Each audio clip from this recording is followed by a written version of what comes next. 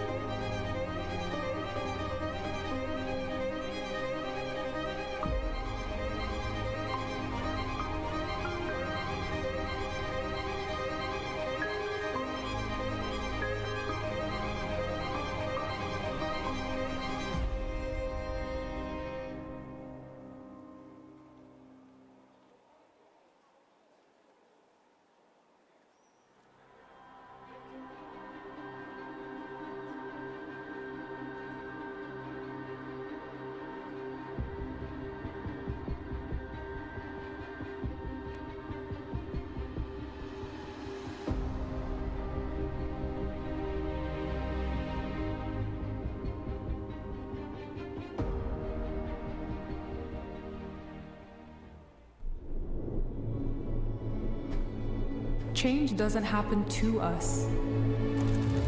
It happens because of us. As the world gathers in Riyadh for the largest ever UN conference on land and drought, Saudi Arabia stands ready, guided by the vision of His Royal Highness Crown Prince Mohammed bin Salman Al Saud, to demonstrate that a greener future is possible. Saudi Arabia's rich natural resources are an invitation to transform and fuel the future, while protecting the natural environment. As part of Saudi Arabia's energy transition, over 6 gigawatts of renewable energy has been connected to the grid, and nearly 38 gigawatts is at different stages of development. Green hydrogen is a clean energy source, zero emissions from the beginning till the end. By the end of 2026, we will be producing 600 tons of clean energy every day and exporting green hydrogen to the world. Lucid is a technology company with a clear mission to advance the electric vehicle. The clean energy transition is not just a responsibility, it is an opportunity to enrich our lives and our future while minimizing our impact on the environment. Saudi Arabia has already preserved nearly 400,000 square kilometers of land and sea, and this is just the beginning. This is the Prince Mohammed bin Salman Reserve. Our ideology is that people and nature are one. They coexist, they coincide. The reserve is the bridge between communities and sustainable future. Our mission is rewilding Arabia. The FC destination is home to the world's 4th largest coral reef system. Our land and sea hold up the stories of our past and the key to our future. Our conservation efforts are actually not just to protect endangered species, but also to protect the heritage. The land shaped our life and culture, and I want this land to be much better for my kids and the future generation to live here.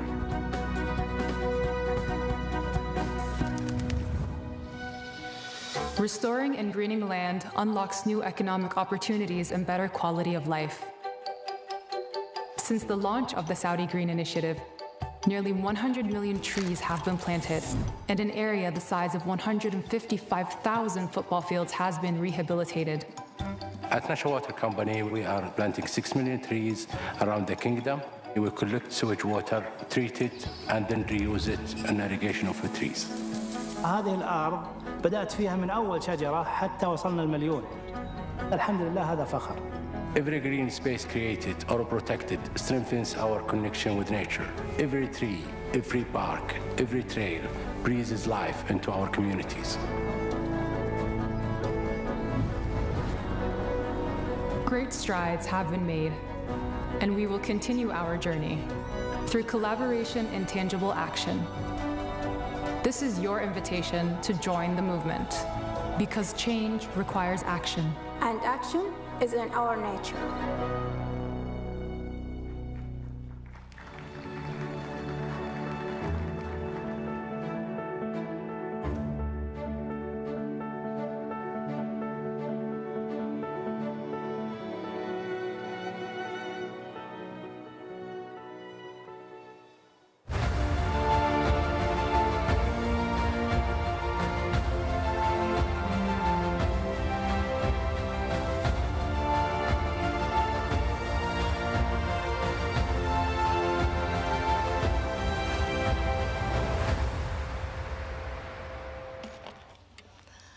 Assalamu alaikum.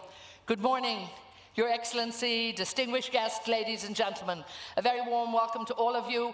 Welcome back to day 2 of the Saudi Green Initiative. We're absolutely thrilled that you've joined us for this day, and I hope you really enjoyed all day yesterday. We had so much going on. We got off to a rousing start with His Royal Highness Prince Abdulaziz, who was here, really setting the scene and making sure that we were talking about the work that was going on, the joyful work that was happening here, and also making sure that each and every one of us was ready for the big task ahead. This initiative started 4 years ago under his great leadership as well here, who took the reins and took the practical responsibility, and also, as he said, that he would be accountable to us year after year in terms of what's happening with this Saudi Green Initiative. And I think we've all seen year after year the tremendous work that's been done. Everybody has played their part, and it's just such a delight to be back here with you again today. Now, we have an action-packed menu almost here that's happening today. So much going on. We're going to talk about oceans. We're going to talk about land. We're going to talk about hydrogen. We're going to talk about finance and economics, because if we don't have the finance and economics, then all of the great talk that we all do sort of pretty much stays where it is. So we have to make sure that we engage the investment community, and we really have to make sure that we align everything that's going on here with a grand vision, and making sure that everybody is on message, on key, and dealing with the responsibility at hand. Again, bringing all of this together. So now, to start this off this morning, we're going to take the Climate Envoy perspective. This is very, very important. And again, I'm so happy to be able to welcome our first speaker on the stage too. We're going to look at the direction for Saudi Arabia, what's happening here, what the initiatives are, and actually how it's playing out in the wider world. Dan Murphy from CNBC, my good friend, is going to be the anchor. Dan, if you can begin to make your way up here. And let me now welcome you to the Minister of State for Foreign Affairs, the member of the Saudi Council of Ministers and Envoy for Climate Affairs from Saudi Arabia, His Excellency Adel bin Ahmed Al Jubeir. So we're absolutely delighted that this is our opening conversation. Dan, thank you so much. Edna, thank you so much for that kind introduction, and good morning, everyone. Thank you so much for sticking around for the first conversation of the day, and I'm absolutely thrilled to be joined alongside His Excellency for this chat as well. Your Excellency, welcome. Thanks again for being here. Thank you. Great to be here. Good morning, everyone. So the last time that you and I saw each other was actually only just a few weeks ago. We were both at the COP29 climate conference in Baku. First of all, was Saudi Arabia satisfied with the outcome of COP29? Are you happy with what was achieved on the ground there? We are always optimistic, and we're always happy when the world gets together to discuss issues of importance, and we always believe there is progress. We can always argue that there could have been more, there could have been less, but at the end of the day, we are in a better place than we were before the COP in Azerbaijan.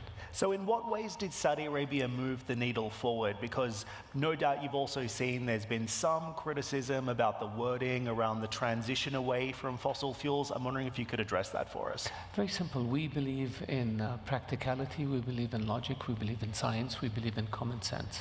We don't believe in talk, we don't believe in posturing, we don't believe in finger pointing. We believe that we are facing a tremendous challenge in terms of the climate, and we believe that by working together and putting our resources together and using logic and common sense rather than emotions, we will be able to confront and deal with this challenge effectively. That's our approach. So we think we should be focusing on how we solve the problem rather than trying to determine how we can best score political points.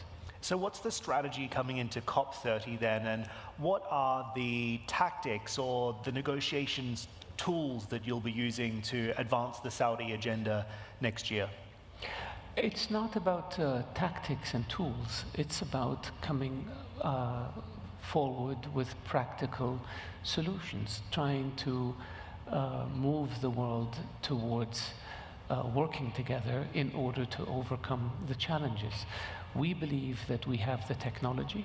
We believe that we have the financial resources. We believe that by working together we can overcome many of the challenges that we face. But we cannot do this if we're trying to assign blame or trying to point fingers. There are many things that we can do if we put our minds together, and we should take advantage of those in order to move our world to a better place. And we're, of course, here at the Saudi Green Initiative. Just tell me a little bit more about your focus here and some of the work you're doing to also advance the climate and sustainability agenda today. Well, first of all, the issue of environment and the issue of climate change and the issue of water and the issue of land degradation are critically important to Saudi Arabia. We are a desert country. All you have to do is walk outside and see. We are part and parcel of our nature. We breathe the same air as everybody else. We need some water like everybody else. And so we are very, very sensitive to our environment and to ensuring that we protect it and that we restore it if it needs to be restored. It's very important. And we have launched more than 80 initiatives in Saudi Arabia, from turning waste into energy, from redesigning our cities, from planting trees, from capturing carbon, both naturally as well as using technology. And we are transitioning towards renewable energy. 50% of our electricity by 2030 will come from renewable energy, the other 50% from natural gas. We are doing a lot of things. We are protecting 30% of our territory will be protected areas, both sea and land. We are planting mangroves. We are studying marine life. We are looking at what we can do to, we're working on sustainable fishing in the Red Sea as well as in the Gulf. And we're making sure that everything we do is very, very in line with protecting our environment. We've also found that these issues are economically very profitable. When you invest in solar energy, in wind, it's not only sustainable and good for the environment, it's also very good for the pocketbook. When you invest in resorts in the Red Sea, and you are very sensitive of the environment, and you are meticulous about this, it increases the value of your investment and it makes it more attractive. So we don't see a contradiction between having the utmost concern for environmental issues with financial gains. And we have tried with the Saudi Green Initiative, not tried, we're doing it, to put all of these programs under one umbrella, under one strategy, so that what happens in one part of our country, in one area of our country, aligns with what happens in other areas. And that's where our national strategy for the Red Sea emanates from. The Red Sea, 15% of global trade goes through the Red Sea. You have industrial cities in the south, in Jizan. You have resorts in the north. You have the Jeddah Islamic port. You have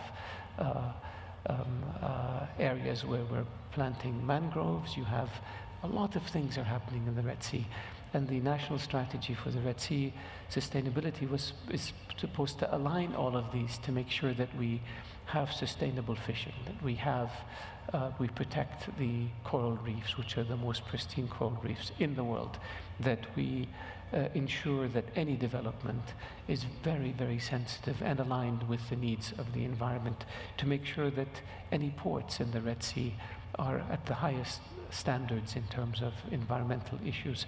And we wanted to ensure that when we develop our blue economy, that it's sustainable, generates jobs, attracts investments, and generates wealth in a way that enhances the environment rather than damages the environment. Sorry, long answer, but you asked a broad question.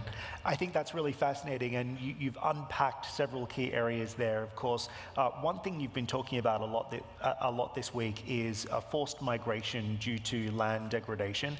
You also mentioned some of the development happening around the Red Sea, and what you also mentioned there as well was the link between climate outcomes and climate initiatives with economic growth. So just expand on that last point for me. How do you see these climate initiatives actually assisting to diversify and grow the Saudi economy? Oh, they are part and parcel of our strategy for economic diversification and for attracting investment and for meeting the key objectives of our Vision 2030, which is quality of life. We want to diversify our economy, attract foreign investment, attract domestic investment, open up new areas for investment, whether it's tourism, whether it's renewable energy, whether it's technology. We want to empower youth, we want to empower women, across the board, sports, health, all of it. And the one key element of this is environment, clean energy, sustainability. People are more productive when the environment in which they live is pleasant. Investors are more confident when they come to a country where they have clean water, clean air. And so this is part of what we're doing. We believe that the issue of land degradation is not just an environmental issue, it's a national security issue. It's a global issue, because land degradation means less ability to produce food, which means people go from no food areas to areas where they can grow food. Inevitably, you have conflict, you have bloodshed. This produces violence, extremism, terrorism, forced migration. People migrate, they go to other countries, they disrupt the social and political setup of those countries. We see it in Europe. And so all of these issues could have been resolved much cheaper and much more effectively had they been dealt with at the source. Look at a country like Sudan, which has been tragically involved in conflict and war for decades. It goes back to drought in Darfur. You look at events that happened in the Arab world in 2011, a lot of it driven by drought. So can we fix this? Yes, we can. Does it make sense? Absolutely. For every dollar we spend restoring land, the benefits we generate, according to UN statistics, are anywhere from 7 to 30. That's like investing in technology. Why wouldn't people do this? We're doing it, and we're trying to point this out to the world. The same issue when it comes to our national strategy for sustainability in the Red Sea that was announced this morning by His Royal Highness the Crown Prince. We want people to be able to enjoy the Red Sea. We want people to be able to unlock its economic potential, while at the same time preserving it and making sure that we leave it in a better shape than we found it. So that's part of our strategy. The same with our Saudi Green Initiative, what we do domestically. We want to move our country. We're planting more trees, we're building more parks, we're greening our cities, we're investing in alternative technology, renewable technology, and this is part and parcel of our Vision 2030, which is part and parcel of what Saudi Arabia is all about. We want to set the standards for the world. We don't want to follow them. And also the situation that Saudi Arabia is in now means that it has the capital, it also has the time to be able to develop an area like the Red Sea, for example, using lessons learned from tourism initiatives and developments in other countries. So walk me through how that development evolves from here as well, because I know the Red Sea has also been a major focus. It's going to be a key tourism and economic driver into the future. So how do you make sure that that economic return doesn't come at an environmental cost? Yeah. We are very fortunate in that the Red Sea has been untouched, the Saudi part of it. Absolutely. And we have been very careful, and His Royal Highness Crown Prince very committed to making sure that we keep it as pristine as possible. So the tourism projects that are taking place in the Red Sea are very limited and very specific and subject to extremely high standards for sustainability and for environmental impact.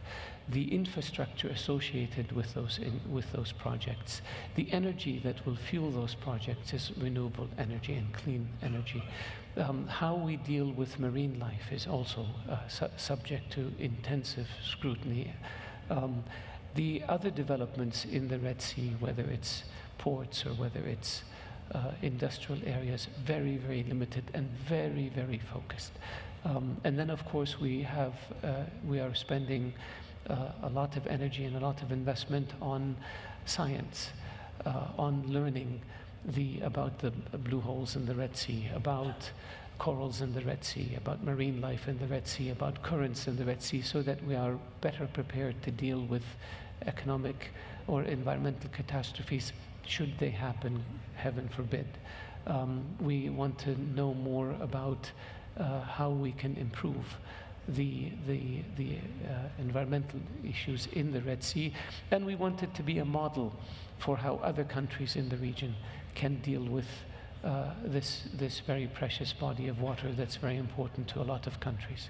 Just before I wrap up our conversation, Your Excellency, I have to ask then, given what you have just outlined, what do you say to those critics who might suggest that Saudi Arabia is backsliding on climate initiatives and climate goals? Very simple. Seeing is believing. And what is the old saying? Facts are stubborn things. You can't argue with facts. The fact is, we used to be 3% of our territory was protected areas 10 years ago. Now we're almost at 20%. By 2030, we'll be 30%. What we're doing in terms of renewable energy, what we're doing in terms of electric cars, investments in electric cars, what we're doing in terms of the greening of Saudi Arabia, national parks, restoring wildlife, what we're doing in terms of promoting regional programs through the Middle East Green Initiative, where we're helping countries adopt a circular carbon economy approach so that they can deal with planting and environmental issues more effectively, so we can capture carbon naturally and also reduce the production of carbon. What we're doing in terms of our own oil industry, we are the most efficient producer of oil and gas in the world. One country, I think Norway, maybe a little bit ahead of us, but the barrel of oil that we produce in Saudi Arabia produces a fraction of the carbon that is produced in Western Europe or in North America. We are an example for the world in terms of energy, in terms of renewable energy, in terms of our commitment to the environment. And facts are stubborn things. You can't argue with them. They're there. That's one. And number two is, you put your money where your mouth is. Saudi Arabia's investments and commitment to investments in the different initiatives of the Saudi Green Initiative exceed $182 billion.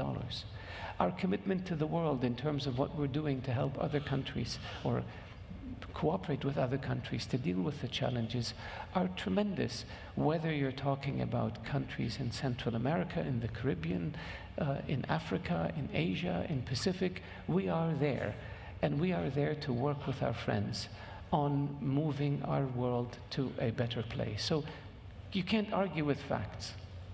Your Excellency, we'll leave it there. Thank you so much for joining us today. We always appreciate it. Thank you. That is His Excellency Adel Al-Jubeir, Saudi Arabia's climate envoy.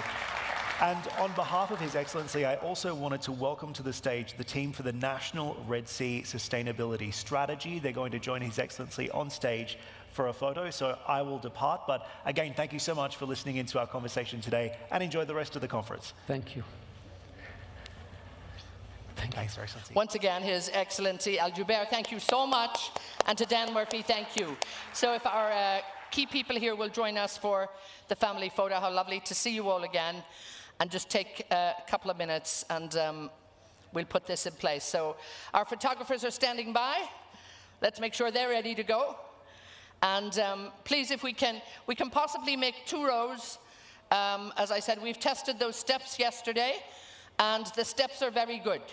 So if some of you want to stand on the steps, if we'd like to do a 2-tier, maybe His Excellency might come down and then some people behind. The steps, as I said, are very strong and they're very good. So if you'd like to make a 2-tier, Your Excellency, if you would like to step forward, a few people on the first step and then a few people behind. Yeah, the first step down maybe, or the second step down. And a few people behind then, and then we have a lovely picture. So pick your height and you'll figure out where to stand. So some in the front. I think this lady behind, maybe she goes down. And some, okay. Get you all in there. Sorry, but it'll make a better picture for you rather than the lens on the camera has only so much. So can we see everybody? Yeah, come down on the front. There we go. And keep the space in a bit. You're all among friends. But how lovely to have this opportunity, to have this picture with His Excellency Al-Jubeir. And again, listening to him talk there as he talks about, you know, the pride of Saudi Arabia, the great work that's happening here. He knows it, traveling the world, making sure that he's talking to all of the people. As he said, Saudi Arabia, the commitment here at home, and then importance of the commitment from here to the world. I think that, again, something that we all know and realize. He talked of the $182 billion that Saudi Arabia has committed to the greener future, and indeed this is money that's coming, you know, in funds around the world. Please, everybody, do settle down, and we still will continue with our conversation. We have quite a lot of panels coming up for you, so we'll be back to you in just a second.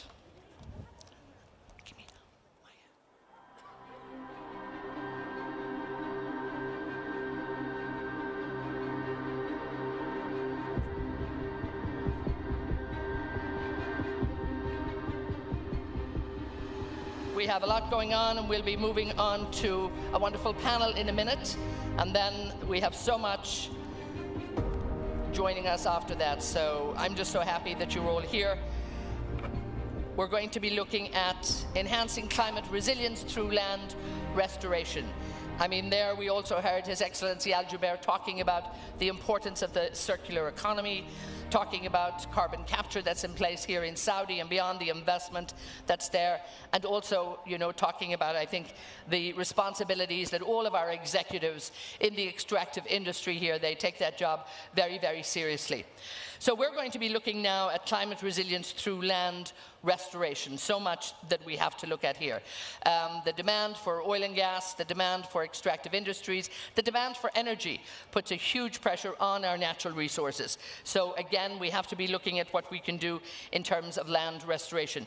Let me get my dear panel out here, and once again, if I can, those of you who are staying with us, please do join us. And I think we have a few seats up front. If you want to come a little closer, it'd be lovely to have you for us. Let me welcome on stage our dear panel here, the Director General from the International Union for Conservation of Nature. Please come and join us here. I'm delighted to welcome Dr. Gretel Aguilar. She's going to join me here on stage. Dr. Osama Fakiha, the Deputy Minister for Environment, Ministry of Environment, Water and Agriculture is coming. Dr. Fakiha, thank you so much. I'm going to put you here in the middle. Dr. Musanda Mumba, this is Secretary General of the Convention for Wetlands, is joining us. Thank you so much for being with us. And the CEO of Marden joins us. Please welcome Bob Wills. There we go. Thank you all so much for being with us here, and it's so, so important, I think, that we're looking at this. It's among many of the things that we talk about, I think, and enhancing the land restoration, I think, is without a doubt so important. As I said, demand for energy, demand for resources, that we cannot stop, and that actually will continue. So if I might start with you, Gretel, please. When we look at the approaches that we really need to scale up land restoration, you know, initiatives around the world, some are successful, some are not, but we need to look at this on a global level and an environmental level. What do you think is the most important, and where's the urgency? Well, definitely there is a big urgency because we all depend on nature. So this situation that we're living, land degradation, droughts, is all part of one single crisis, which is the crisis of climate change, biodiversity loss, and of course, degradation of our lands. Now, there is much that we can do. I can spend hours and hours here talking about the things that are going wrong, but I think that it's better to talk about the things that are going well. And there are many good examples of things that we as humans can do to change the tide, to turn the tide of what is happening to our planet. So among those, let me perhaps mention Al-Hema. Al-Hema is a beautiful concept from the Islamic tradition. Yeah. And because in the Islamic tradition, we have learned that they work with the communities, hand in hand, with women, with local communities, in restoring nature. Yes. And this is a very fundamental concept in this part of the planet, in this region, and we have much to learn. So IUCN, the International Union for Conservation of Nature, have put together in different parts here, also in Saudi Arabia, to work with the local communities and restore ecosystems.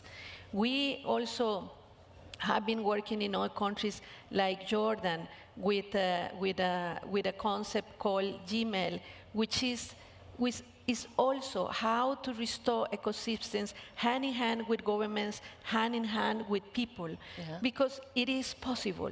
We can restore this planet and we can benefit and prosper, which is very important in what we are doing here. Of course, there are fundamental things we need to do. One of those is to have the tools that we need to restore, the technology, and of course the finance. The financial part is key so that communities and governments can really take action. And indeed, I think, you talk about communities, and this is absolutely essential to the restoration of any land. I mean, we see this around the world. I think that engagement and communities are speaking louder now, so we do need to bring them together. Dr. Osama, thank you for joining us, and again, congratulations on the entire COP16. You have so much going on out there. Your department, I know, is probably overstressed at the minute. But, just like our land and our resources are maybe overstressed, talk to me about the Vision 2030, I suppose, those ambitious programs for land restoration here and the goals that are here. And what practices do you think we really need to put in place that's going to, mitigate, any damage that's done? Because ultimately, it's about leaving the land we use in a better condition for the people to come. Thank you. I think, before you start to restore land, you have to understand why you are restoring it. And you have to understand the value of land. If this doesn't come clear, the restoration will not be scoped properly. If you are restoring land just to store carbon, that's a very limited way to look at the ecosystem services of land. We have to realize that the land is essential for water security. Yeah. All fresh water exists on land. It's essential for food security. It's essential for biodiversity, terrestrial biodiversity, highly related to the habitats and the vegetation cover in forest and rangelands and others, and has important economic and social value. So, and again, restoration is one dimension. So in the restoration, you have to take that into mind, and restoration has to really ecologically balance. For us in Saudi Arabia, we are an arid country, so restoration should not be done on the expenses of water resources. Mm-hmm. We have to be careful. We have to work with the environment.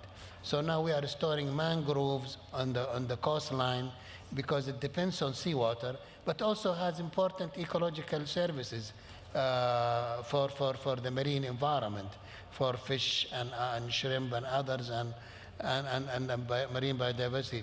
We are restoring in the mountain forest where the rainfall is about double the average. We are restoring into valleys, so we are working we are using the local flora species, and we are trying to maintain ecological balance. So we look at the original ecological setup before degradation and try to restore it.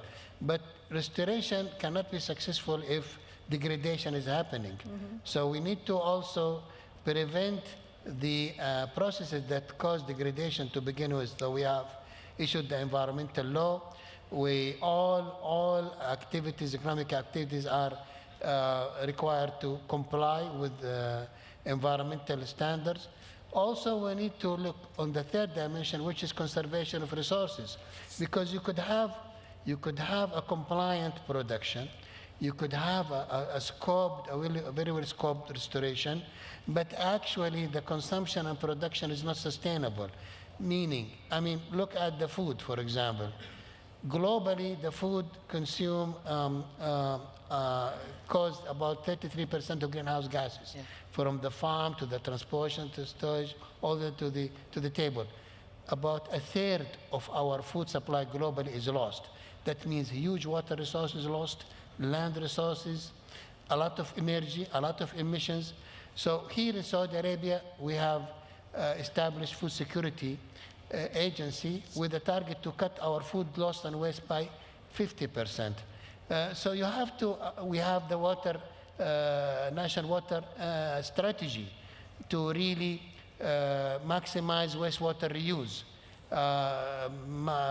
And we can talk, I want to talk about that in more detail, because I think it's so important when we look at that, because the resources here, as you say, it's an arid country, but when we look around the world too, I think that land degradation, whereby we overuse land, as you say, to a point where we actually can't use it again, and that's the big danger. And I think climate change is really blaring those headlines out at us. But I'll come back to you on the water one.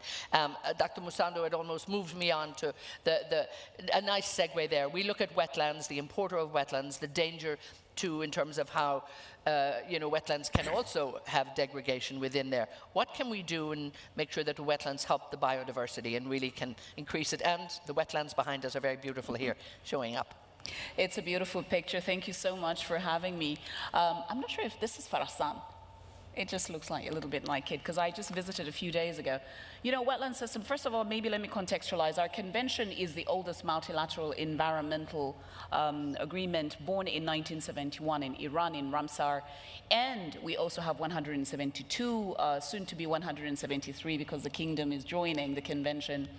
And as a convention, our countries are working very hard to really manage and restore these ecosystems in terms of wetlands.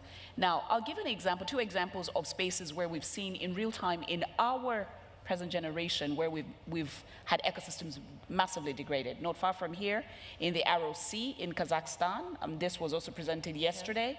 I'm sure you've seen all these pictures of this massive ship stranded on total dry land. Same we've seen in Lake Chad. Lake Chad is a Ramsar site as well, which is a transboundary Ramsar site, and it's massively degraded. But yesterday we saw at the One Water Summit, which was taking place here together with the President Macron and President Tomayev of Kazakhstan, where the example that was given is that Ramsar sites on the northern Aral are the reason parts of the Aral Sea is recovering. Right?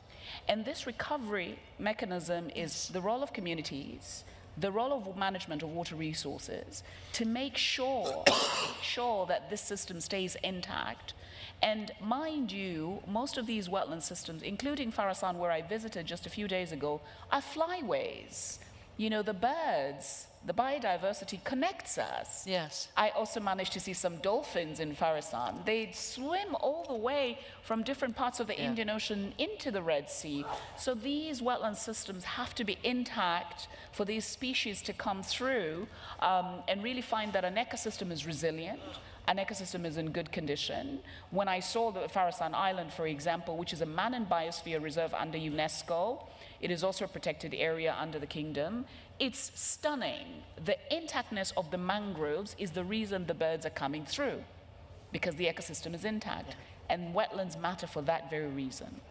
And again, we have, as you know, Dr. Osama was talking about the wetlands here in this region. I'm going to come back to you on that in just a minute. Bob, I want to bring you in. You know, we look at the work that Ma'aden is doing. This is, you know, Saudi Arabia's biggest extractive industry, mining. You know, so we look at energy demand. We look at what's happening in the world. We have to use the resources we have, but then responsible companies, you know, like yourself, have to also take stock of what are we using and how are we restoring. So give us a feel for what you look at, you know, when you're working, when you're running the show at Ma'aden, please. Absolutely. So, you know, we had a great conversation backstage, and we were talking about the extractive nature of our industry and how the perception needs to change, because the world cannot make the energy transition. It cannot industrialize, it cannot energize, it cannot modernize without metals and minerals. So we've got to get it out of the ground. But we've got to do so in a responsible manner, and that's why our board and the kingdom has said that if you're going to be the third pillar of the Saudi economy, you're going to be an ESG role model, and you're going to do it right. So we are held to very high standards by the ministry and my board, the PIF, the kingdom, to hit double-digit reductions in waste, water, carbon, year on year on year, until we're carbon neutral by 2050. And that includes everything. It includes energy efficiency, sequestration, carbon offsets, things like planting. You know, we're planting over 1 million trees a year, because we've got to change the image. We've got to attract young talent that want to join our industry, that want to, if you want to save the world, join mining, because we are the solution, not the problem. And again, I think it is being very much part of the future economy, being part of the progress, and making sure that people really understand the role of the extractive industry, what you do, how you do it responsibly, and what a big deal it makes for everyone. It's essential.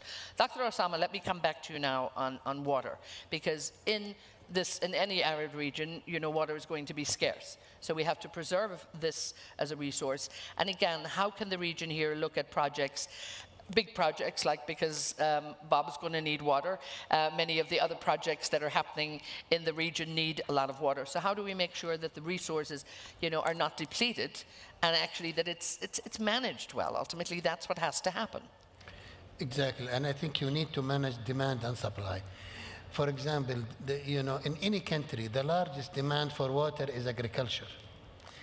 And we in Saudi Arabia... And we need food, so we have to... We need the food, but now we need to produce the food. As in the mining, we need to produce the food. People cannot live without food and cannot live without the minerals. We need both.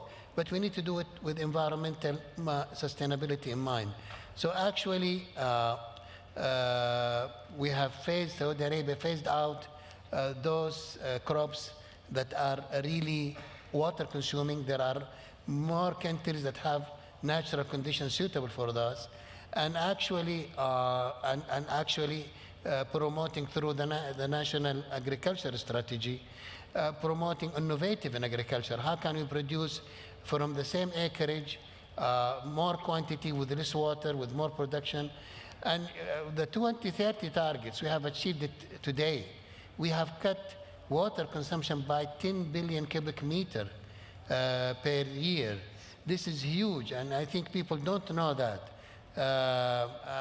This is almost like more than double the consumption of all cities in Saudi Arabia.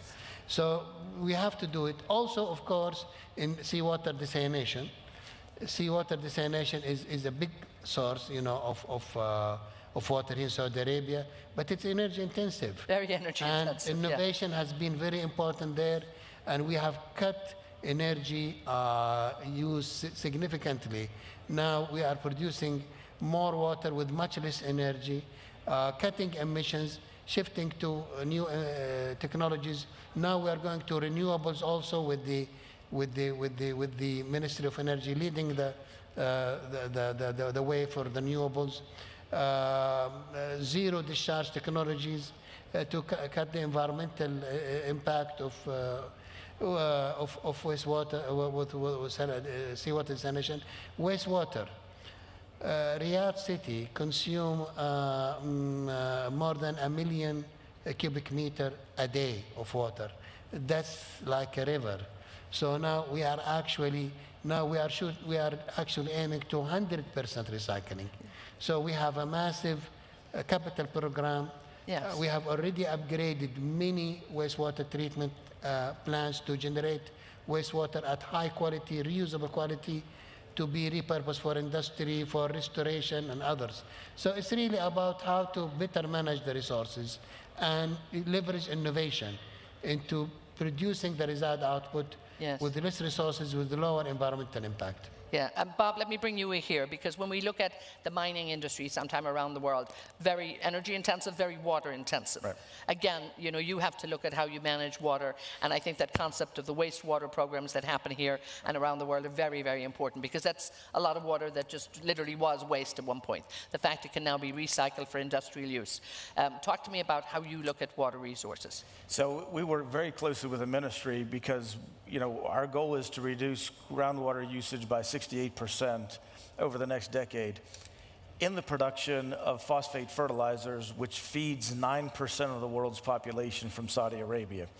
So we're conducting a balancing act with, we need to feed the world, but we need to reduce water usage at the same time. So we've got a task force where we meet bi-weekly with the ministry and how to build pipelines, treated water, recycled water, everything imaginable to reduce the water intensity of mining and phosphate production.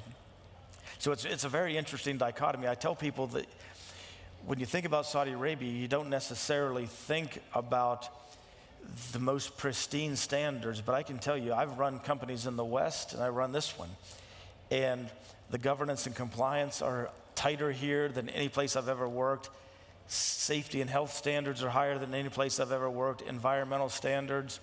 So as the kingdom progresses and it builds towards Vision 2030 and beyond, like you talked about yesterday, they're doing it right because they know the eyes of the world are upon them. So we're conserving as much of the ecosystem as we possibly can to grow.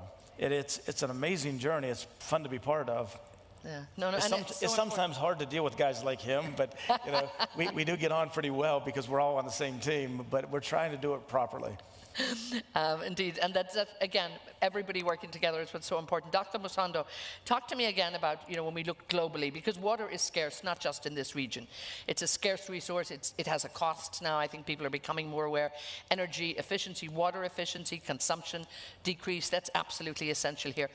Where have there been successful projects around the world that have actually worked that you could maybe share with us? No, thank you so much for that question. So, we have had quite a number of successful initiatives in different parts of the world. And I'm going to talk a little bit about Costa Rica because Costa Rica is one country where in the Gulf of Nicoya, and I'm speaking about a site which is a coastal site and a mangrove site.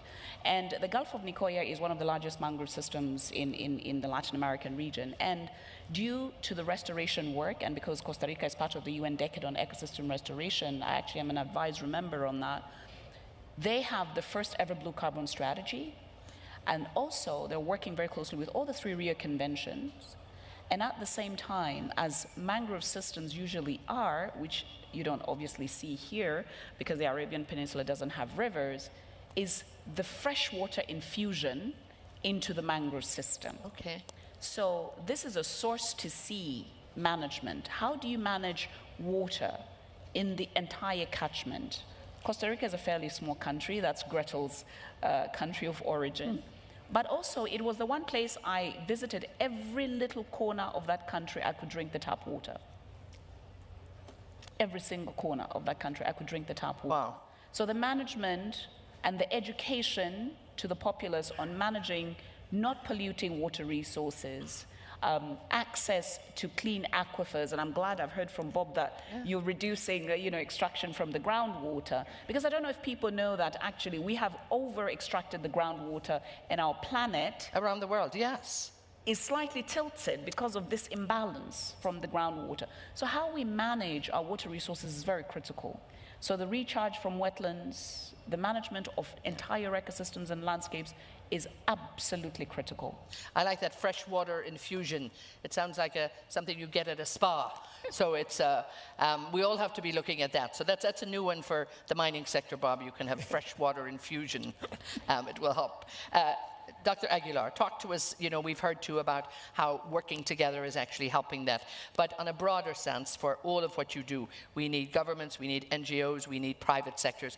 How do you bring everybody to the table? How do you get everybody aligned on the effectiveness and the necessity of land restoration? How this is, everybody has to do their job, but they have to make sure that we keep the planet in a pristine position as well.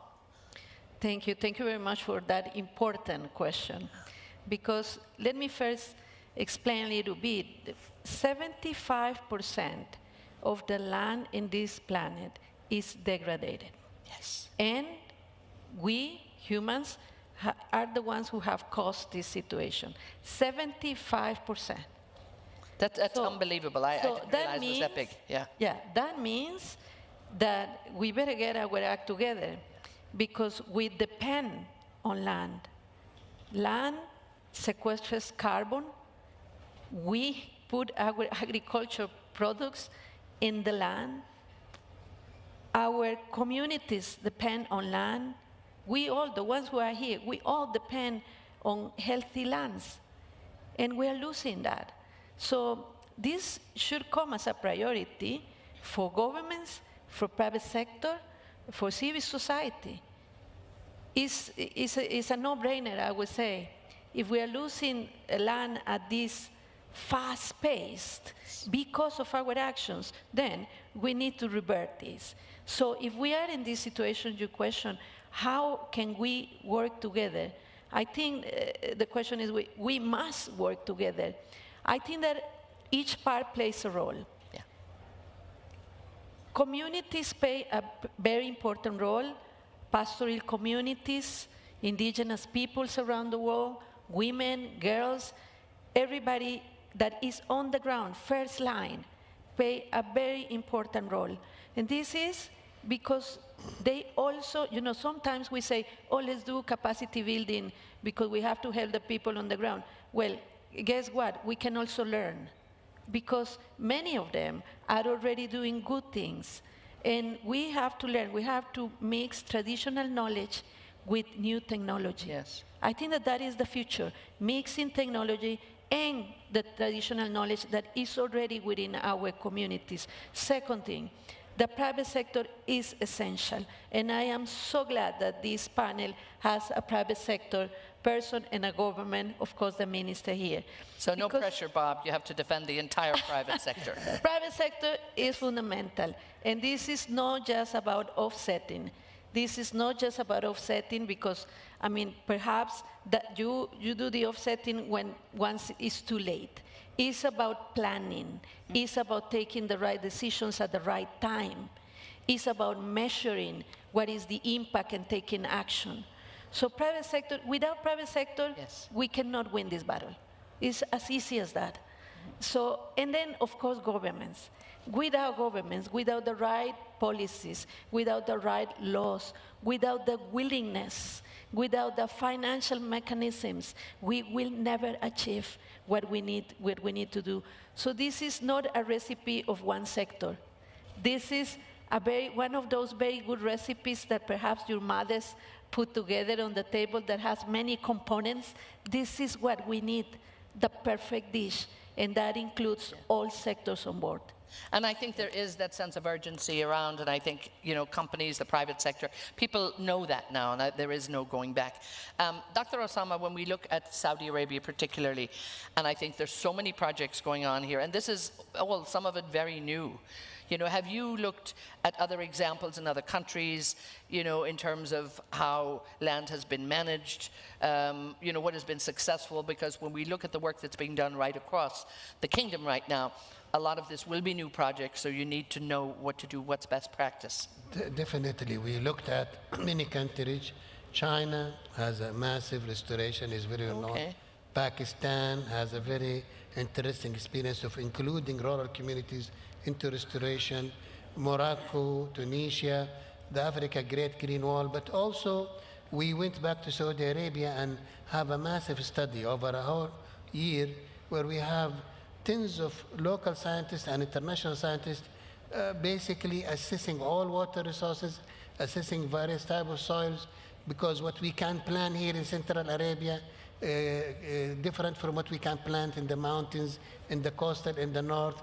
And we have identified basically the planting, the best planting scenarios, what are the water resources, and all these requirements. So, so we have really a massive plan, very detailed plan, and various scenarios for plantation, not only in the environmental domains, but also into urban domain, into agriculture domain, into the highways. So this is really not only Ministry of Environment, Ministry of Municipalities, Development Authority. You have Riyadh Green Program is also part of the Saudi Green Initiative.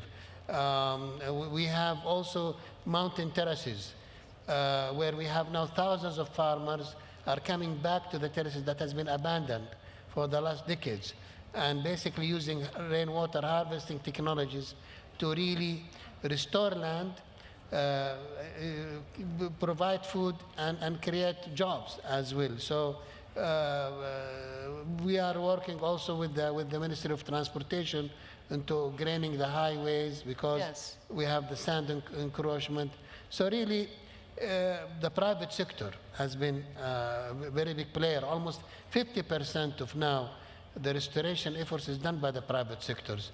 Ma'adin is here, is one of the big partners. Saudi Aramco and others are really, NEOM, Red Sea, all actually have really major restoration projects and nature conservation projects. Bob, again, coming back to the private sector, you know, and as Dr. Aguilar said, the role of community within this too, because you have to be talking to the community, you have to be involved. You're looking in the long term about how do you satisfy the demands that are to come, but also the importance of making sure, you know, as you said, within, you know, your role to make sure the community is involved. How important is that for you? Well, I'll answer that question in a minute, but I wanted to go back. I'm glad the private sector is responsible, because it is, you know, my job is to create shareholder value.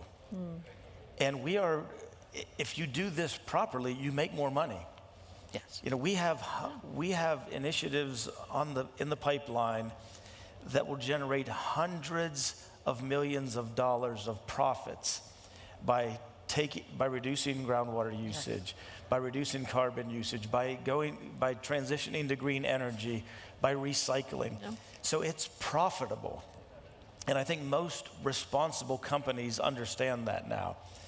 So I'm glad to hear when people say we're counting on the private sector, because I think the pricing mechanisms are getting in place, the incentives are getting in line, that it's easier for the private sector to get on board. You know, we're not the enemy. We are the guys that are going to generate. And you have to be part of the conversation without exactly. Yeah. And it's right now, you know, a lot of the projects on our pipeline, we have waste to wealth that our board monitors every quarter on how we're reusing some of the waste products from our process and converting it into something reusable. So absolutely, the private sector is on board and it's profitable. So, you know, we're all aligned. And then that encourages more investment in all of these projects. So if you're not profitable. Right.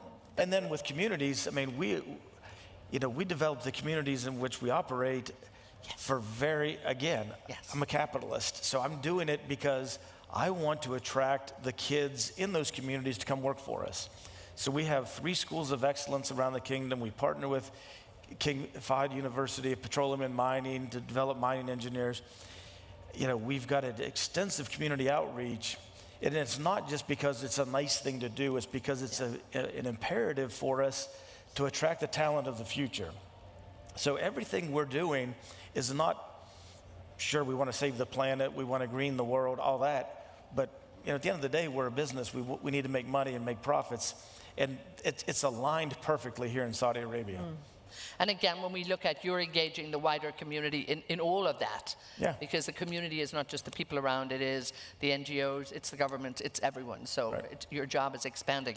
We're coming close to time, so let me stay with you for a minute on that, because what I want all of you is just to maybe give us a sense of a call to action, because there's huge urgency that's happening at the minute. And maybe let me start with you, Bob, in terms of what you can do in the private industry, how everybody can work closer together. But if there's a call to action to the industry, because I think we look at this, or to the government, to whoever, what would that be from your side? What do you want to see happening to move this forward? Because I think you're doing what you need to do and you've taken that responsibility on, but perhaps not everybody.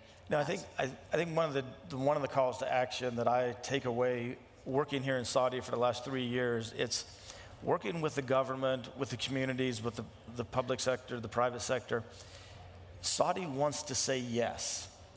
In the US, it takes 18 years to get a mining license. In Saudi Arabia, it takes 180 days. So I think, you know, the rest of the world needs to catch up with Saudi Arabia in understanding that, and yes, we do have our issues with trying to work through some things, but at the end of the day, we're on the same team. We're trying to say yes, not block things and not fight each other. So I think cooperation and collaboration is key. Dr. Musonda, and you can tie this in with community as well, perhaps. But again, if there's that call to action out there, we look at the whole biodiversity program. We have to look at it more holistically. What do we need to be doing? Well, we need to be engaging in communities, and I think I want to build up a little bit on what Gretel said about the role of traditional knowledge systems. It's important, and that also feeds into the kind of data that we collect, and which is why as a convention we call on national wetland inventories. You cannot protect or save what you do not know. Yes. So we need to know, and that data is critical for impact, for decision-making processes, and also for eventual investment where it's needed, the power of Earth observation.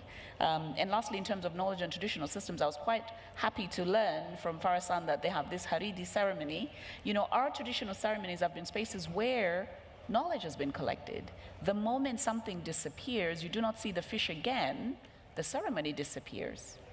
The ecosystem disappears. And then there's a problem. So the data is important, and to Bob's point, collaboration is critical. Dr. Osama, again, I think we know that collaboration without a doubt now, because it's urgent and it's critical. But for you, in the role of the Ministry, of Water, Agriculture, Environment, what helps make your life better?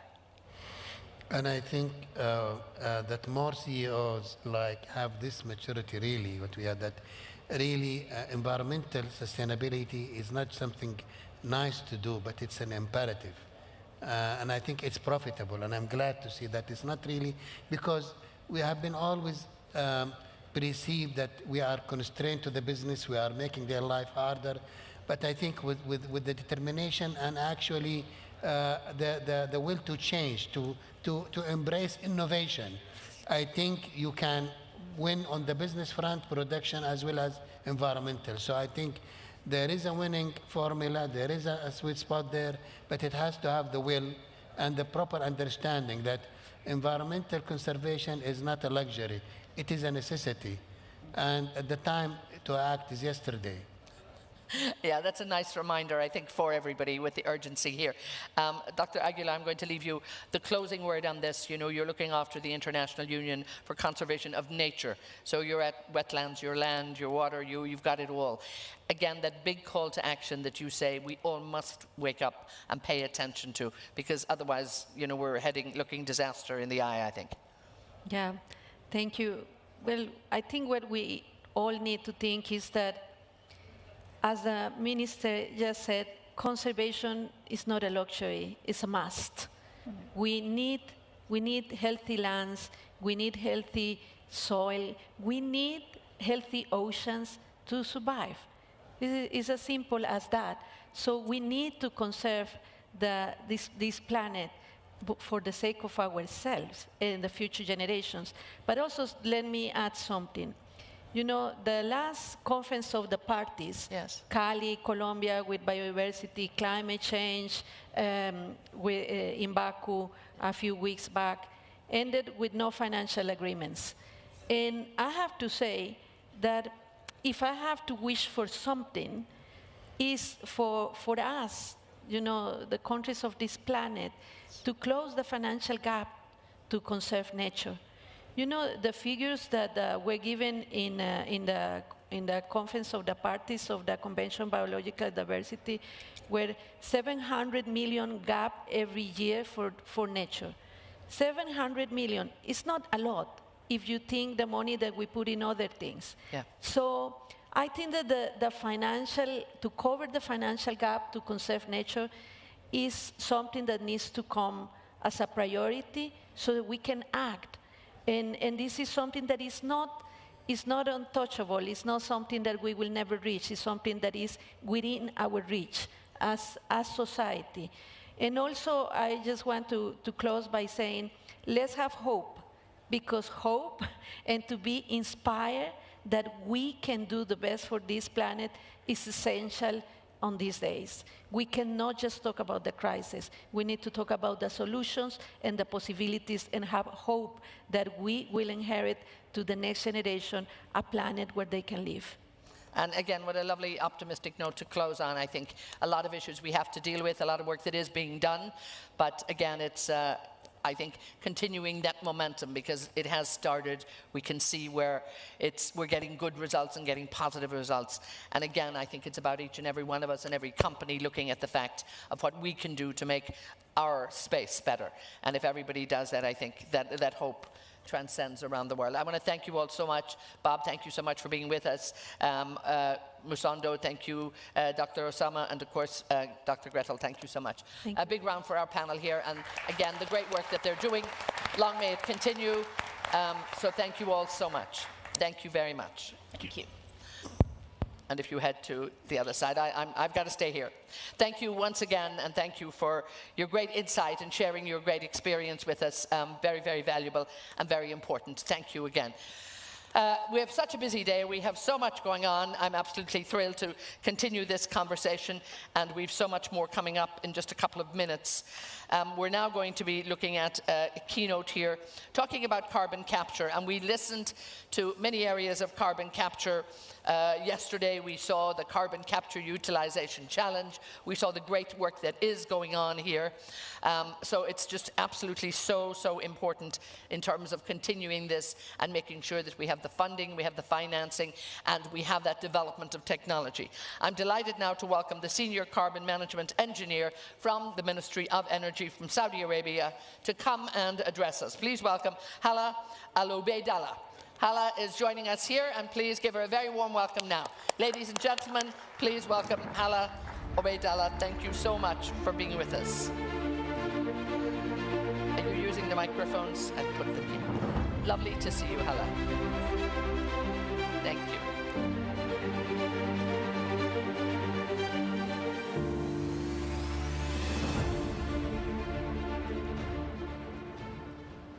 Good morning, ladies and gentlemen. It's a privilege to address this esteemed audience on a topic of utmost importance: carbon capture, a cornerstone technology in our collective journey towards achieving net zero emissions. But why is carbon capture important? The world needs to remove 10 billion tons of CO2 from the atmosphere each year by 2050, which is 5 times the amount currently being removed. The science is unequivocal. Achieving the global goal of limiting global warming to 1.5 degrees Celsius is outlined by the UNFCCC and the Paris Agreement, and it is unattainable without the deployment of CDR, carbon dioxide removal, technologies at scale regardless of the source of emissions. Carbon removal is not just an option. It is an essential component to manage greenhouse gas emissions. And we must not forget that carbon capture complements renewable energy, energy efficiency, and clean hydrogen solutions, filling a critical gap in sectors where emissions are particularly difficult to abate, such as the cement, steel, and heavy industry. So what's the global context of carbon capture? We see momentum for CCUS has grown significantly in the global scale. According to the Global CCS Institute, the deployment has increased by 44% in 2023, reflecting the urgency and importance of CCUS in achieving global climate goals. Governments and private sector stakeholders recognize the dual benefits, mitigating emissions while simultaneously unlocking economical opportunities.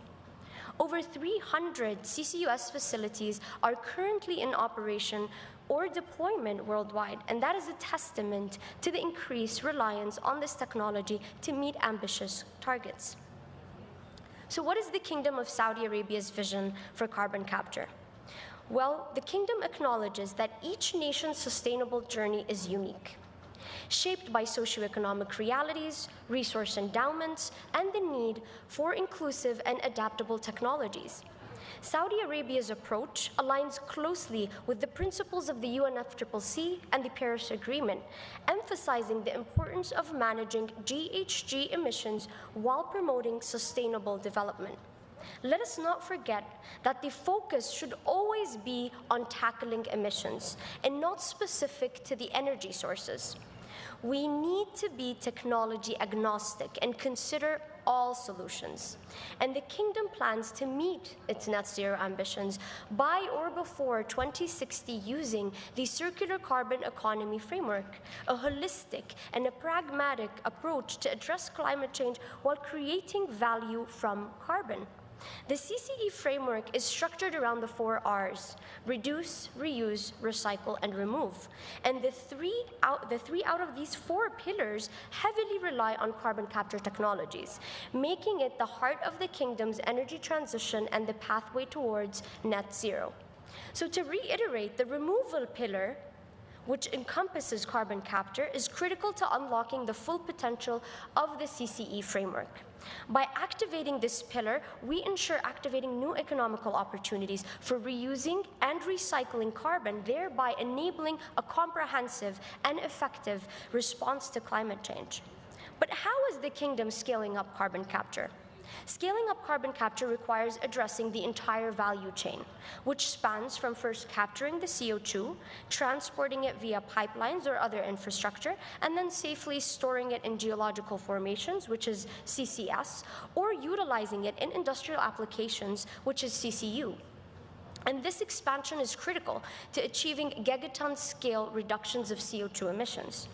So Saudi Arabia has already demonstrated global leadership in CCUS, and we've been walking the talk since 2015, when the kingdom established the world's largest CCU plant at Sabic United that has a capacity of capturing 500,000 tons of CO2 annually, and the world's largest enhanced oil recovery at Aramco with a capacity of 800,000 tons of CO2 annually.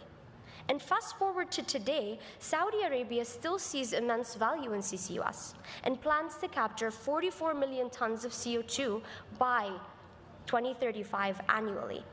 The kingdom has expanded this goal by spearheading ambitious projects like the joint venture between Aramco, Linde, and Schlumberger to establish 9 million tons per annum of stationary carbon capture facilitated by 2027. We also witnessed yesterday the kingdom's stewardship in CCU and supporting global innovation to scale through the CCU Challenge, a collaboration between the Ministry of Energy, the Ministry of Economy of Planning, and Uplink, the World Economic Forum's innovation platform. The cohort of top innovators were selected from a pool of 300 submissions and will receive financial advisory and support.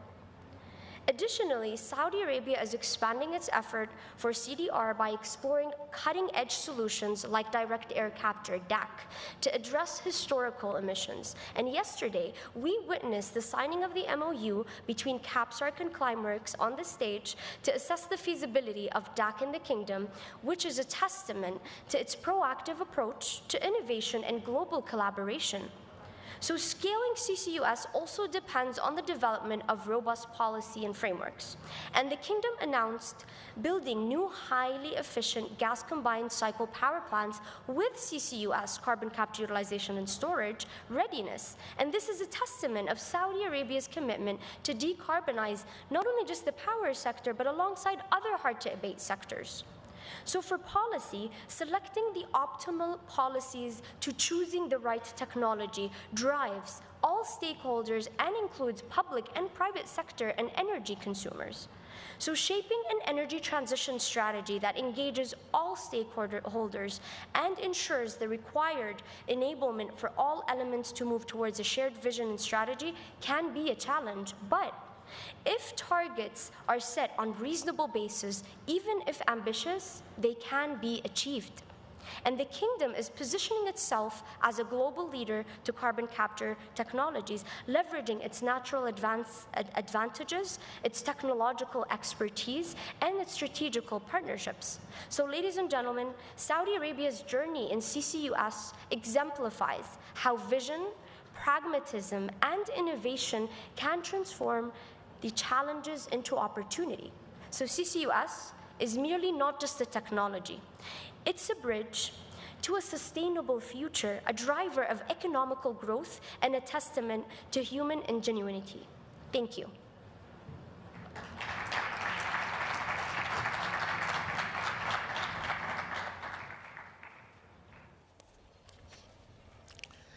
Hala, thank you so much. And again, I think all the great work that you're doing, in your role as the Senior Carbon Management Engineer. And it's great to see the work that you're doing and that the team, I think, is running all of this. I think the passion that's there coming from the young engineers and the young professionals that we have here at the Ministry of Energy is just absolutely powerful. And we've met many of them in the last day. And His Royal Highness is clearly running a very inspiring shop, making sure that you're all on board and probably working you all too hard. But you all know that and you're used to it by now. But I know he's very, very proud of all the great work, I think, without a doubt, that all of the young professionals within the ministry are doing. And it's very dear to his heart that he has key people like yourself leading this program. And again, I loved the challenge that we saw yesterday. I think the great work that's going on there, absolutely vital in terms of what's happening. And it looks like we're ready for the next panel, so that's good. We have lots coming up later on. We're going to be talking about financial models and climate vulnerability. We're going to be, we have so much happening. And I think, here we are on this second day, really busy, action-packed day, so it's very, very important for us. But one area we want to talk about now is the state of the global hydrogen economy. And it's something we talk a lot about. Let me get our dear people out on stage here. The CEO and executive member of the board with SABIC. Give a warm welcome to Abdul Rahman Al Faqih. He's joining us here. Delighted to see you as always. I'm going to put you beside me here. I can keep an eye on you. Thank you so much. Khulud Al-Otaiba is joining us, clean energy, clean hydrogen analyst from the Ministry of Energy too. So here she is, Khulud Al-Otaiba. So Khulud, thank you so much. We're delighted to have the chairman from H2 Energy in Switzerland, Patrick Huber. Comes Patrick, thank you so much. Come on, we may as well give them all a warm welcome. We can't give one or the other here. They're now leading it here. Okay, the CEO of Air Liquide joins us. Francois Jacot. Francois, thank you so much. And from Linde, please welcome the CEO, Sanjeev Lamba. So here we have our wonderful team here. And let's energize our whole group. Thank you all so much. This is indeed the topic of our time, I think, without a doubt. Hydrogen is something that we know and love, but we really need to see the scale up, I think, about it. And if I could start with you, Abdul Rahman, we look at hydrogen. And when we look at it, we talk about different types of hydrogen, but ultimately it's about low carbon hydrogen. Would you say that right now low carbon hydrogen is the most pragmatic focus that we really need to meet the demand? And again, how do we talk to skeptics? Because many people say that low is not low enough. So how low is low? Thank you very much. First of all, I'm very happy and pleased to be among distinguished panelists here and our usual panel. So this is an excellent question. No doubt about this, but I can answer it in very simple. No, the hydrogen is not the most pragmatic, solution for the decarbonization. It is one of many solutions. But in order also to answer it in a very pragmatic way, we need to answer three questions: where and what and how. Where the hydrogen can be, materialized, where this hydrogen can be produced. Is it at the site of the producers or at the consumer sites? Where does it? This is a very important question to be answered. The second question, what capabilities is there in terms of infrastructure and technology? Is those capabilities ready? And these capabilities will answer very important question, which is the maturity. Yeah. Is the maturity of these molecules, as you may know, this molecules has been there since 1920s, by the way, as a fuel. Exactly. So as a fuel, it is there. So, but we need to see how is the maturity, even though I have different views from our colleagues here in the maturity. And that's good. That's fine. Yeah, but in the scientific, technical maturity is there, but from an economical point of view is there. And this is the third question: how this hydrogen can be very competitive in order to do the decarbonization. So quickly, this hydrogen molecule, the magic one that you and I agree on, it is great for a fuel system, no doubt about this. For decarbonization, yes, and it has been started to be a very crucial, important molecule for the decarbonization, no doubt about that. Okay. Khulud, when we look at the state of, I suppose, hydrogen in the globe, because it's at different stages in different areas, talk to me about what Saudi Arabia is doing from your work with the Ministry of Energy, and indeed talk to me about where Saudi Arabia can hopefully make a difference to the wider picture. Sure, thank you, Ethna. Globally, the clean hydrogen industry is in the capacity building stage. It's like we're laying the foundation for something transformative, with countries around the world making big investments in infrastructure, production plants, and R&D. The focus right now is really on scaling up production and reducing cost. And when it comes to Saudi Arabia, it is not just about keeping up with global efforts. It is about capitalizing on our natural resources, strategic advantages in our role as a global energy leader to position ourselves as a key producer and exporter of clean hydrogen. And for me, as part of the next generation, I find this truly exciting. In a few years, it won't be about what Saudi Arabia has achieved. It will be about how we, as young leaders, can take this momentum and drive the industry forward. Again, and I was just talking earlier, with many of your colleagues, and the Department of Energy is really the ministry, I think, very, very focused on all of this, and it is delightful to see so many of the young professionals joining us on the panel and really telling us the work that's going on. Patrick, you're very busy at the moment. You have new projects in place, with the European production. Talk to me about the infrastructure development that's happening in Europe at the moment and the demand side of it, because we're not there yet, so to speak. Yeah, thank you very much, Edna, and please allow me first to express my gratitude for being here. I consider it a great privilege of my role that I can exchange. Well, we're delighted to have you here. Others. Thank you. To your question about how you balance the supply and the demand of hydrogen, we initially balanced by actually owning the entire ecosystem. So we took care of the upstream, midstream, downstream, and we even developed the application as such.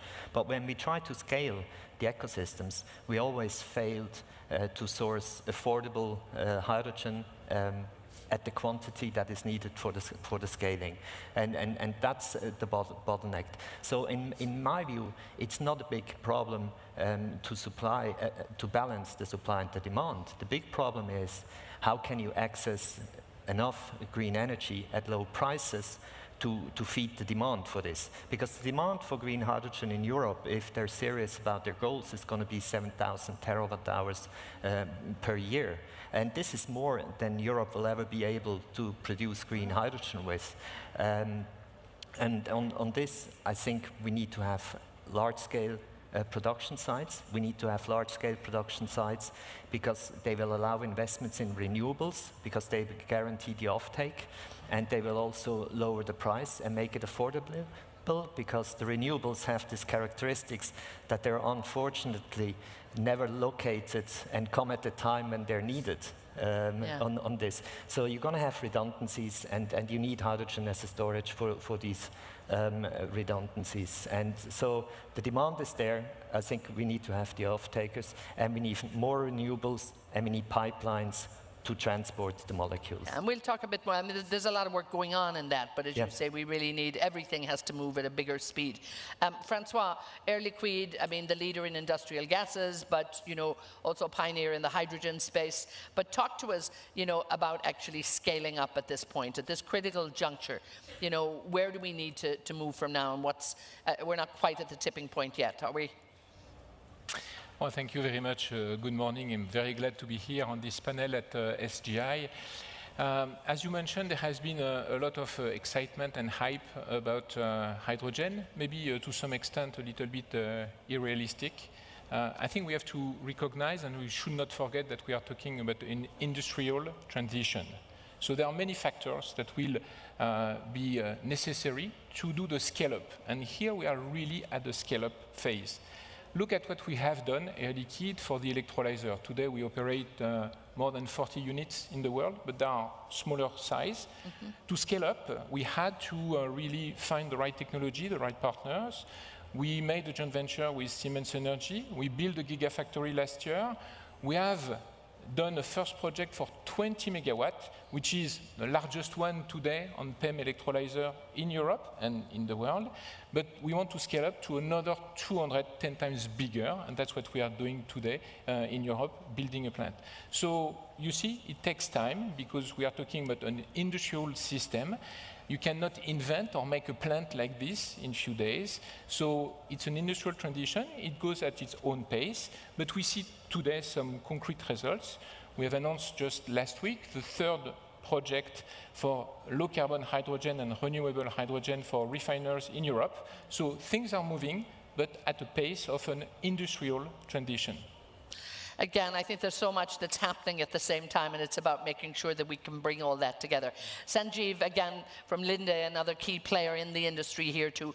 But if you were to look back, I suppose, you know, on the lessons we can learn from traditional industrial gas supply, can some of that be applied to the hydrogen economy to move it, I suppose, faster and indeed more efficiently than anything else? What do you think, Sanjeev?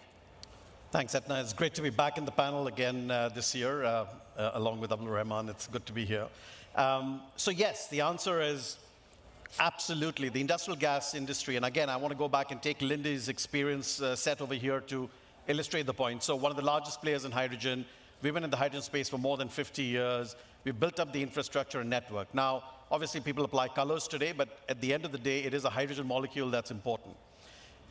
The industrial gas industry has a number of developments that are suited entirely to what we see in clean hydrogen development. I'm going to give you a couple of examples to illustrate the point. The first is the development of hydrogen in industrial gases really took off as a measure of demand activation that happened. This was the refineries going back a few decades looking for a lot more hydrogen to have cleaner fuels. In addition to that, there were offtake agreements that got signed. We do large investments, billions of dollars on the ground, on the back of a large offtake agreement that somebody says, I am willing to take the molecules you produce. That's an important element that applies to clean hydrogen development as we go forward. So demand activation and the willingness to commit, seen in the industrial gas industry for decades, is a key element to that. The other two key elements are technology development.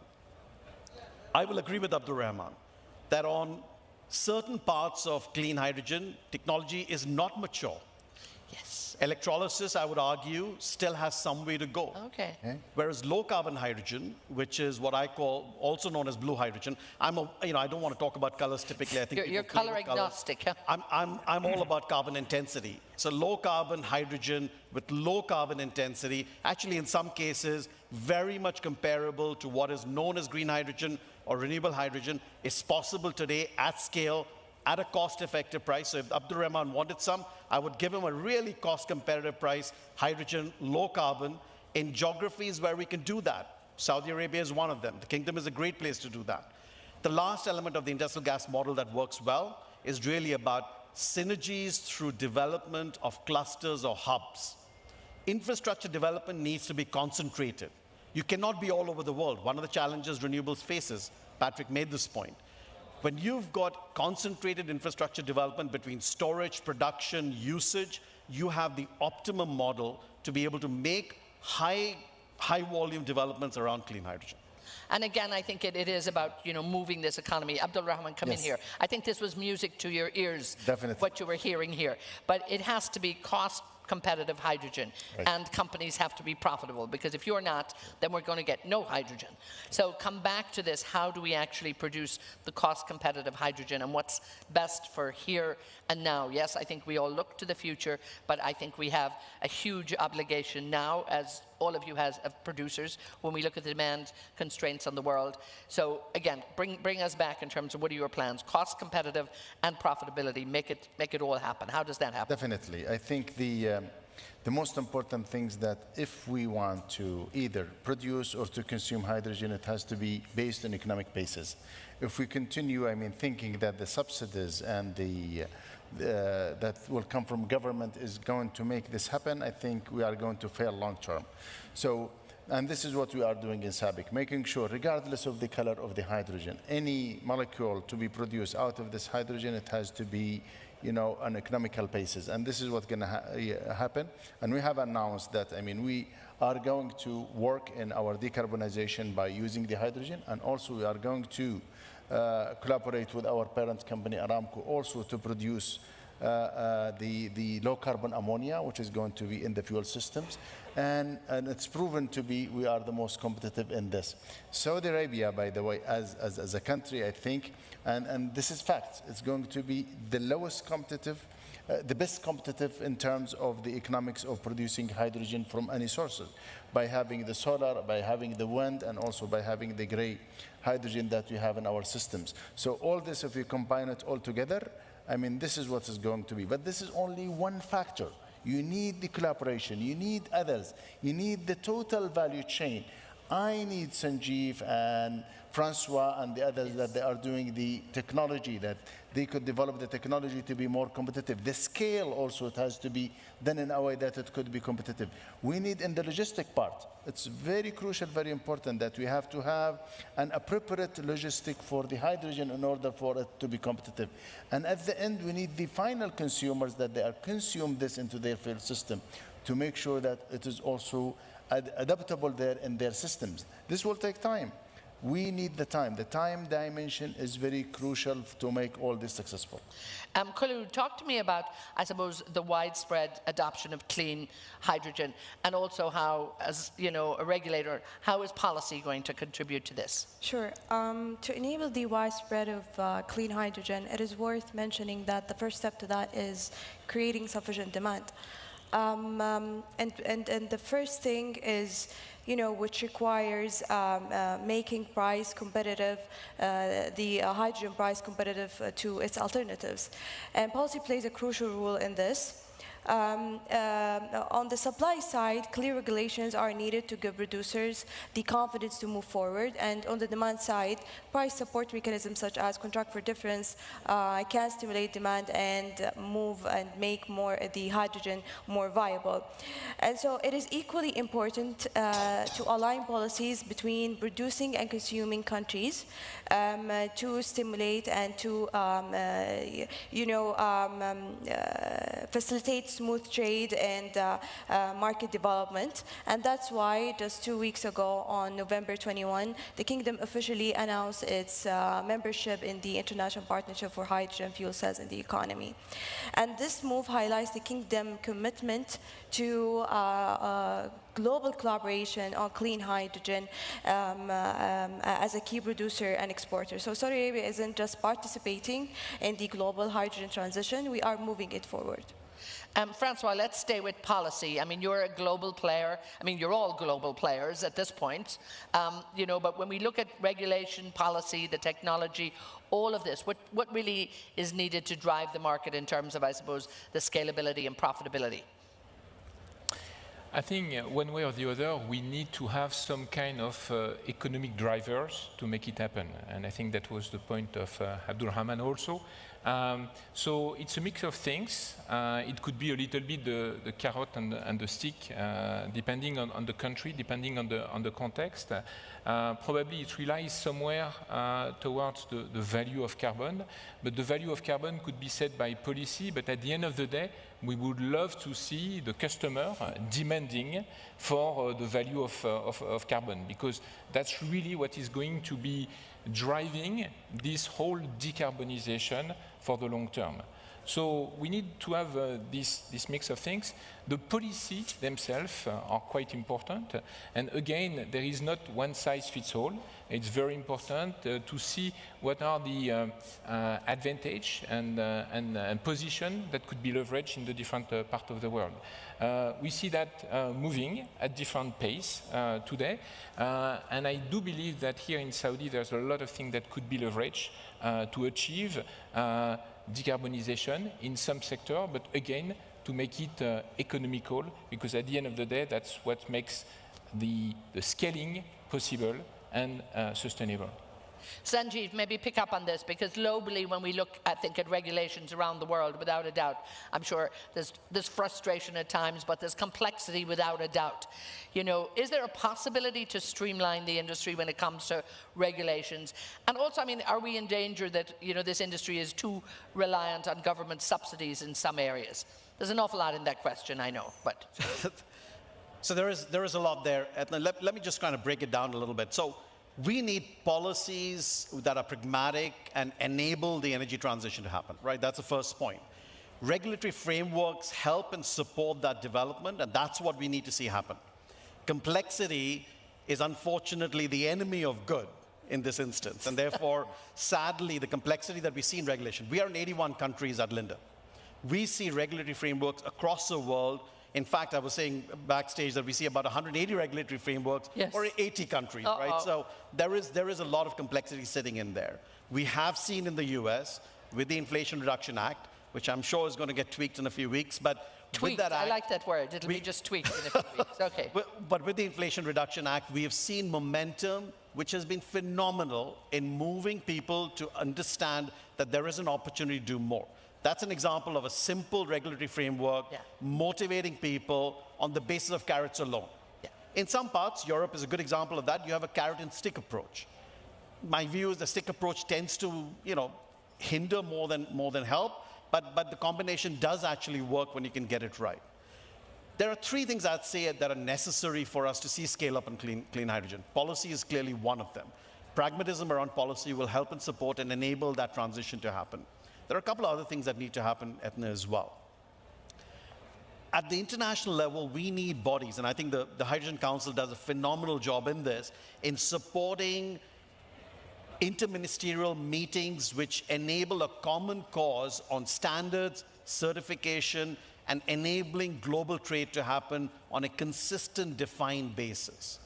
The reality today is that people cannot define what is, and as I said before, there is a rainbow of colors between pink, blue, gray, yellow, white, brown, I'm sure I've forgotten a few, like green and There's probably more we haven't thought of yet. We get lost in the emotions associated with those colors. What is needed is international bodies like ISO to come together and certify low carbon frameworks based on which both incentives, standards, certification, and global trade can be based. And that common language is a necessary requirement for trade to really open up. The last piece is, which I think policy supports, is demand activation. Right. Patrick will disagree with me and say he doesn't worry about demand. I would say to him, because he's talking about small scale. I am talking about scaling up so that we can have, today we have 90 million tons of, hydrogen a year. The expectation was that's going to move up to 600 million tons. Right. The reality is it's going to probably end up at 300 by 2050. Okay. Right? So there is a big gap at the moment in terms of what we need to do and the pace at which we need to do it. That's where policy and regulatory framework need to provide momentum, not hinder. And a classic case in this is the fact that widespread appreciation of low carbon hydrogen, also known as blue, because some people prefer colors, also known as blue, is a great bridge which is cost effective, scalable, with mature technology today, which provides safe and reliable hydrogen, low carbon hydrogen, available today. It's a great bridge to ultimately getting to renewable hydrogen, which still needs maturity on technology. It needs to have capital intensity come down by, I would argue, 60% before it becomes meaningfully impactful. And last but not least, we need renewable energy. Yeah. Renewable energy has great demands. Today, if you believe all the AI data centers that are going to be opened up, they're all going to be using renewable energy. Where will hydrogen get the renewable energy from? So we've got to find that right balance for this to happen. No, I mean, it is. There's so many areas within there. Patrick, let me bring you in on this, maybe to defend yourself in one sense, but also we look at the European Union and we look at the decarbonisation targets and strategies that are there, and they're tough, I think, without a doubt. But, the global regulatory environment, do you think it's supportive enough, or do we need more incentives? What do we need to make this really happen right now?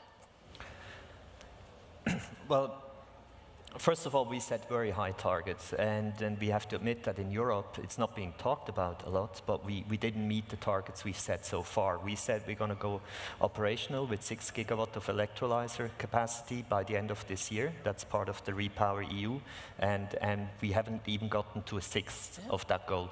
I don't think it's a mistake. We just need to analyze why we haven't met these goals. And I don't think we fundamentally agree on this, Sanjeev, because I support you. The government can act on 3 levels. It can impose regulations, it can define policies, and it can subsidize. Those are the 3 matters. I think the reason why we failed is because the governments were too tended to focus on regulation, which were not pragmatic, and on subsidies, which I think in most cases are inefficient. But we didn't focus on the policies correctly. Like, what is the value that the clients are willing to pay for the green versus for the renewable hydrogen or the low carbon hydrogen? I actually think, personally, I do favor green renewable hydrogen.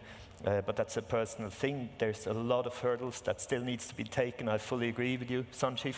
But low carbon works very well towards the same goal, and I don't have an issue with the competing technology in that regard at all. But I think the goal to green is there for everybody. I don't think anyone's disputing that, but it's about here and now, what do we do? And those who can do green, great.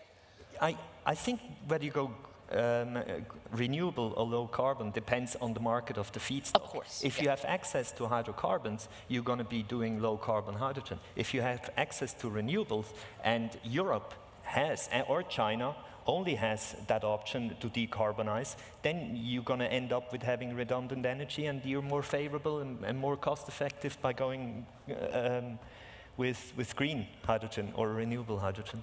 Abdul Rahman, yes. We've listened to talking about the complexities. I think they've laid out, and Sanjeev has definitely laid it out to us in terms of just, how complex it all is.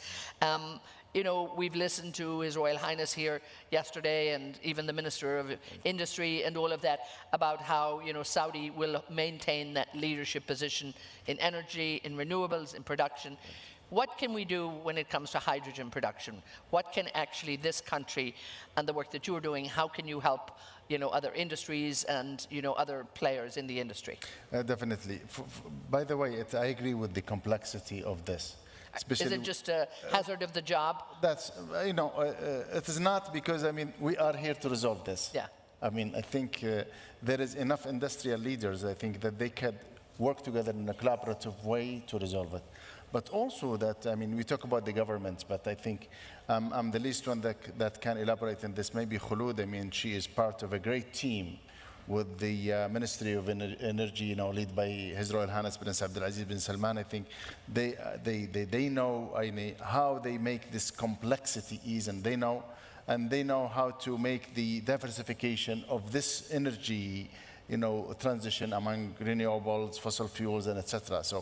But in terms of us as a chemical industry, I think we can be, if not be, an essential part of the solutions. I think in our industry, I think we can develop the technology, we can do the scale up, we can bring the logistic part all together. We can also make it easy in how to use it, in both in the decarbonization as well as in the fuel system. We can put all this together, but again and again, cannot this be done without two major things?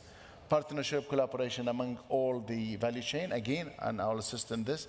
And the other things is the regulators, ease in their complexity. Because unless if there is, a kind of framework how to put these regulations, how to make it clear. By the way, some of the regions, I think, they put some regulations, but it's not clear. It is like, Chinese, languages. Is that not the nature of regulation, though, to make sure it's not clear? Yeah. Uh-oh, did I dare say that? And I have a regulator on the panel. I could be in trouble here. Yeah. No, but I think it needs to be more clear. It needs to be more ease. It needs, in order for it to be, practical solutions. And this is it. And also, there is no one solution that will fit all. You have to look at the regions. You have to look at what is the, conditions in each region and each country. What do they require? What do they have? What strength they have, etc. Then put all these together in order to have a great framework that can be done by everybody. It has to happen that, Khulud, many people I talk to out there, many analysts, critics, often, when I talk to them about what I'm doing in hydrogen, they'll actually say that it is maybe overhyped a little bit. I'm still hearing this, so I hear it from both sides. But talk to me about, I suppose, how you think the sector can actually achieve critical mass. We have to look at fair pricing. All of this has to be done, and it has to be done soon. I'm not sure if the next decade is too far away, but we have to actually get to work on it. How do you think we can do that? Sure. I believe earlier forecasts for clean hydrogen were overly optimistic, with some predicting as much as 100 million tons per annum by 2030. Today, most reputable estimates place this figure closer to 20 million tons per annum, which I believe is both realistic and achievable. And of course, achieving this will require further advancements over the next decade. Scaling production capacity and expanding the infrastructure needed are essential to driving costs down. And as economies of scale are achieved and more industries adopt hydrogen, the cost per unit will continue to decrease, making hydrogen more competitive. And here in Saudi Arabia, hydrogen is an important part of our energy landscape. The kingdom is already taking measured steps to develop the production and capacity and export infrastructure needed. And so I believe that, while challenges may remain, the progress being made so far, both globally and locally, highlights the hydrogen's potential to support a sustainable energy future. There's so much we need to look at, and time is never on our side. But in our sort of a closing, maybe call to action, maybe also consider the finance and the costs there. Sanjeev, let me start with you, if I would, because I want to. You've got a good minute or more to just address this in our closing call to action here. What needs to be done now? I think we acknowledge the complexities are there. We acknowledge that the regulators need to learn plain English. There's a lot that has to be done here to help move this, because ultimately, and the costs need to come down. What do you want to see happen? Edna, I want to see three things happen. pragmatic policy framework that drives demand, large-scale demand activation. There's a lot of talk about it, but actually in practical terms, it's not moving where it needs to. The second piece is we need a consistent, common international certification and set of standards that allow for movement of hydrogen to happen. This appears a no-brainer, but actually is a little more difficult to actually crack. And the last piece is the willingness to accept that carbon intensity is what is going to drive us to large-scale decarbonization. It is not about getting stuck with emotional colors, etc. It's about being focused on carbon intensity, recognizing that low-carbon hydrogen has a bridge that will enable us to get to renewable hydrogen in due course, and using that bridge effectively at scale to make sure we're on our journey today. Yeah, I mean, it makes so much sense. And I think, unfortunately, there's a lot of people that need convincing out there that the concept of decarbonization is, in fact, emissions reduction. For some reason, a lot of people don't see that that is part and parcel of the same thing. So we've got to, I think, rescale that and rescale that message, I think, to people. Francois, again, talk to me when you look at, I think, again, the complexities in the market, looking at Europe, the regulatory environment right now, looking at, I think the big goal at the end of all of this, where do we go? What's the best thing? What's urgent that we do now? All right, I think the first point is that we must stay consistent and committed to decarbonization because the fight against climate change is a reality and is there to stay. So that's something which is very important. In spite of all the economic and political environment, we need to keep that in mind. That's very important. The second thing is that I believe that as industries, as we are here today, we have a responsibility to provide concrete solutions and at scale to make things progress. And the last point is really what I would like to see is that every country, every region leverage the benefit and the advantage to find the proper solution.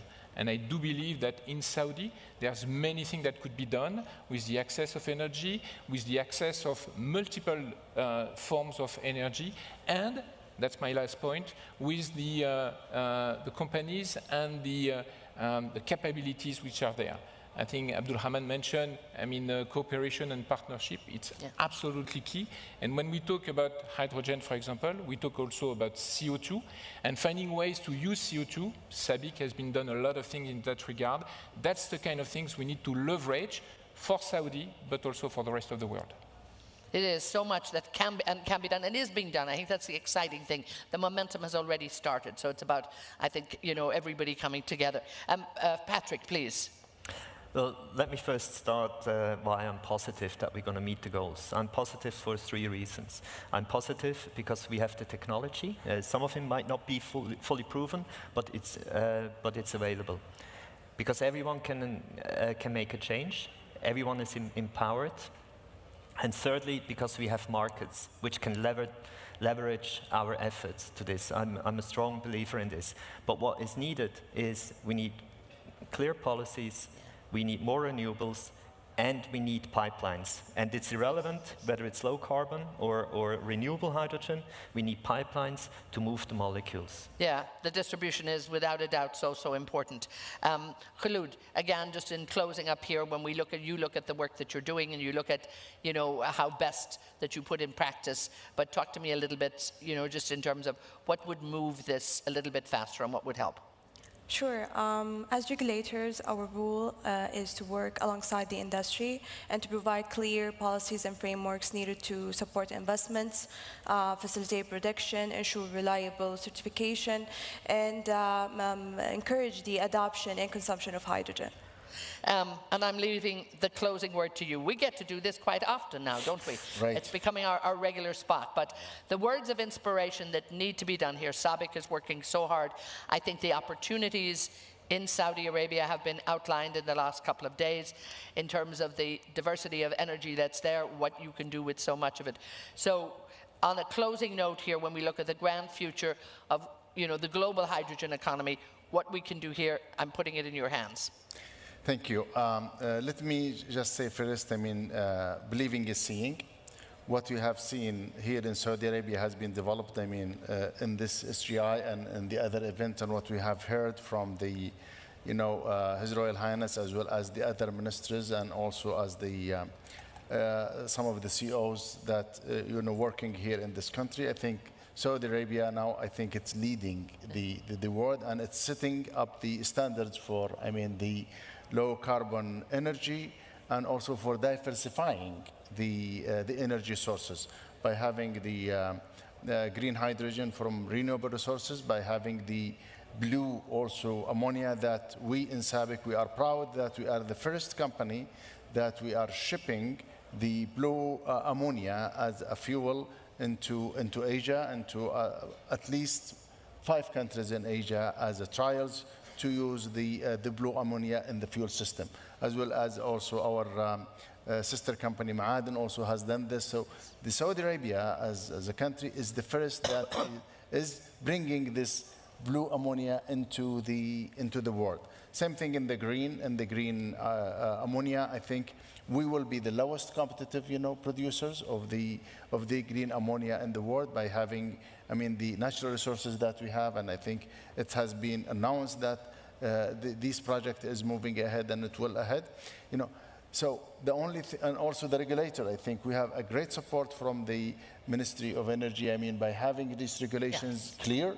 And very clear, and this is what is going to attract the investment to be done here in the Kingdom of Saudi Arabia. This is very important, very crucial. There is a lot of challenges in terms of the logistics. The ammonia is the great carrier for the hydrogen, and it is well known right now, and I think my colleagues here may agree with me in this, because it can, take the low carbon hydrogen to the whole world, and I think Saudi Arabia is capable to do this. I think without a doubt, and you've put yourself in that position. I think that's the great thing. You've taken on that responsibility. So we'll all be looking to you, and I know you're working with all of your colleagues here and all of our friends, so long may it continue. Abdul Rahman, thank you so much. Khulud, thank you for being with us. We're delighted to have you here. Patrick, Francois, and Sanjeev, as always, so lovely to see you all. And again, keep up the hydrogen economy, move it forward. And I'm always delighted to have you back on this panel with SGI. Thank you again so much. Thank you so much. Always a dynamic panel there in terms of what's happening with the hydrogen economy. And I think when we have the economy in the hands of such great leaders here, without a doubt, we can't help but succeed. I'm very excited to announce our next speaker. And, we always bring you great speakers here at SGI. And in the next panel, in just a couple of minutes, with my dear colleague Edie Lush, we'll be looking at adaptation finance, the financial models for climate vulnerabilities. There's so much that goes on in terms of the finance that we need. How are we going to put adaptation finance in place? And every element of what's happening, I think, here in the energy transition, demands finance. So we're looking at it, we've heard about it in that last panel too, making sure that the incentives are there, that the finance is there, that actually everybody can help do their part to do that.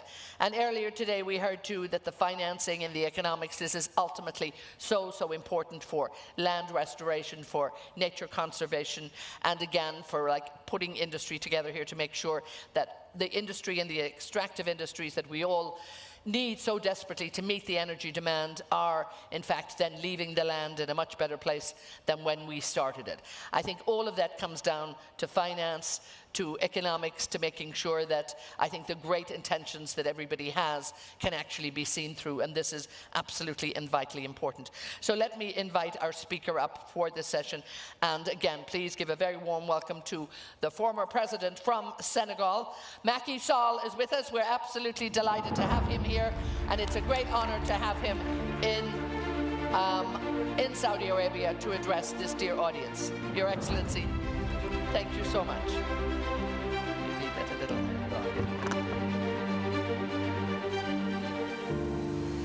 Thank you very much. Ladies and gentlemen, all protocol observed.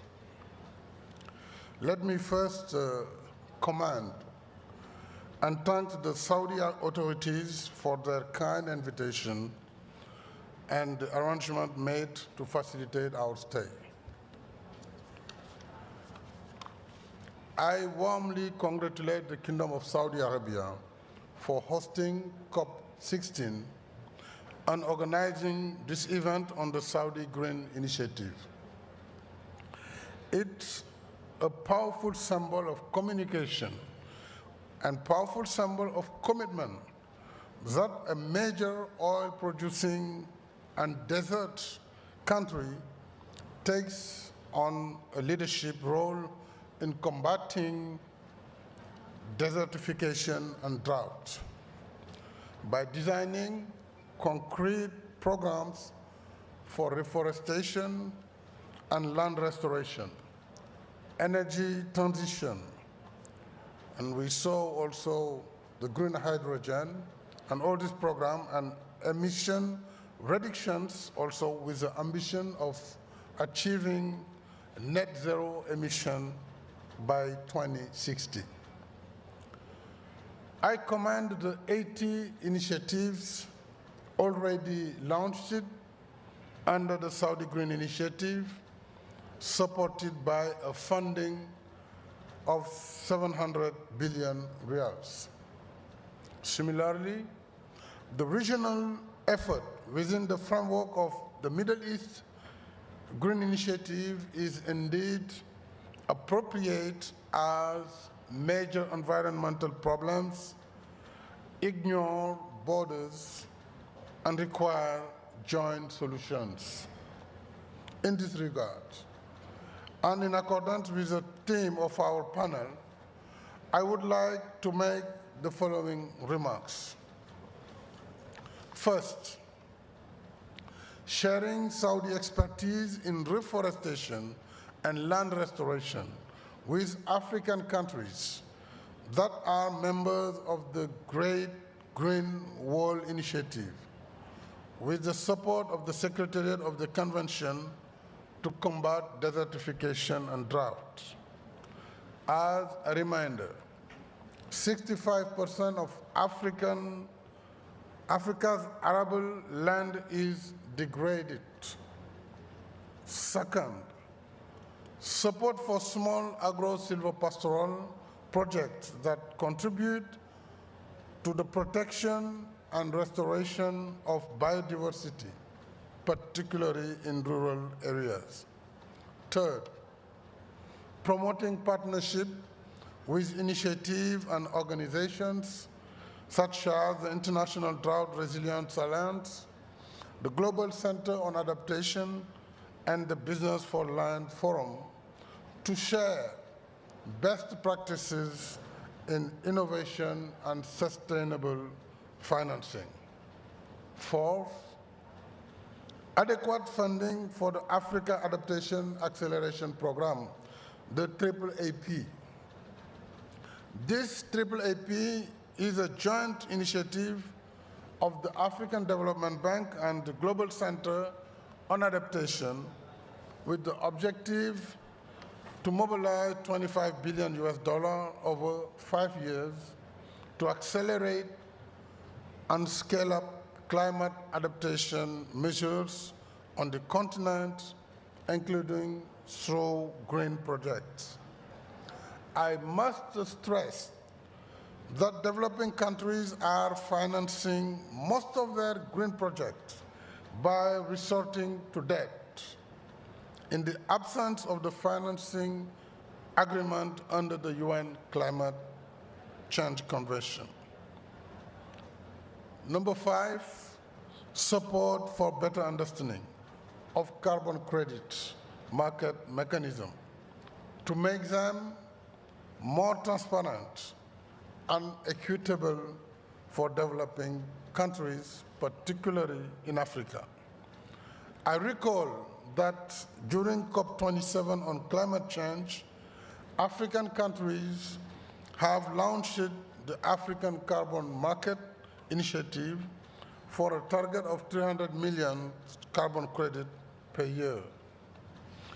The UNCCD, African Development Bank, and Afri-Exim Bank are already working on implementing this initiative through the African Carbon Support Program and the African Business Forum.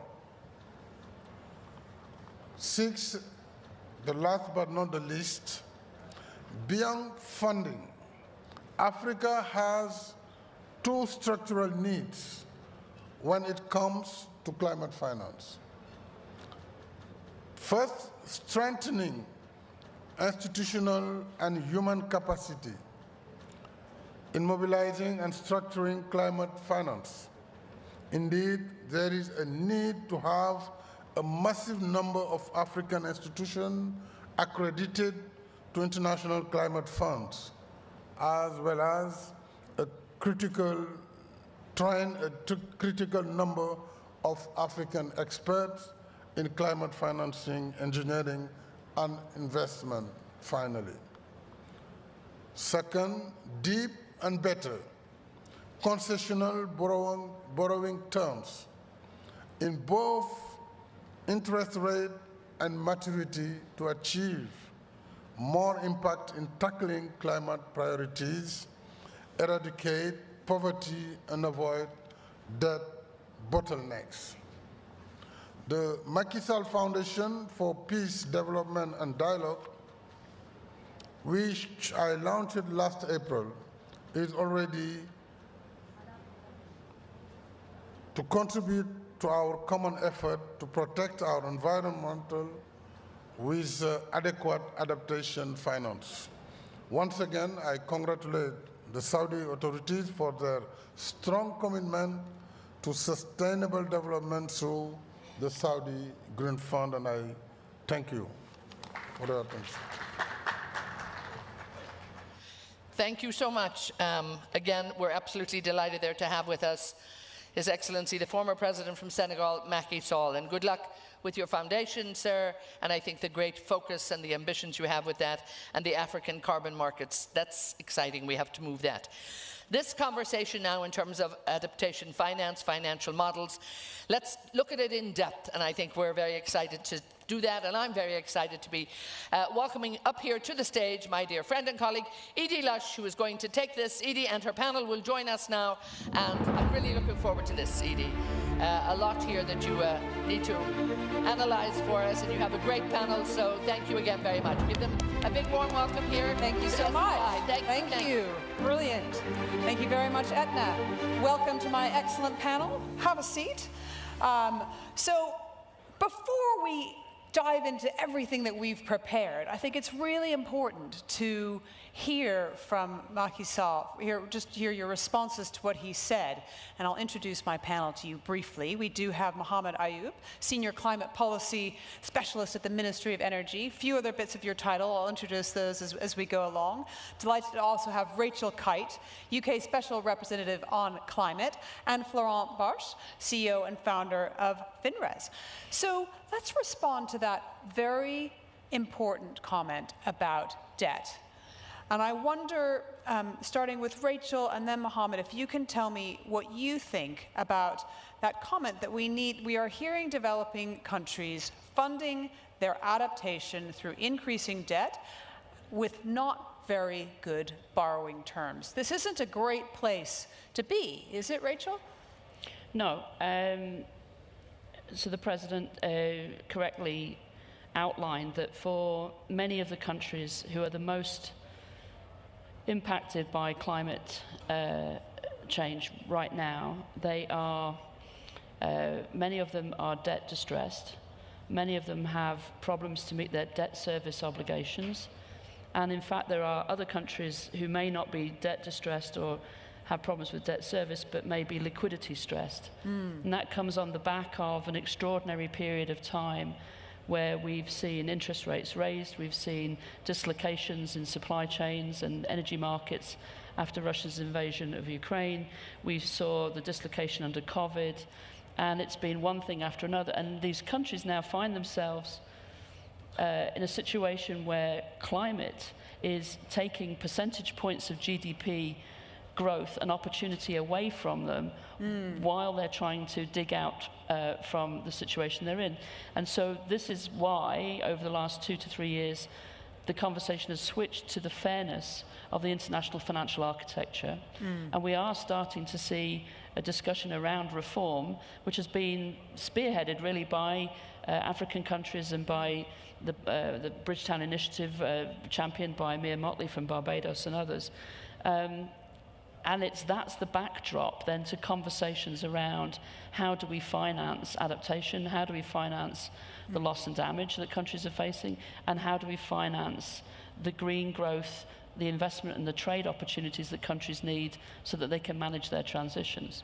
So when it comes to a climate negotiation, we're no longer just negotiating what we would traditionally call climate finance, the obligation of developed countries to transfer payments to developing countries, and then ways to get many other countries contributing. We're now negotiating how to finance the growth and opportunity for the whole world, the resilience of the whole world in an era of climate change. So any negotiations that Mohammed or I were involved in recently in Baku, you are dealing with the specific obligations under a convention, and you're dealing with this extraordinary moment in global economic history where countries are being hit by climate change in a system which has not been fair to them. Yeah, it's sort of everything, everywhere, all at once, isn't it? Well, let's get your view, particularly just to respond on His Excellency's point about debt, and in particular, how you feel that fits within the world's ability to get adaptation finance right. Mohammed. Thanks, Edie. I would say that Mr. President was absolutely correct. I mean, developing countries currently pay around 6.9% of their GDPs for debt reservicing. This is according to UNCTAD. So there's the general macroeconomic context of developing countries, which is an impediment to increasing finance, particularly for adaptation. You have unsustainable debt levels, you have foreign exchange risk, other perceived and real risk. This is driving up the cost of capital because of lower sovereign ratings, and this is limiting the access to capital for developing countries. So you have that challenging macroeconomic context, but then let's zero in on adaptation, because it doesn't get better, it gets worse, because adaptation, if you really think about it, in its most purest sense, is about saving lives. It's about preventing the loss of life in its most extreme, and then in its more kind of moderate form, it's about preserving a level of quality for people's lives in the face of rising climate impacts. So when we think of what could be the most effective adaptation measure, it would be a measure that's placed where the risk is highest, where the vulnerability is most felt. If you think about a community, for example, you want to put the project where the vulnerability to climate impacts is highest, so you have high risk. And then when you think about return, there's limited, uncertain, and sometimes no return for adaptation projects. So you have high risk, low return. It's not necessarily the concoction that will have private investors fighting over these opportunities. So macroeconomic challenges, issues with adaptation finance, this is what I call a tough nut to crack. Yeah, I mean, if we're specific about adaptation finance, there's probably 3 buckets we can put things in, right? There's a sort of loss and damage where the damage has been done, money needs to come in to fix things. Then we have a second bucket of money that governments can borrow to make protective infrastructure, a seawall, for example. You don't necessarily make money out of it, but you do, in the long run, have a much more protected economy. You save it. And then there's a third amount of money where you can manage the risk in some way in order for companies to make a return. Florent, we're going to come back to COP in a minute, but Florent, give us a sense of what you do and how you believe that you can manage the risk, since we brought that up now, in order to invest in a climate vulnerable area, manage that risk and bring it to an acceptable level for funders, for lenders. Yeah, thank you for the question. I think it's just to reflect on the President's remark. I think what I hear from his remark is that we don't have enough, and we don't have the right tools to finance such adaptation ambition. That's the first thing we can say. And I just want to put a few figures, coming from research, to put a few figures into the context. Currently, overseas development assistance, like ODA, it's about $220 billion per year going to low and middle income countries. what we see as needs for adaptation in low and middle income countries, the same range from $300 to $500 billion per year. So, and it's a pure exercise of thought. Even if we were to put the entire ODA into adaptation, this wouldn't be enough. And it's not something we want to put countries in. If I were to ask a president, are we going to finance development or are we going to finance adaptation? No, we need to finance both. So we need to rethink this architecture. For us, the approach that we use is what we would call segmentation. And the idea of segmentation is, in adaptation, not everything is unprofitable. There are some stuff, some technologies, some measures, which are actually profitable. Why are we going to put public money into something which is profitable? So let's segment, let's separate this thing, let's leave it to the private sector. In Senegal, we've been working with La Banque Agricole, which is like the agricultural bank of the country, trying to identify what is actually profitable from what is not. And then there is what is profitable, but there is some kind of risk. And here we need to think about like different type of instruments. There is guarantees, in case like it doesn't go as we planned, there is a guarantee from like a public entity. Or there is also concessionality, as the president was talking about. Like it's a way of reducing the amount of the debt so that it's going to work. And then the last thing is, there are things which are required. We need to invest economy-wide, we need to invest culturally, we need to invest socially. It's things that we know we need to invest even though they might not be profitable. And then we need to work like the real grants, public money, concessional money if it's possible, where we don't see like financial profit to be made. And through this segmentation, we hope, we believe, that we would be able to like best target, best allocate the limited resources, because they're still limited, until we find better ways to invest into adaptation. So, Rachel, tell us what the UK is doing around adaptation finance, because I think that's some interesting models that we could get excited about, to give us a sense of what is happening in the United Kingdom.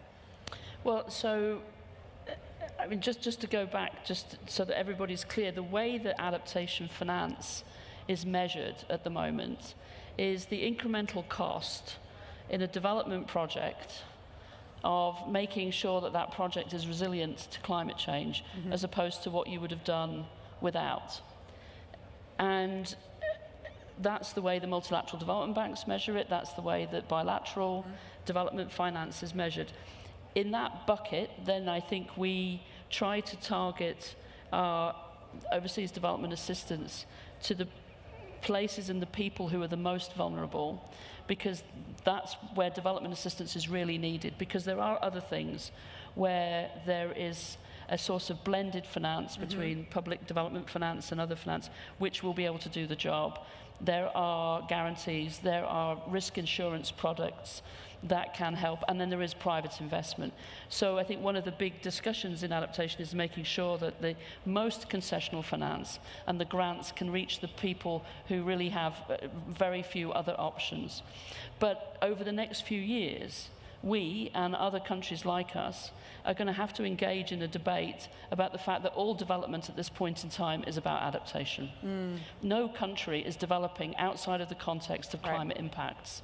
And so the numbers become a lot bigger at that point. And so then it becomes a question of how do you make your economy resilient, and how do we use all forms of finance to finance adaptation.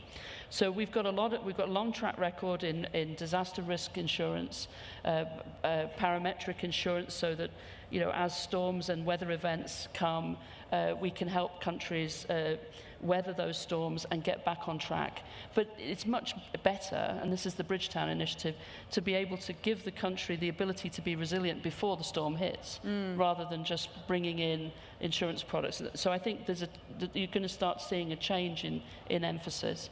We've also been able to take projects which are successful, either multilaterally financed or bilaterally financed, and that might be in resilient crop technologies. It might be in renewable energy, where off-grid renewable energy is often more resilient than other forms of energy, and being able to turn those into portfolios, which can then have bonds associated with them, and then we can go to the market and leverage private investment on the back of a track record of performing assets. So I think all of this innovation is very much much the UK's sort of hallmark. And it's also, I mean, I think the other point is that adaptation, outside of the political context of our negotiations and the way in which we work as a trusted partner, our own country is going through the most extraordinary climate impacts as well. And so there is an opportunity, I think, for a new form of solidarity because, you know, sitting in the west of England with one storm after another, disrupting yields, disrupting energy supply, disrupting your ability to be productive at work, you know, suddenly you have a different sense of solidarity with the news stories that you're seeing from the south of Brazil or from the droughts of East Africa. So I think that over the next few years, the UK, with a new government in place, will try to take the conversation around adaptation from the domestic missions that the government was elected on to really achieve net zero and become more resilient at home with how we help other countries become more resilient overseas. Mohammed, you sit, one of the parts of your title I didn't read out before was that you're a board member of the Green Climate Fund, as well as the Fund for Responding to the DOS to Loss and Damage. If we just take that part about loss and damage, that's what happens after we haven't put up the seawall, for example. Give us a sense of what the challenges are, you think, there in terms of the financing and how we think you could get it better managed. Definitely. So, I mean, for loss and damage, what could be said right now is we're entering the era of loss and damage. Now, adaptation can definitely mitigate that and to some degree limit the losses and damages that may arise from the adverse effects of climate change. But there are also adaptation limits that are natural. So even if we adapt and increase adaptive capacity to the highest degree, the highest extent possible, there will still be residual losses and damages caused by climate change. And the fund, the board right now is working really hard on operationalizing the fund for responding to loss. About a year old, is that right? Yeah, it's actually a couple of years. It was announced in 2022 in COP27, and in 2023 we kind of put the legal instrument together on how we want to structure the fund. And now in 2024 the board was put together. We convened. We had discussions and ideas on how to move the fund forward. We made tremendous progress in the first year, I would say, setting the institutional requirements for the fund. But right now we're starting to think about what kind of business model do we want to have for the fund.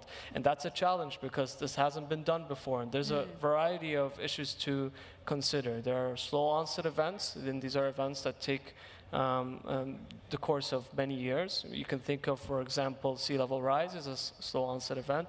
You have extreme weather events, and those, there's some history on how to respond to those in the emergency response field.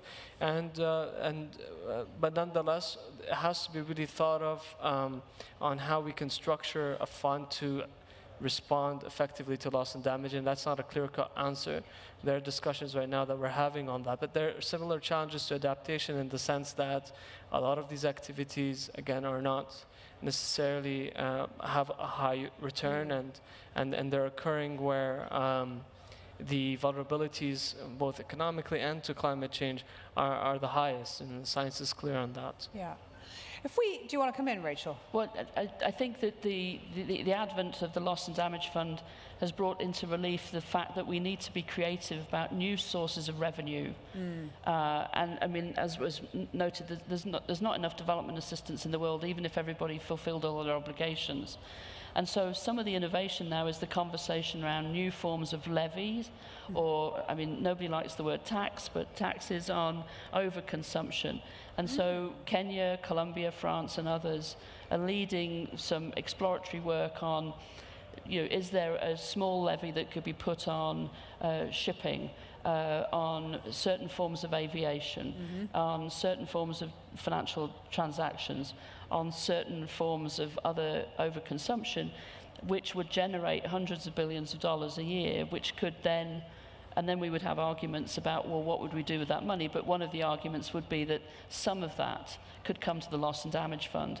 So the UK has changed its position and is in support of a levy at the International Maritime Organization on shipping. This wouldn't impact the cost of products that are shipped to the consumer because it would be spread thinly enough, but could start to generate 50 to 100 to 150, $200 billion a year, that some of that went into the loss and damage fund, you start to see that it isn't that we don't have resources in the world, they're just misappropriated or misaligned at the moment.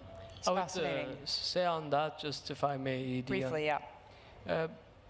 Definitely, there are innovative ideas that have been put forward, but it's important to note, and I agree with Her Excellency, there definitely needs to be exploration of ideas on how to scale up the resources.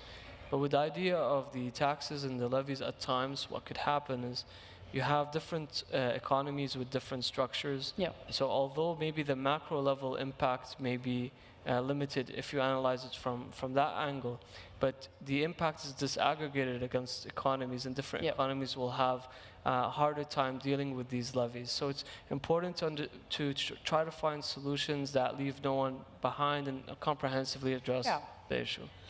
Florent, let's cut to the chase here. How do we make sure that we get the money, how do we empower finance coming from actors in low and middle income countries as well? Because we're talking about stuff being taxes and levies mostly on the developed world. How do we empower folks or finance coming from people who are in low and middle income countries and make sure that they have a piece of the pie? I think there are two. I'm going to look more precisely at the agricultural sector. It's what I know best. It's what we work on, and I think it's one of the most vulnerable sectors. So like anything we can learn in agriculture could, I hope, be useful in other sectors. I think there are two issues when we look at the agricultural sector. There are two assets, in a way. I'm going to use the expression of assets. The first one is, what is the risk that the farmer is currently facing, or that the farmer could be facing within the next 5 to 10 years? For this, we need data. We need like satellite imagery, we need climate data, we need soil data, we need all this kind of information coming together into a place, not just in the form of data, but in the form of information. Something that like a local bank, something that a local insurance can easily use. It's no need to throw terabytes of data onto someone hoping for them to make a decision if they're not like trained in data science, trained in climate science whatsoever. So there is a very important role to transform data into information for adaptation. That is the first question. AI plays a big role here, and it's a super important role. The second thing is the second asset. To reduce this risk, we need to adapt, and it's a second asset. So like we are adding risk on the risk to some extent. How do we reimburse this asset? And here we need to do more as well. We need to do more data, we need to share more across countries. What I was really struck when I arrived in Saudi Arabia is the extent to which we can actually grow food in the middle of a desert. This would be very useful to Senegal. This would be useful to all the Sahel country. This would be useful to North Africa, to Southern Europe to some extent.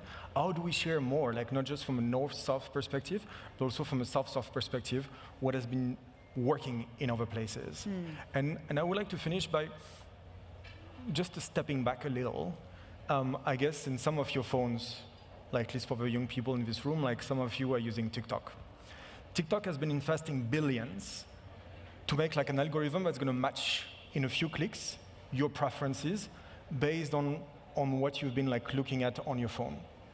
It's called matching. They're going to match your clicks with what they're going to show you next.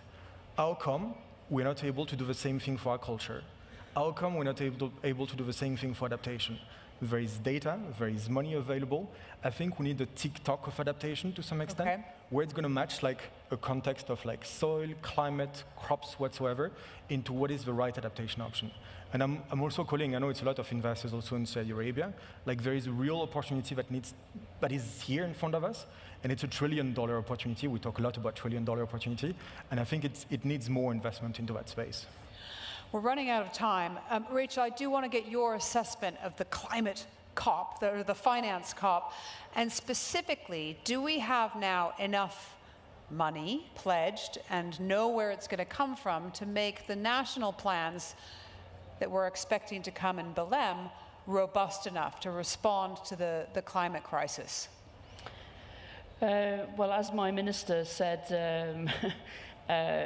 when he arrived back in, England, you can see a cup as half full or half empty. I think it was half full. We got an agreement on a goal. We got agreement on Article 6, which is the article that relates to carbon markets, in no large part to Saudi Arabia as well as us and others. And that gives you the foundation. So it wasn't the goal that I think perhaps in other times we could have got. It wasn't strong enough, but it was a foundation. And I think that for countries like Saudi Arabia and for the UK and others, we have a sense of how we can take that 300 billion, or that at least 300 billion, and turn it into 1.5 trillion. And it's going to need, the kinds of partnerships and cooperation that we're used to. So it wasn't enough, but it was good enough as a foundation, and now we have to work collectively together to turn it into the kinds of investment flows. And we have to take that conversation to other places, the G20, the G7, the board of the IMF, the board of the multilateral development banks, and elsewhere, and get that system to become fairer. Fascinating. We've unfortunately run out of time, but thank you so much, Your Excellency, for starting us off with a great question around debt. We've heard some really interesting ideas, the TikTokization of adaptation finance. Really interesting to hear how the UK is changing its position on some of this, and fascinating to hear Saudi Arabia's role as well. So I'd like to thank my panelists, thank the audience as well for listening, and Etna, it is back to you. Thank you. And I'd like to add my thanks to Edie Lush. Thank you so much, Edie. Thank you so much. As always, a fascinating panel when you're in control, Edie. And again, we really saw there, I think, the great work that's going on in the financing, looking at the work that the Ministry of Energy is doing here, how important that is. And again, also, I think, it was great to have the UK Special Representative, Rachel Kite, there. The Special Representative on Climate. I mean, as she said, she brings that perspective too from a different country to look at what's happening again. And I think the messages coming from climate change are beginning to be clear, and it's something that we all need to pay an awful lot of attention to. And also delightful to have there Florent actually as well.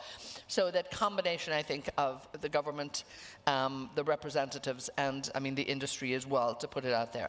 But the financing for all of this is what's really, really important. And again, in our next panel, we're going to be really looking at what's happening in terms of data, AI, all of that, the very, very important stuff. And we even heard on one of our panels too, if we don't have the data right, if we cannot get it right, then we're not going to be able to measure what's happening out there in the world. And everything nowadays, I think, is really, that's the very foundation of everything we do. It's the foundation in terms of how they're going to fund things. It's the foundation of every decision that's made. And we really need to understand that. It's the one thing I think that perhaps we're not grasping fast enough and with enough understanding. And we're going to actually help you make sure that you grasp it fast enough, understand it better, and actually have it meaning something to you, because our next speaker now for this very, very important keynote is the President of the Saudi Data and AI Authority. So please, please give a very warm welcome to His Excellency Dr. Abdullah bin Sharaf Al Ghamdi.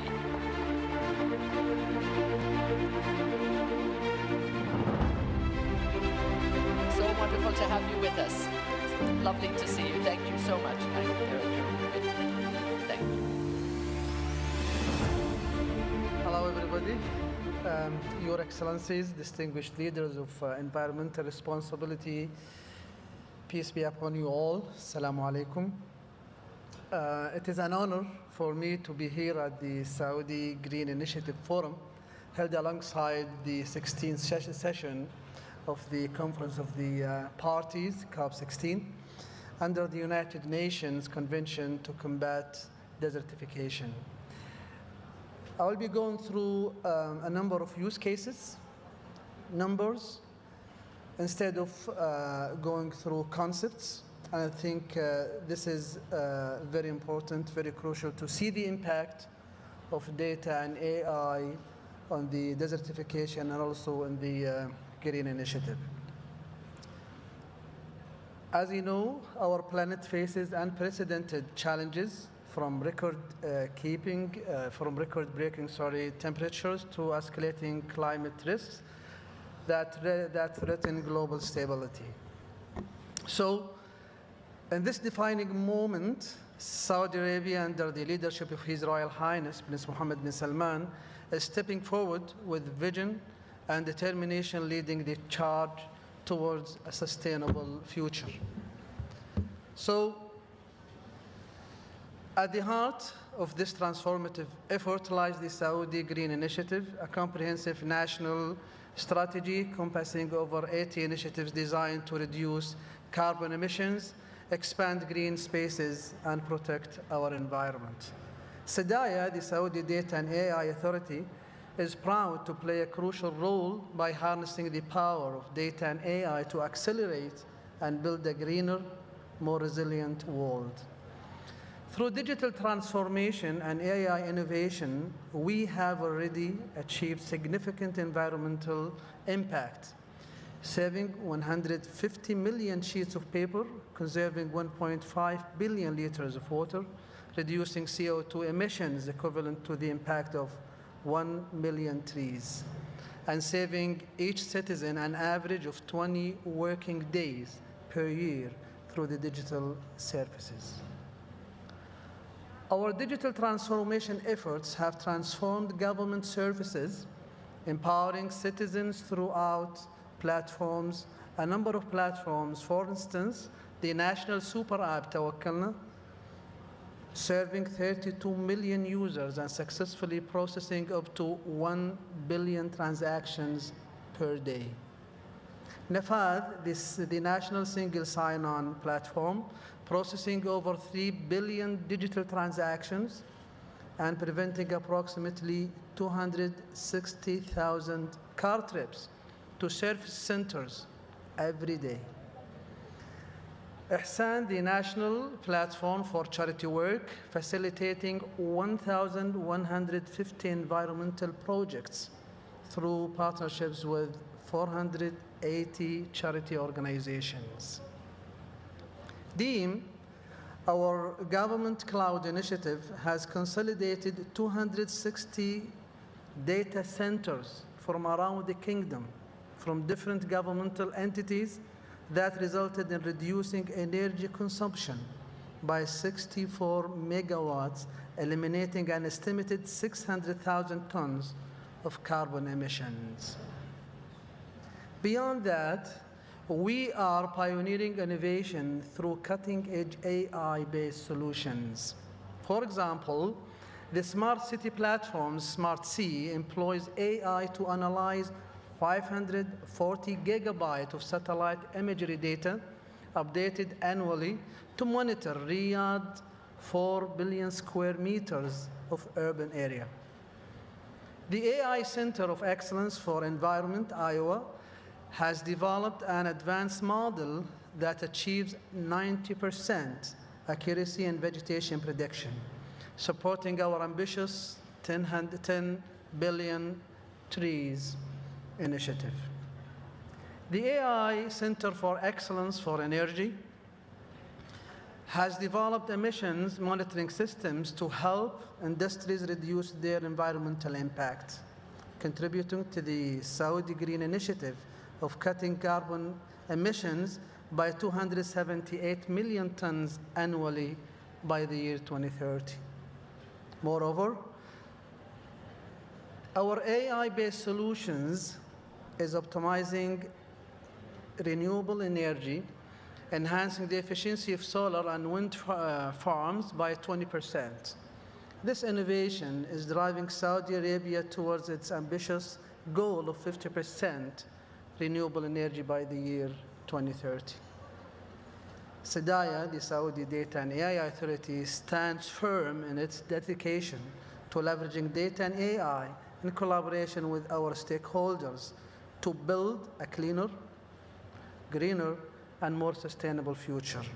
We invite you all to join us in this endeavor to secure a thriving planet for the good of humanity. Thank you.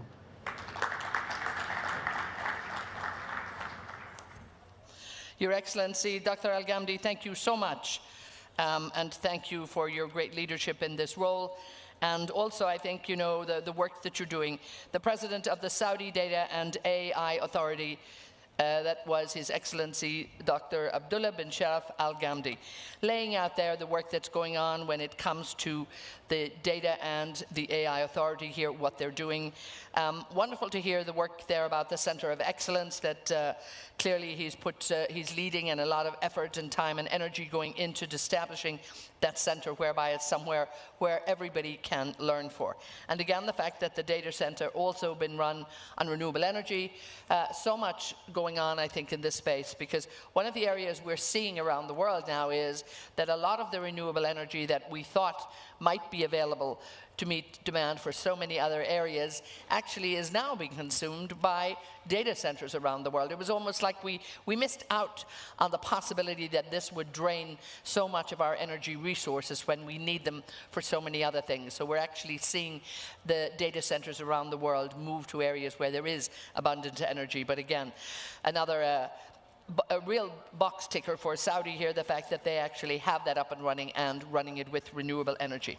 We're now going to shift our focus onto riding the wave of ocean-based economies. And of course, we've talked about land, we've talked about energy, but we also need to talk about what's happening on the seaside, so to speak. And my dear friend Edie Lush is back with her great panel here. She has a very dynamic panel of two, so please welcome Edie Lush and her panel. Thank you so much. Great to see you again, Thank Edie. you, Edna. We do like to be beside the seaside, right? Thank you so much. Excellent. Come on down. Thank you so much. Very delighted to be joined here today. Dr. Osama Ibrahim Fakiha, Deputy Minister for Environment. And we are also joined by the CEO of Red Sea Global, John Pagano. How are you, gentlemen? I'm fine. Terrific. Good. Glad to see you. Well, this is a very auspicious day, because in fact we are on the day in which the Red Sea strategy, the National Red Sea Sustainability Strategy, is launched by the government of Saudi Arabia today.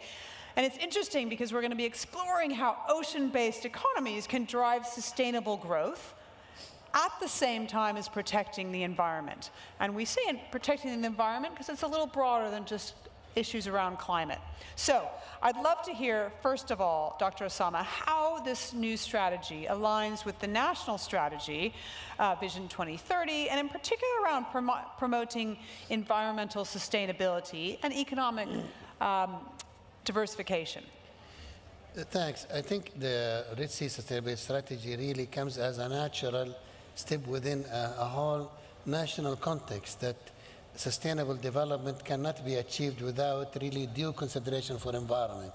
And this has been translated by tangible steps on the ground, not just by mere wishes. So really, with the launch of Vision 2030 for Saudi Arabia, we had the creation of the Ministry of Environment, adoption of the National Environmental Strategy, restructuring the entire environmental sector. We creating 5 national environmental centers, each dedicated to a specific agenda, like the National Center for Waste Management, the National Center for Environmental Compliance, the National Center for Wildlife, the National Center for Meteorology, and the National Center for Vegetation Cover and Combat Desertification, and creation of the National Environmental Fund and the Environmental Police, issuing new environmental laws that are aligned with the best international standards, and as well as launching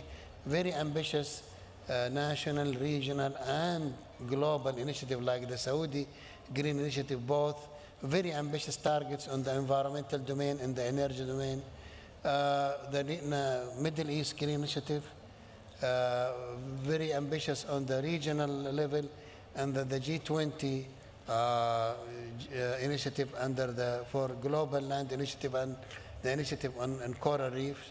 And now, of course, with hosting COP16, where we are now having as well, Saudi Arabia would like to be also active in a global, and then with the launching with the Global Drought Resilience Partnership 2 days ago. So basically, the Red Sea strategy is within this general national context and really focusing on really preserving the very precious marine and coastal environment of the Red Sea, while really promoting the blue economy in 15 sectors. The ecotourism, I think John will talk more about that, whether it's really the marine services, aquaculture, and other,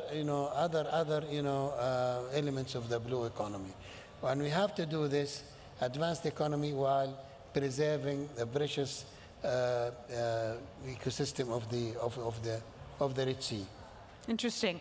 So, John, tell us how the Red Sea project fits within the national strategy. How is it contributing to the kingdoms, what we just heard about the goals of sustainability, as well as increasing tourism? Well, I'd like to say that we are actually the manifestation of the strategy. We've been delivering on some of the objectives that the strategy now has launched for the last 6 or 7 years as we've been developing the Red Sea. We were very quick to recognize the unique situation that we find ourselves here in Saudi Arabia, in that we had a pristine environment that had never been previously developed. And with that came a huge responsibility to think about doing things differently. So we're delighted that the strategy has been launched, because it really brings the entire Red Sea to the same level that we've been trying to get to ourselves through cross-sector and cross-stakeholder collaboration to realize the full potential of the Saudi Arabian Red Sea region through sustainable economic growth and a thriving blue economy. And that's got to be good for the economy as a whole, but it's also good for the environment. What we tried to do is demonstrate that you can develop in harmony with the environment rather than against the environment. And as I said, we're delighted with the launch of the strategy, because it will bring the entire coast to the same thinking, and everybody working for the same objective, to ultimately deliver a thriving blue economy and a vibrant economy for the whole of Saudi Arabia. Dr. Osama, I was fascinated to read that the coral reef system, the barrier reef, is actually the fourth largest in the Red Seas, fourth largest in the world. So before we get to economies and making money, let's talk about protection and restoration, because I know that regeneration is a big part of the Red Sea project. Tell us what measures are being developed or implemented to restore and protect these vital marine resources.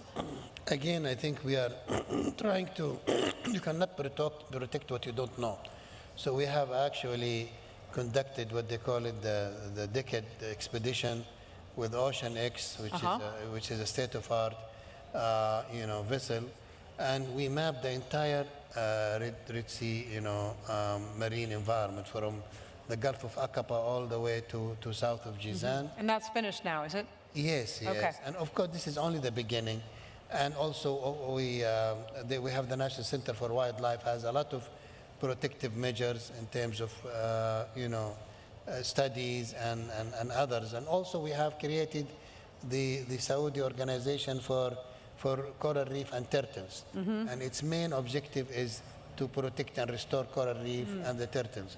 Also, protecting it from the impact of coastal and marine activities. So we have, as I mentioned, the National Environmental Law, we have the National Center for Environmental Compliance, where all activities in the kingdom has to really abide by environmental standards from the design, during construction, and during operation and decommissioning. Also, of course, the wastewater discharge. We know wastewater discharge, whether it's municipal, sanitary or industrial, is harmful. So now we have a target of 100% recycling of wastewater discharge, and all industrial discharges has to be compliant. Waste management. We have a target to reach 95% diversion from landfill.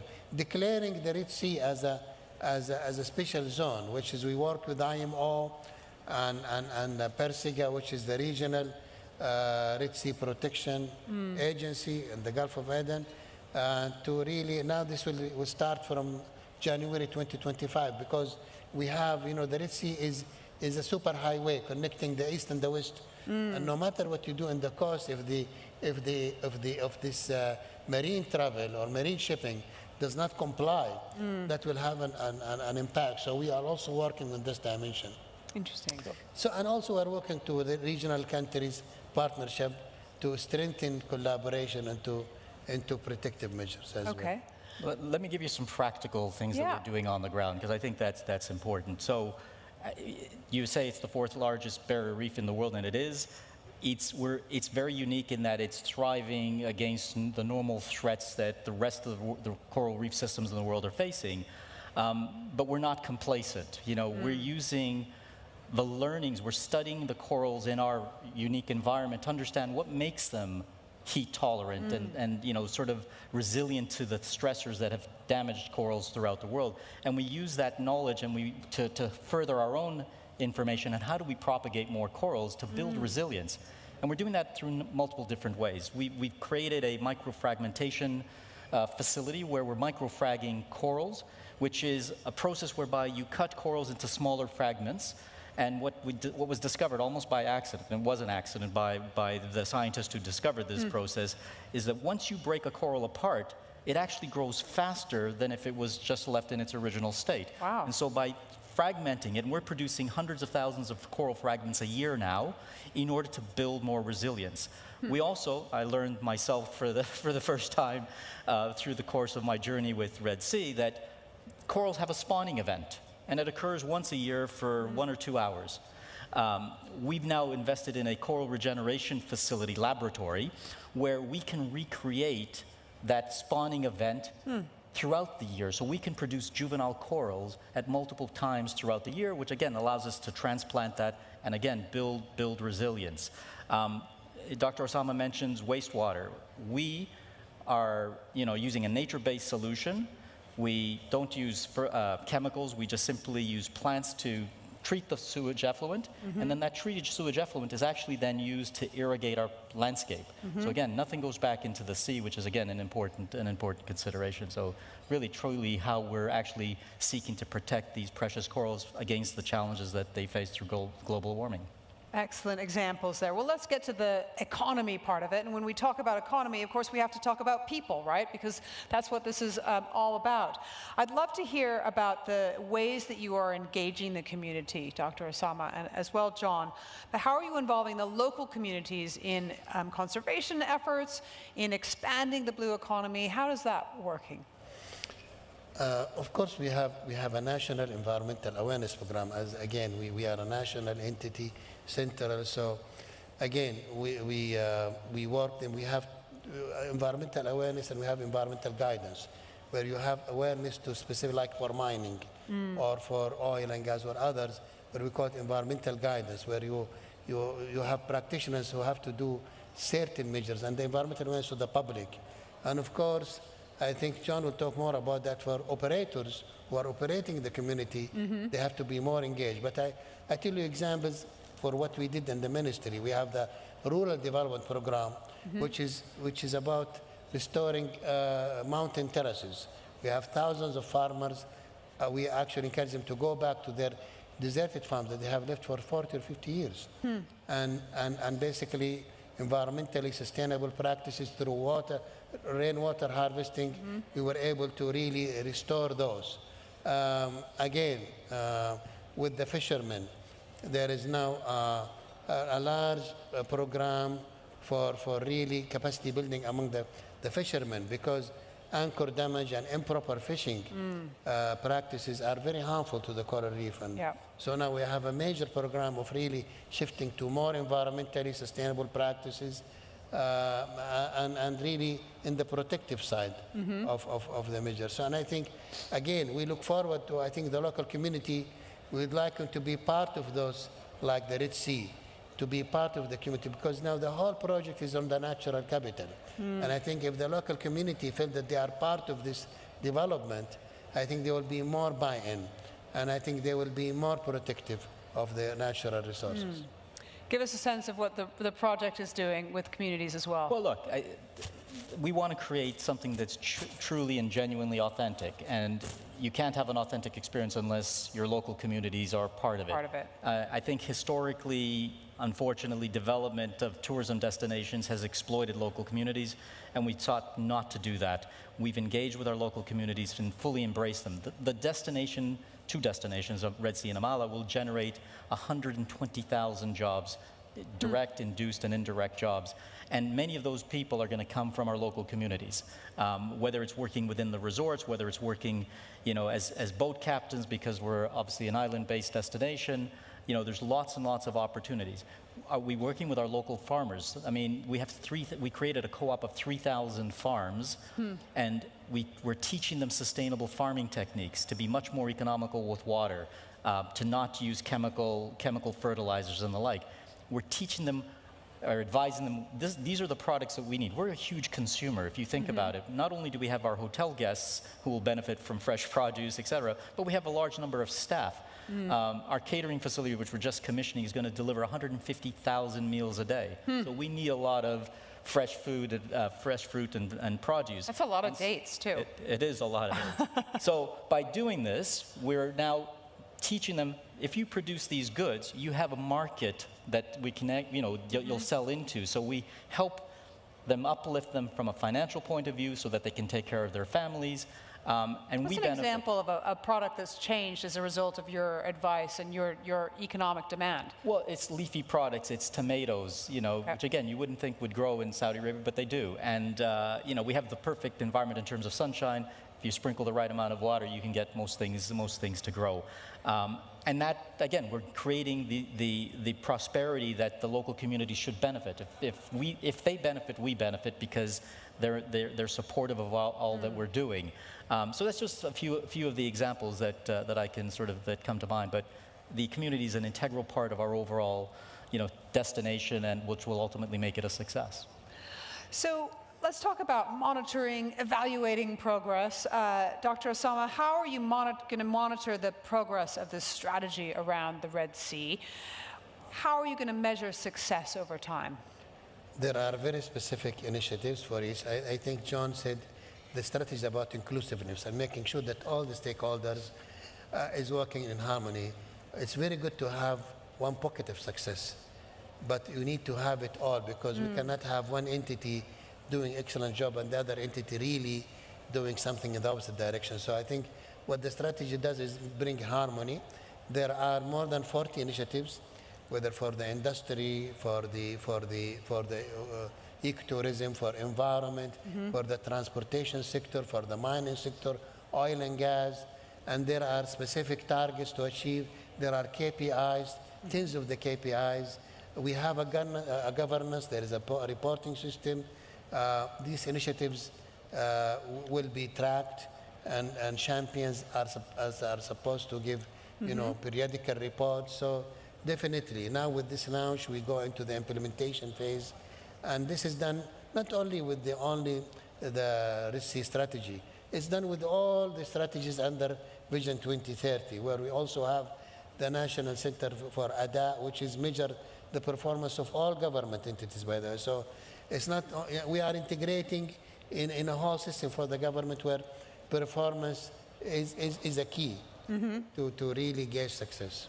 You got milestones, specific milestones you're working towards, John. Absolutely. So when we started our journey, we set out, the whole concept of regeneration, I'd like to claim that we were the ones that actually created this concept, where we said early on, sustainability is no longer enough. And so instead of just maintaining the status quo, we set the target of increasing the net conservation value of our entire destination by 30%, which is a hugely ambitious target. And quite rightly, the world would be cynical. They'd say, okay, easy to say. And we want to make sure that we deliver on that commitment. So we undertook one of the largest surveys ever undertaken, certainly by a private developer, and we published the results.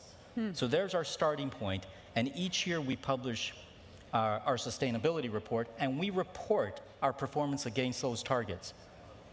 Unblemished, untarnished, it is what it is. We are working towards achieving them. We've set the bar extremely high, but we're demonstrating our efforts and showcasing the progress that we're making towards those goals. What's the biggest challenge for you in those?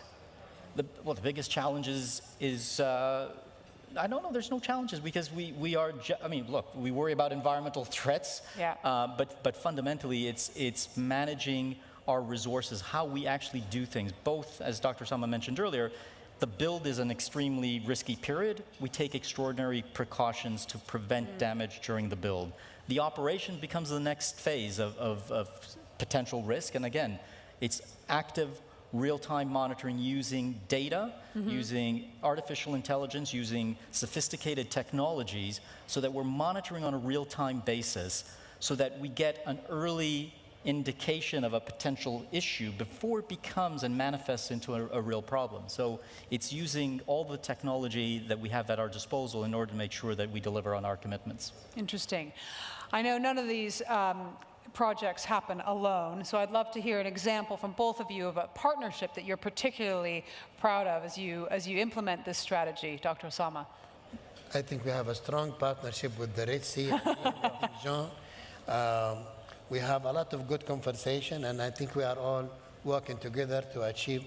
That's an example. Mining industry. Maybe here you're talking about ecotourism. The whole model is about conserving environment. So you say environment is built in, but mining industry is one of the most challenging. And I'm very proud that we have established a joint team with Ma'aden. And I think we have seen the CEO just 2 hours ago. He's saying, we are finding by shifting to environmentally friendly alternatives, we're going to make hundreds of millions of dollars of profit. Right. So he's saying environmental compliance and conservation is not only mandatory, but it's profitable. And it was music to my ear, because I was thinking that mining will be the most resistive. But if I can hear it, if the mining can do it, everybody can do it. So I think this is an example that I'm very proud to cite. Fascinating. And John? Again, the partnership we have with the whole of the environmental authority between MIWA and then all of the centers, it's a strong relationship that has been built over time where there's mutual respect and trust. They trust us to do the right thing, and we trust them to support us in everything that we do. And to the point about the value, again, we recognized at the very beginning that nature and the environment are our most valuable asset on our balance sheet, because that's what's going to differentiate us from other destinations around the world. Fascinating. Well, thank you so much for tackling some of the big questions here around protecting natural ecosystems, supporting ecotourism, involving the communities, and creating a sustainable future and the future of the blue economy. Gentlemen, thank you so much. Thank you to the audience for listening. Edna, back to you. Thank you. And once again, thank you so much, Edie. It was great to hear, of course, from you, your dear panel. Delightful, as always, to hear from the Deputy Minister of Environment, Ministry, Water and Agriculture, Dr. Osama. And again, great to hear from John Pagano and see the great work that's going on at Red Sea Global.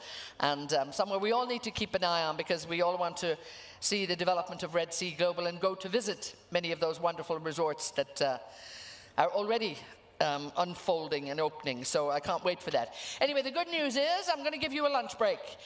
Very kind of me, I know, but please, please be back here no later than I was to tell you be back at 1:55. So you have a little bit of leeway.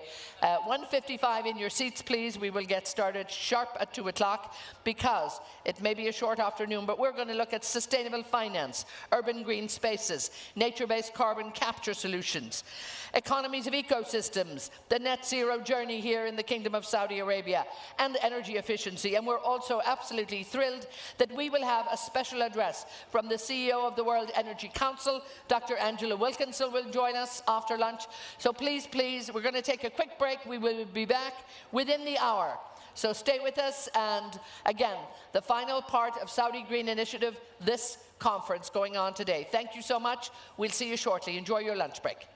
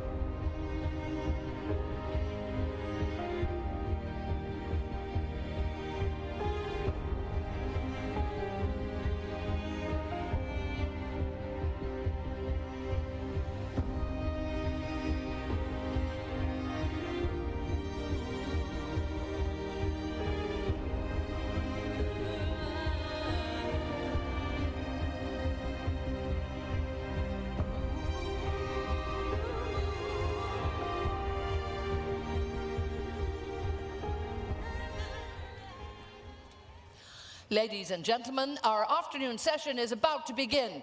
Please take your seats.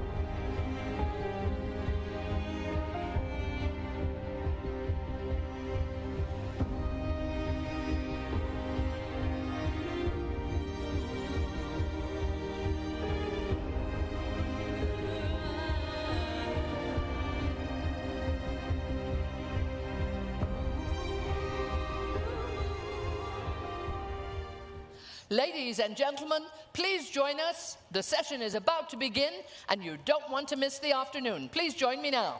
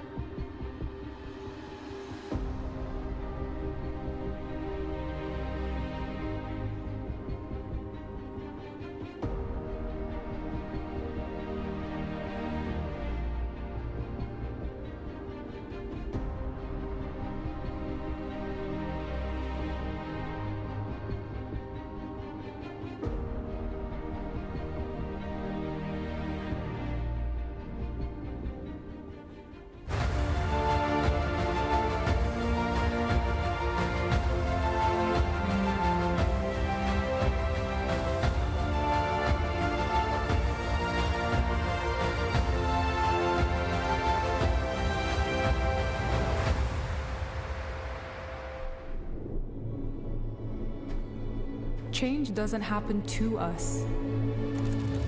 It happens because of us. As the world gathers in Riyadh for the largest ever UN conference on land and drought, Saudi Arabia stands ready, guided by the vision of His Royal Highness Crown Prince Mohammed bin Salman Al Saud, to demonstrate that a greener future is possible.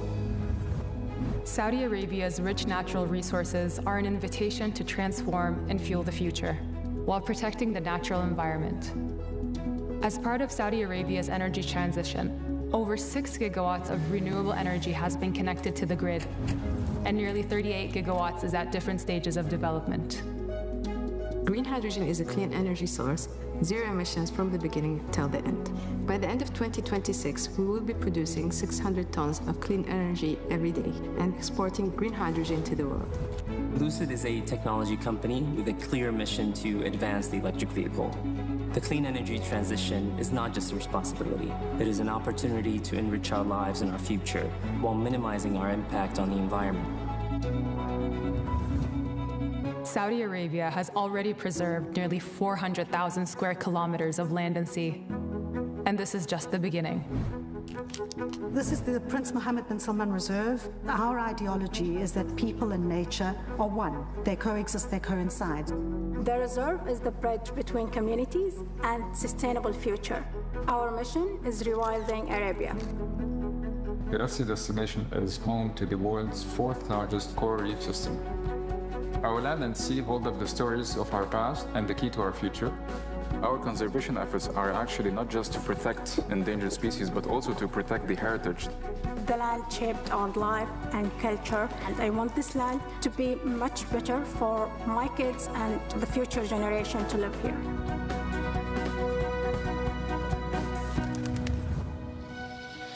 Restoring and greening land unlocks new economic opportunities and better quality of life.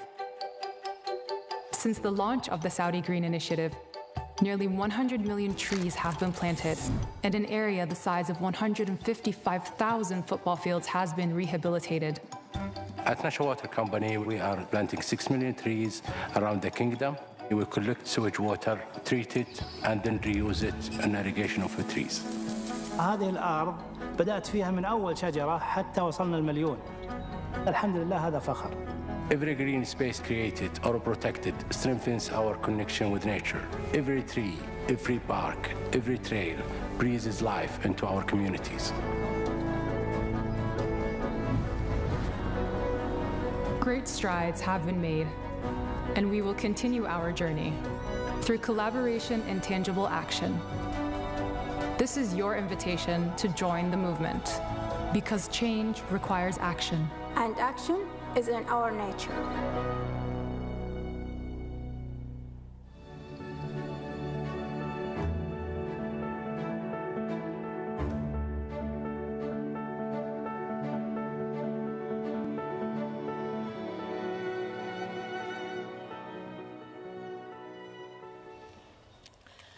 Assalamu alaikum. Good afternoon, and welcome back to the final half day of the Saudi Green Initiative. We're absolutely delighted that you're with us here, and what a great sessions we've been having so far. A full day and a half of engaging information, inspiring facts and ideas. Really, really some great stuff going on here. This afternoon will be equally as action-packed. We'll be looking at energy efficiency, the kingdom's net zero journey, the ecosystem, economies. We have a special address from the CEO of World Energy Council. She's going to be joining us. Dr. Angela Wilkinson, we're thrilled that she's going to be back here with us. Nature-based carbon solutions, urban green spaces, but more important than anything right now, we're going to look at how do we redefine sustainable finance. And we've talked a little bit about that before the break, but we're really going to look at it now with the founder and CEO of KBW Ventures. But let me get our moderator on the stage. Rawan Radwan is going to moderate this session. And please give a very warm welcome to the founder and CEO for KBW Ventures, His Royal Highness Prince Khalid bin Al-Walid bin Talal Al Saud is joining us. So we're absolutely thrilled that he's taken the time. And we're so excited to have you both in conversation. Thank you so much. Thank you, Edna. Thank you, everyone. Your Royal Highness, please. Assalamu alaikum, everyone. Rawan Radwan. I will be your moderator for this afternoon. Your Royal Highness Prince Khalid, thank you so much for coming. We're really excited about this session. We've had a really brief conversation behind the scenes, but we've basically set the scenes and we set the foundation on the conversation. And I'd really like to start on one thing. Yes, ma'am. Businesses are stepping up their efforts to adopt sustainable and inclusive practices and enhance their contributions to SDGs. And yet, the global financial systems are deeply misaligned with them. There needs to be some sort of hardwiring of SDGs into the financial market. And many believe that reform of the international financial architecture would be a game changer in accelerating SDG progress. Sure. In your opinion, what role does venture capital play in accelerating global transitions to sustainable industries, particularly in emerging markets? Sure. Awshay, bismillah, alhamdulillah, salatu salam ala rasulullah. Thank you very much for having me. It's an absolute pleasure being at SGI. It's an absolute dream for me to be in something where I know Saudi is leading and leading the world, really, alhamdulillah. So venture capital, really, if you think of venture capital, is really the seed stage for investing in things that don't yet exist. They take on the majority of the risk just for technologies to develop, and then for banks and PEs and other types of finance become available for companies to scale faster. For me personally, impact investing really plays a huge role, simply because it reflects a lot on the investor's desire for financial return, as well as being, in fact, positively impacting the environment, whether it's people, whether it's the environment, whether it's social responsibility or whatnot. So there are two sort of forces that are playing in a positive role for impact investing and VC funding, which is really what we do at KBW Ventures. But there's sort of a competition right now. I mean, there's this constant need to be competitive, and we need to be the upper hand. We need to be. There's this constant fight within the financial systems, whether they're emerging or established. Yes. Where do we see, how do we shift from seeing the sustainable finance as a competitive advantage to viewing it as a catalyst for systemic change? It needs to be, there needs to be something that will just basically move it and shift it. Sure. So usually you'd put these things into silos, if you will. So you'd let impact investing play its role, and as soon as the company or whatever doesn't exist that's on paper, and then the proven model becomes a proved model, then it would gradually shift into the banking system and PE funds and the likes. So there are ecosystems that have to play in harmony with each other. Impact investing plays the first role, which is venture capital, part of venture capital, and then obviously banks de-risk these concepts and helps fuel the growth of and scale these businesses internationally. And really, it's a marriage of different types of industries coming together harmoniously. And venture capital and banking complement each other really, really well. you said that they complement each other, but at the same time, there's quite a difficulty in terms of risk. You just mentioned the term risk. Of course. There's always risk, but banks don't want to be put in a position. That's where the role of venture capital comes in. Venture capital comes and de-risks these concepts by proving them or disproving them, and then you'd move on to the next investment. But let's call, for the sake of argument, we're going to be talking about companies that actually make it. So venture capital comes in and de-riskify these opportunities, and to fuel the growth and to fuel the scale, banks come in and fuel that scale. Once the proven model is there, once there's profitability, once there's product market fit. We're walking into 2025. Yes. This needs to happen very soon. Yes. And I think with regard to SGI, climate change, the global warming, this really falls in line with what is needed to happen. That shift needs to happen very soon. And we're talking about emerging markets, namely those outside of Saudi Arabia. Do you have any examples that you've seen so far that actually proved successful? Oh yeah, I'll give you one initiative that Al Walid Philanthropy started, which is Atlai. Atlai Technologies. It's a fascinating technology, really, and I don't want to not give it its right description. So, excuse me if I look into my notes. But it's an AI-powered platform that launched by the Al Walid Philanthropies to combat deforestation. And as we know, deforestation represents about 20% of greenhouse emissions that happens globally here on the planet. It provides real-time, multilingual, accessible data for deforestation in real time for activists, for global policymakers and organizations, just to know that these deforestations are happening. For us, it's a beautiful thing because it democratizes data and makes it accessible worldwide for anyone to know, or the policymakers to know that there are significant effects of deforestation in a certain area, and then obviously the UN can take its own actions, with whether it's stopping funding or increasing funding for that matter to stop that from happening and whatnot. And that's one of really the highlights of the many highlights of the philanthropy. You mentioned earlier the silo effect, and then we're looking at this local sustainable finance solutions. Sure. There's a really big difference between when we look at it locally and how this falls in line with the local market, with the local strategies, and it's more of a nationwide strategy. Sure. And then how that can be also applicable on a global scale, and it will create an impact. These strategies change, namely, I would say, almost on a daily basis, if not, I mean, I'm being sarcastic still, but this could be really applicable on a daily basis. They change, they're very local, they're localized, they cater to a local community, they cater to a local banking and financial system. What kind of strategy do we need to apply to ensure that it can be for all, it can be applied to all, to those whom are looking to make that shift, to make that into a more universal language, when it comes to venture capital and investment and financing these small businesses and making these changes? You just gave one example. This can be applied to different examples as well. Sure. Again, if you look at things in a siloed manner, you have to look at impact investing. Impact investing is really capital solving real-world problems, scalable, sustainable, and profitable. So these are the main goals that impact investing has. Charitable giving really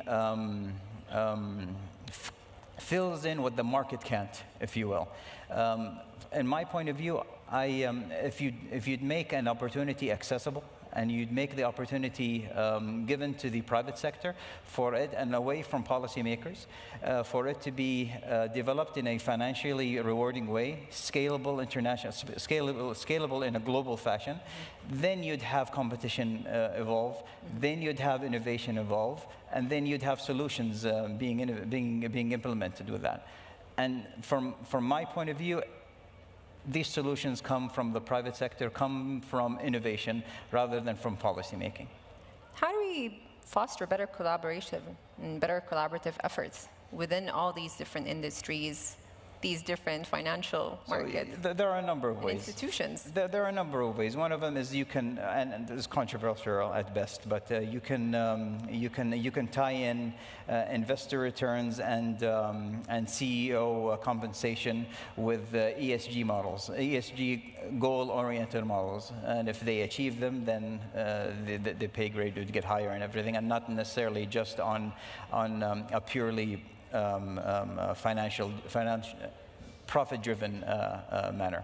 So if you have these goals at least, and if you have these types of impacts that might decrease a little bit of a company's profit, but still have positive impacts on ESG levels, then you'd have better outcomes, I believe, and better responsibility for CEOs being rewarded and shareholders being rewarded for their company's efforts. Can this come back to SDGs? Can this come back to SDG goals, and can they align with them? As long as these SDGs align with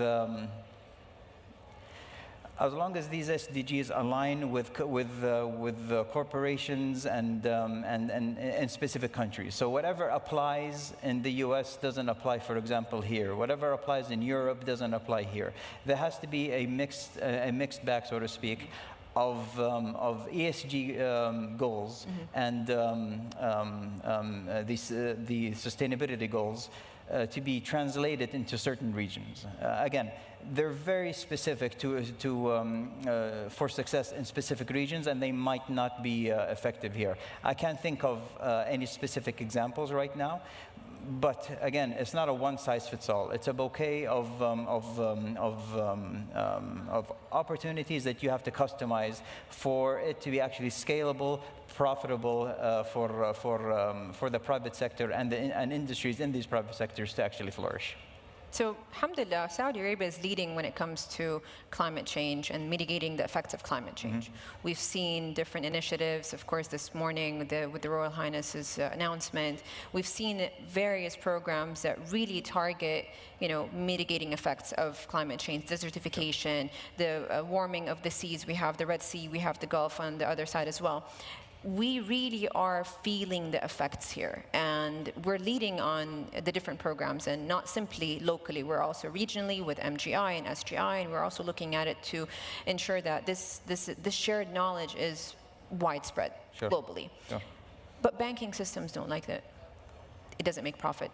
There's a lot of money being lost, and banks want to make money. And financial systems want to make money. Financial markets want to make money. I know this is very controversial, but explain it better to me. It actually isn't.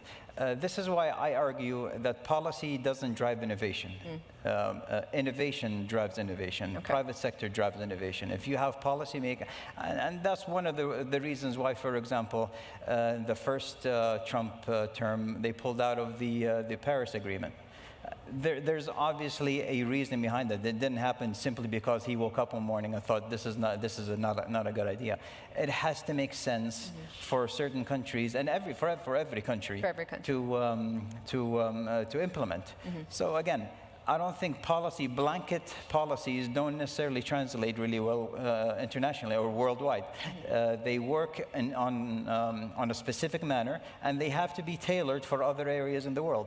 And again, this is why I believe policy doesn't necessarily dictate change. I think the market, I think innovation, I think private sector really dictates the way change is going to happen, as long as it's scalable and profitable. And that's the beauty of the private sector. Venture capital, PE funds, and banks, they all are harmonious together. Once it's proven in a certain stage, it graduates to another stage, and then it graduates to another stage, which is the public markets. And then they get to dictate.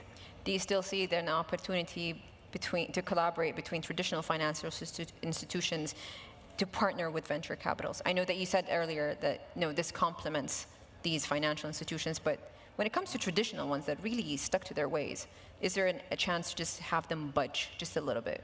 Oh, 100%. From again, just simply my standpoint, venture capital is not a competitive to the traditional banking sector.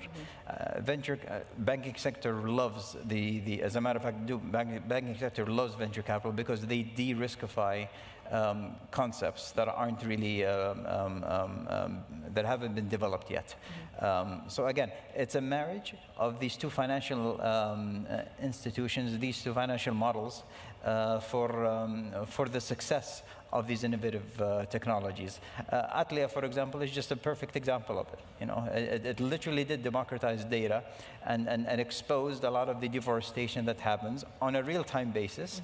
And then UN and other policymakers can get to dictate how to respond to these crises that's happening. This is just one example of hundreds, if not thousands, of different projects. I mean, there are obviously other ones. I'm not going to.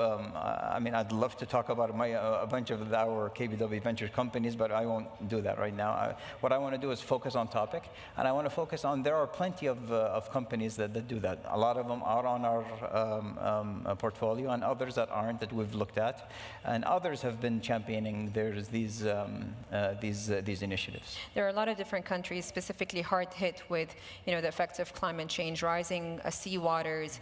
Of course, the different we've seen a number of typhoons. that have hit East Asian countries. And when it comes, when there's time, at a time of crisis, you feel that there is a need from the civil society, from the community itself, to make a difference on their own. But they do need the finance. They do need to be helped. And charities fall in line here. They do help. But, I mean, where do we draw the line between, I don't know, the impact of investing and charitable giving? There needs to be a very clear line, I would say. I think there is a line. The line is impact investing is for profitable, scalable opportunities. Charitable giving is everything that the market can't fill. Disaster relief is one of them, and obviously many others, whether it's in the medical field, whether it's in any other crisis that happens around the world, maybe environmental and whatnot. But again, these concepts do marry well together if you have a well-diverse population that's somewhat driven to do charitable giving as well as impact investment. And we haven't seen impact investing really develop a lot here. We've seen investing, but impact investing is starting to grow.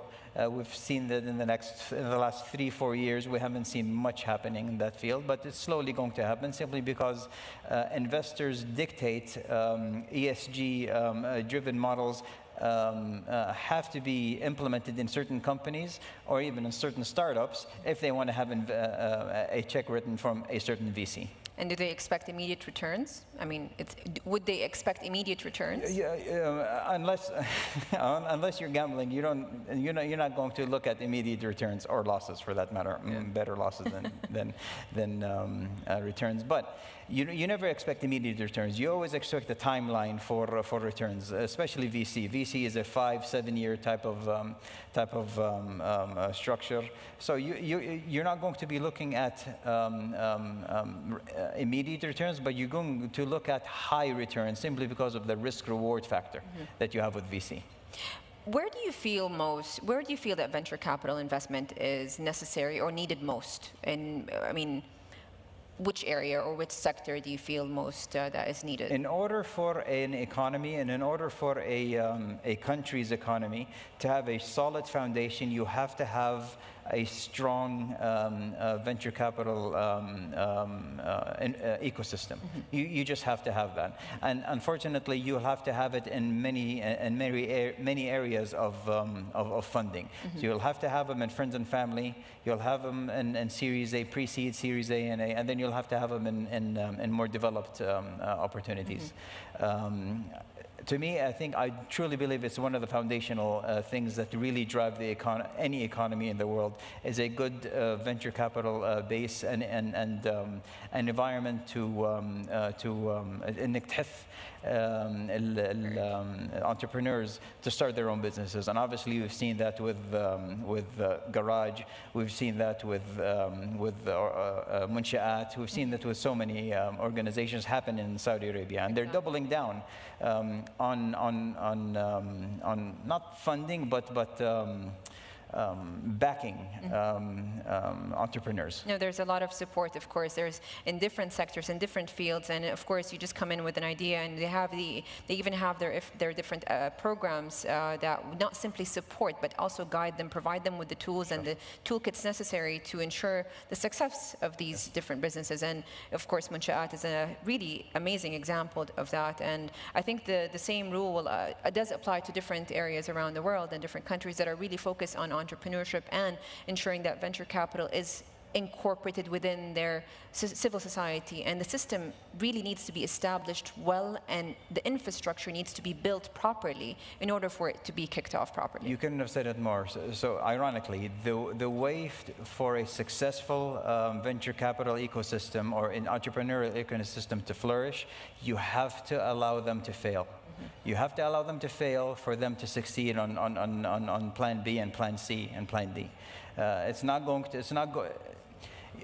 to work to shame people and everything, or even put them in jail for whatever for a failed business. That's not going to work. And obviously, alhamdulillah, we've moved way beyond that. And right now, it's just about culturally getting the culture accept failure and wearing that as a badge of honor, and then moving on to the next problem to solve. You couldn't have said it better. Your Royal Highness, Prince Khalid, thank you so much. No, thank you. Thank you so much for everyone for your time. All right, we're done for this much. session, and we look forward to the next.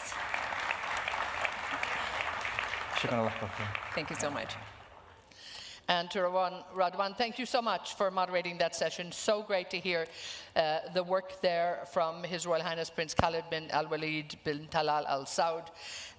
You know, his energy, his enthusiasm for his trade, for the work that's happening here in terms of the financing and the banking with KBW. I loved when he's talking to about the concept of venture capital, what it's for, what it's doing, and particularly here in the Kingdom as well. I mean, how important it is. And I love that how the banking sector actually likes the venture capital people, loves to have them on board, loves for them to do probably some of the work that they're not going to do, that maybe they should be doing. And again, redefining sustainable finance, looking at impact investment, looking at the work that we can do with that, and actually how investors can make a good profit on this.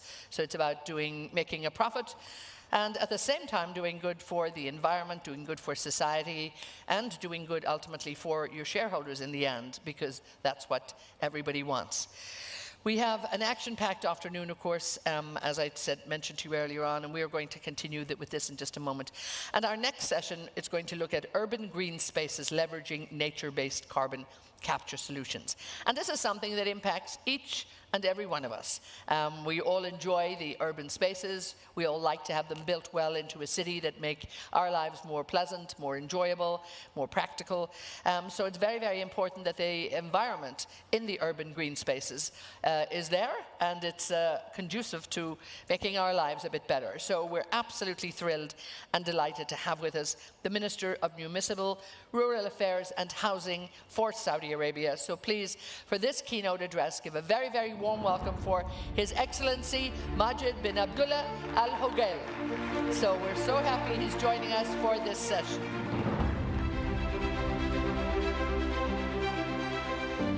Hello, lovely to see you. Thank you, Your Excellency. Thank you so much. بسم الله الرحمن الرحيم.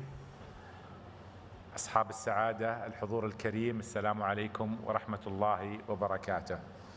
بداية يسعدني أن أرحب بكم جميعا في منتدى مبادرة السعودية الخضراء 2024، والذي يجمعنا لتناول قضية ذات أهمية حاسمة لمستقبل كوكبنا، حيث تأتي إقامة هذا المنتدى انطلاقا من دعم قيادتنا الرشيدة حفظها الله، والتي وضعت الاستدامة وجودة الحياة في صميم أولوياتها. ألتقي بكم اليوم لاستعراض جانب من إنجازاتنا في وزارة البلديات والإسكان، ولا يمكننا الحديث عن هذه الإنجازات دون الإشادة بالدعم الكبير الذي يقدمه صاحب السمو الملكي الأمير محمد بن سلمان بن عبد العزيز آل سعود ولي العهد رئيس مجلس الوزراء ورئيس اللجنة العليا لمبادرة السعودية الخضراء حفظه الله.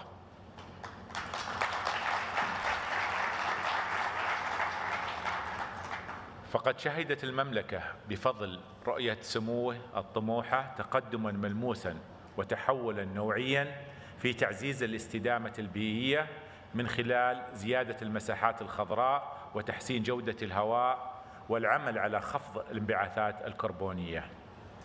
ووزارة البلديات والإسكان هي جزء من هذا التحول، حيث تسعى دوما إلى زيادة نسبة المسطحات الخضراء وتشجيع التشجير وضمان استدامة الموارد في إطار رؤية السعودية 2030 التي تضع المواطن وجودة الحياة في مقدمة اهتماماتها. كما نعمل في ضوء مستهدفات مبادرة السعودية الخضراء التي أطلقها سمو ولي العهد في مارس 2021، وهي إحدى أكبر مبادرات إعادة التشجير في العالم، حيث تعكس التزام المملكة بالتصدي للتحديات البيئية المختلفة التي تواجه مملكتنا الغالية. ولقد تبنت الوزارة مبادرات وخطط استراتيجية فاعلة لدعم مبادرة السعودية الخضراء من خلال تنفيذ عدة مشاريع تشجير ضخمة شملت تشجير الشوارع والجزر الوسطية وممرات المشاة والحدائق بهدف المواءمة مع المحاور الاستراتيجية للسعودية الخضراء، والتي تشمل 1. خفض الانبعاثات الكربونية والوصول إلى أكثر من 278 طن سنويا بحلول العام 2030 والتحول إلى مصادر الطاقة المتجددة مثل الشمس والرياح لتوليد الكهرباء وتطوير تقنيات احتياج الكربون وتخزينه وإنشاء مشاريع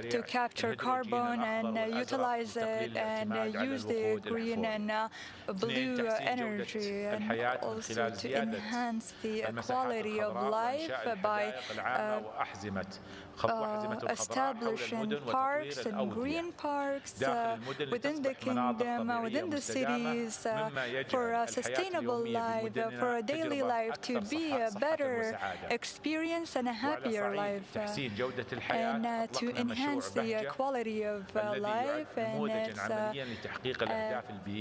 this is one of the best practices in incorporating the green initiative, and we've done now more than 600 parks within the kingdom, and over 12,000 millions meters of working in parks, and these numbers reflect our ambition and the urban transformation of the cities. It's not just a term, it's a methodology that we've worked for to incorporate it in modern sustainability and modern transformation, to work with capacities and resources, and also to enhance the fresh water, and to plant or use plants that are compatible with the kingdom or the environment in the kingdom. And there is also different projects that we've done and we will do in the future. All of this shows our commitment to not only planting the trees, but also to ensure its sustainability in the long term. And we believe that there is no initiative that could be done unless we have the support by the society, unless it's supported by the society, and by that we could increase the awareness of local people, of the citizens, and to plant trees and to work on it. And we've also we encourage the private sector to be part of this initiative, both public and private sector to work in this partnership. Also, the global partnerships like UN Habitat with the convention and an agreement that within them we have programs that targets enhancing and the quality of life and the urban transformation and the sustainability of these enhancements, and to make a better life with the development program of the United Nations, that we have 6 initiatives that targets these aspects in the Kingdom of Saudi Arabia, and that reflects in a positive change. And it serves the objective of the sustainable development to the Saudi Green Initiative, and to accomplish this initiative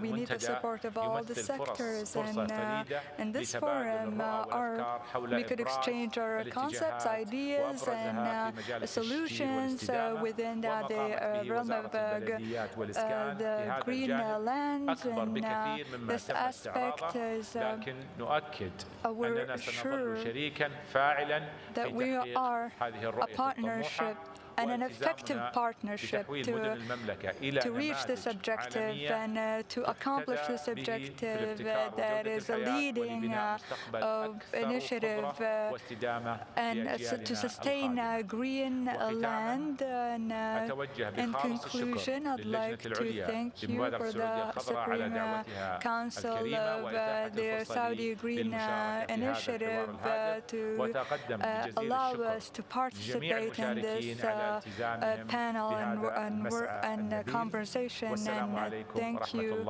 and peace be upon you.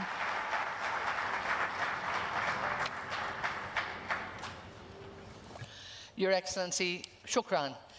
And again, thank you so much for being with us, and thank you for your commitment to the Saudi Green Initiative. It means a lot to us, and I know it will mean a lot to His Royal Highness. So again, from the Municipal, Rural Affairs and Housing Authority to the Ministry, thank you so much. So encouraging to hear your great words and to hear the great work that is going on within the ministry as well. So once again, thank you so much. As he just departs, he's very, very busy, so we're so glad he stopped by to give us that keynote address. We're now going to continue to look into this very topic here, urban green spaces, and again, leveraging nature-based carbon capture solutions. So please welcome back our moderator for this session. Rawan is back with us. Rawan, thank you so much, and she will bring her panel to the stage. Thank you so much. Lovely to have you back. Hi again, everyone.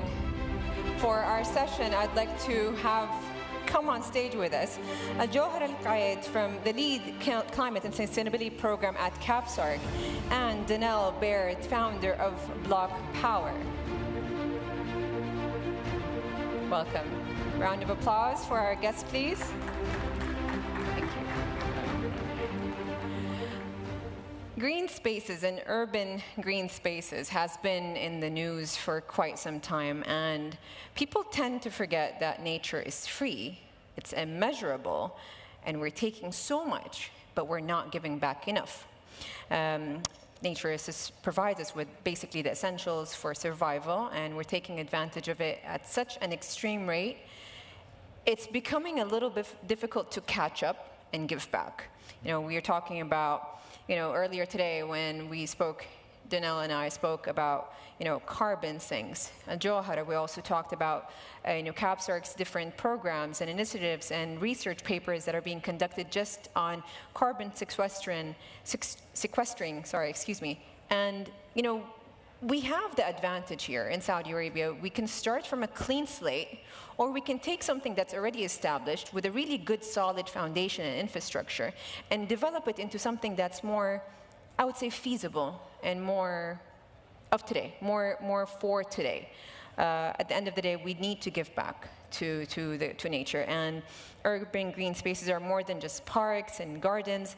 They're vital nature-based solutions. This is the topic of the conversation. Urban green spaces is a relatively new topic and concept, not just simply in Saudi Arabia, but also around the world. And I wanted to ask, what are the most significant opportunities these spaces present for carbon capture and in line with sustainability? So I'd leave the room to Jawhar. Okay, thank you so much, Rawan, and thank you to the SGI for having me. Assalamu alaikum jami'an. Maybe let me start by setting the scene. Today, 70% of emissions come from cities and urban centers. Cities are the hubs of our economic activities, meaning they are a huge source of emissions. More than half of the world population live in cities, and that number is expected to reach 70% by the mid-century. So there's this rapid rate of urbanization happening, not just in the kingdom, but globally. And when it comes to the role of cities in tackling emissions, it's becoming more and more evident as countries set net zero targets for themselves. Even cities are now setting net zero targets within their scopes and the peripheries. So around 23% of major cities globally have set net zero targets. And I think a lot more will follow suit in the coming years. This definitely makes it evident that cities will have to assume their role in tackling emissions and utilizing and optimizing on all potential ways is definitely of high priority. And one of these is definitely utilizing urban green spaces and maximizing on the potential of carbon sequestration from these areas. Danelle, your experience, and as the CEO of your company, your experience in the past couple of years has definitely provided more insight into your field in the US. But now you're here, and we definitely would love to learn more from you. Well, I'm so honored to be with you all today, and it's really inspirational, frankly, to be able to come to Saudi Arabia and see the kind of leadership and vision that you all have for leading the world in sustainability, and I do think there's a real opportunity. My company, Block Power, the short version is we turn buildings into Teslas. What does that mean? Just as Tesla took the fossil fuel engine out of automobiles and replaced it with an all-electric engine, we can now take the fossil fuel heating systems, air conditioning systems, hot water systems out of buildings and replace them with solar-powered, wind-powered, all-electric heating, cooling, hot water systems. And that's what we do. Interestingly enough, during the last Trump administration, as you talked about in the last panel one, once America withdrew from the Paris Agreement, we actually saw some of our democratic, wealthier states, like New York, like California, like Massachusetts, like Illinois,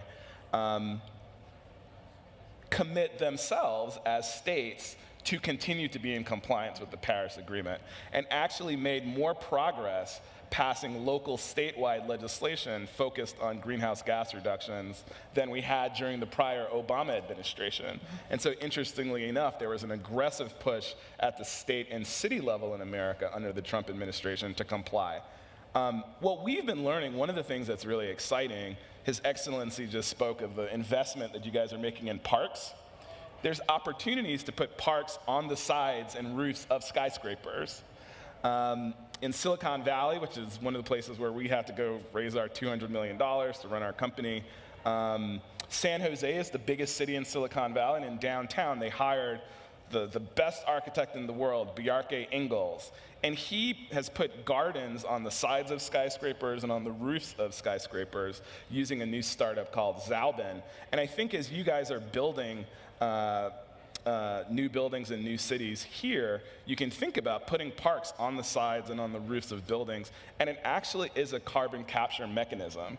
For every 100,000 square feet of parks that you put on the roof or side of a building through hydroponic equipment, you can actually capture 111 tons of carbon over a multi-decade time span, and I think it may be a really interesting opportunity for you all to look at. This is a very interesting topic, and it definitely is not too far from reality. I mean, given that there's been a really huge movement when it comes to hydroponic farming specifically, but not to the extent that they would go and provide them and have them on roofs. But again, this is a still very new topic, or new field of interest, but it is a growing one in the farming and agriculture business. But when it comes to greening and building code, I would say it's mandatory now, and Johara, correct me if I'm wrong, that for every building built or every structure, there has to be some green space provided within the vicinity, in a neighborhood, in a backyard, in a building, in a company as well. So there has to be some sort of green space in there. But I'd like to ask you guys, since you mentioned carbon capture, and I mean, there are these different initiatives, and my question would be, how can initiatives like carbon credits, for example, we've talked about this earlier today, but carbon credits are very important because at the end of the day, you do want to make profit, you just don't want to spend too much without gaining anything back in return. How can initiatives like carbon credits in the development and maintenance of urban green spaces be utilized properly? We can use the Saudi example, of course, whether it's theoretical or applied, and we can use, of course, the US example. Okay. Thank you. That's really an interesting question. So carbon crediting has just started as a concept here in the region. Saudi Arabia just established this year and just operated the Saudi greenhouse gas crediting mechanism, GCOM, which is honestly a breakthrough when it comes to setting the foundation for an effective carbon market in the kingdom and in the region, really.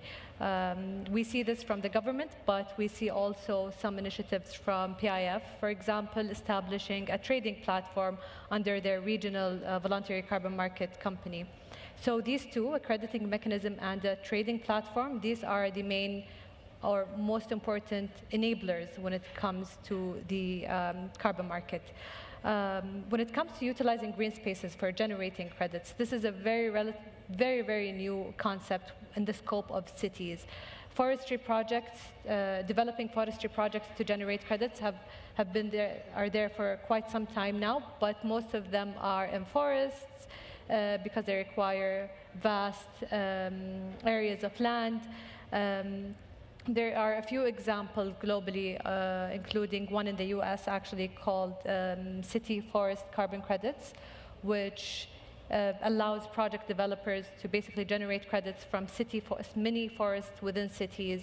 And they sell them for a premium value because they are marketed as not just credits that resulted in emissions reduction or removals, but they also resulted in co-benefits like air quality and improved health outcomes, and the list goes on when it comes to co-benefits.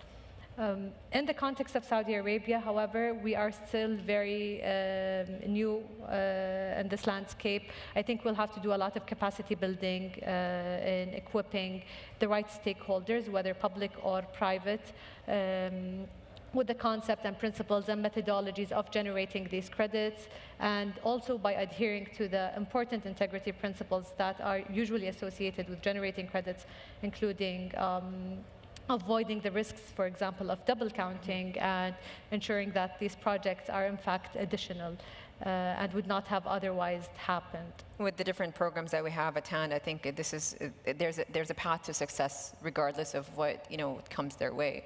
Danelle, what do you think? Well, I'm really impressed and inspired that there's a regional carbon credit initiative. In the US, we've actually struggled with some of our carbon credits in terms of their veracity and accuracy, and so are resetting our own carbon credit market. To go back to the example of putting parks on the sides of buildings and on the roofs of buildings, if you use Internet of Things enabled aquaponic and hydroponic systems, those plants stream data to the cloud as they capture carbon on the side of the building and provide real-time, actionable, granular 15-second interval data on carbon that's being captured by those plants and parks on the sides and roof of the building, which provides a great granular baseline of data for a carbon credit that can be sold regionally or even globally, potentially at a premium. And we think that's one interesting model. Another is we've been studying, there's a partner startup that's been studying, it's called Vesta in the US. The mineral olivine, if you grind it up and turn it into sand and then mix it with sand on a beach, as that mineral and sand interacts with seawater, it accelerates the carbon absorption capacity of the sea. And it turns out that one of the purest locations of the purest forms of olivine is in the Red Sea, on a place called St. John's Island, which is close to Egypt and maybe in Egyptian territory. But again, if you take that pure olivine from St. John's Island in the Red Sea and grind it up into sand and spread it into some of the sand that may be available in the region, as that captures CO2, that can be another form of carbon capture and carbon credit that would be really unique to the region that couldn't be bought anywhere else in the world, and therefore might carry a premium price. I think this is actually a program that we've been working on with Aramco and SGI as well. I mean, when it comes to specifically mangroves and mangrove forests, we have a huge mangrove forest in the eastern province, and we have another in southwest of Saudi down in near Farasan Islands and Jazan. And of course, the mangroves are fairly located sporadically across the western region of the Red Sea. And the northernmost mangrove forest is located in a tourism, near a tourist destination that's currently being developed by Red Sea Global called Amala. They have a mangrove forest there. It's protected. It's part of a natural reserve. And most of the mangroves that are actually in Saudi Arabia are part of natural reserves as well. But they're ensuring that they're increasing the green masses, more so than just replanting. No, they're actually studying it. They're really studying the carbon capture. And I believe there is a program with regard to carbon credits and for the mangrove. For that, exactly specific. If I can add to that, since we're at the topic of carbon credits, I think there are a lot of existing examples here in the kingdom that we can definitely assess and measure the impact of, and they offer, I think, really valuable lessons. Aramco is definitely one of the pioneers when it comes to protecting biodiversity. They have this mangrove initiative in which to date they've planted 30 million mangrove trees. Amazing. And the plan is to, under the SGI umbrella as well, plant 100 million by 2030. To date, they have validated how much these mangroves hold, and that's about, I believe, 445,000 metric tons of CO2 equivalent. So that's substantial, and I think there is a lot of potential there. We can also look at KAUST, who is also pioneering on the scientific front, in the West Coast as well, looking at mangroves at the Red Sea, and what you mentioned, Donald, they've noticed since the KAUST inception, they've been experimenting with mangrove trees, and they've noticed that the characteristics of the soil really have an impact on the quality of carbon sequestration through mangroves, and the Red Sea have an advantage. That's right. In that. We've done a study at CAPSARC to estimate how much potential can mangroves generate in terms of carbon credits. It's relatively modest, but it's not negligible, definitely, because it's compared to other project types like CCUS or renewables, which are of magnitude. But there is definitely room for studying there, and we can learn from the pioneers in the kingdom. Can we apply that same rule of law to urban areas, to cities? Can we calculate how much carbon is sequestered in cities? Or is it still in its infancy? It's in its, yes and yes. Yes, we can, and yes, it's in its infancy. I think what's interesting is that, Saudi Arabia and the region could really lead the world on this, measuring and capturing the carbon capture benefit, but also the ecological benefit and the public health benefit into one credit, and then selling that credit, right? Because the mangroves are more valuable than just the carbon that they capture. There's tourism, there's ecological value, there's a health value. And so in the US, our company with others has been focused on a blended carbon credit that combines carbon offsets along with health benefits into one credit. And could you sell that into the health system as well as into the carbon markets? And how do you use low emissions blockchain or cryptocurrency technology to tokenize those health and carbon offsets for trading?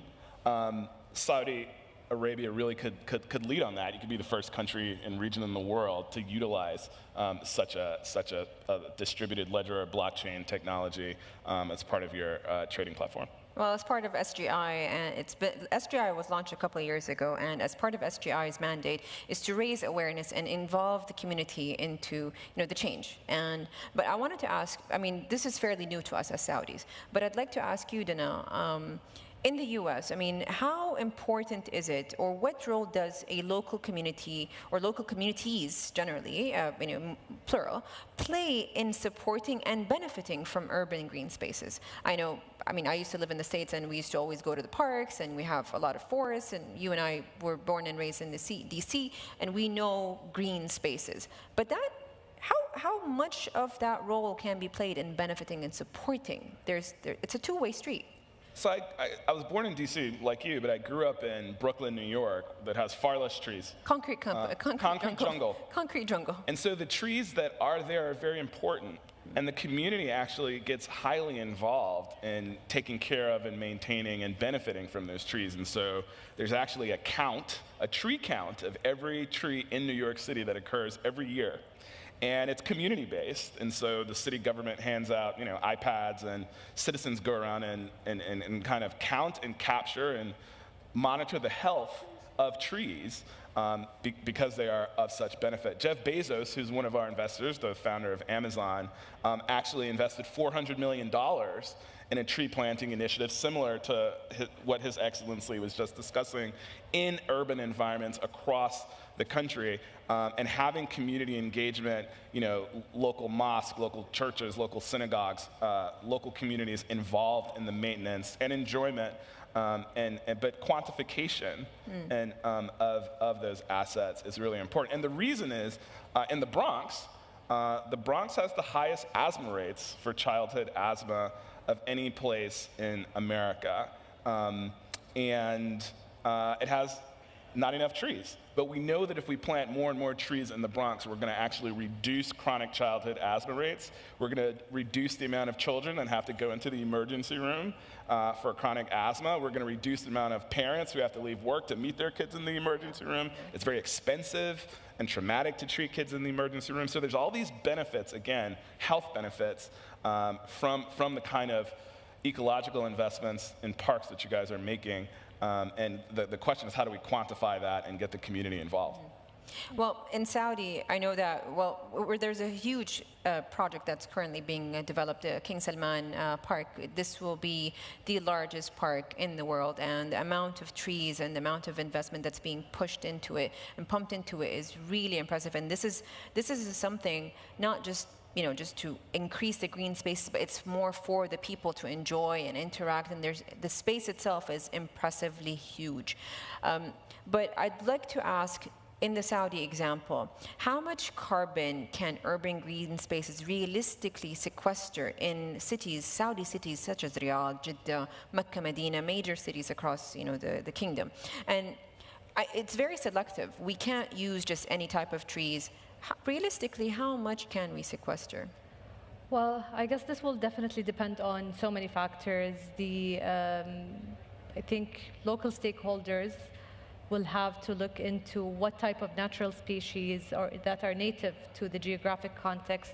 The kingdom is definitely vast in its different geographic landscapes.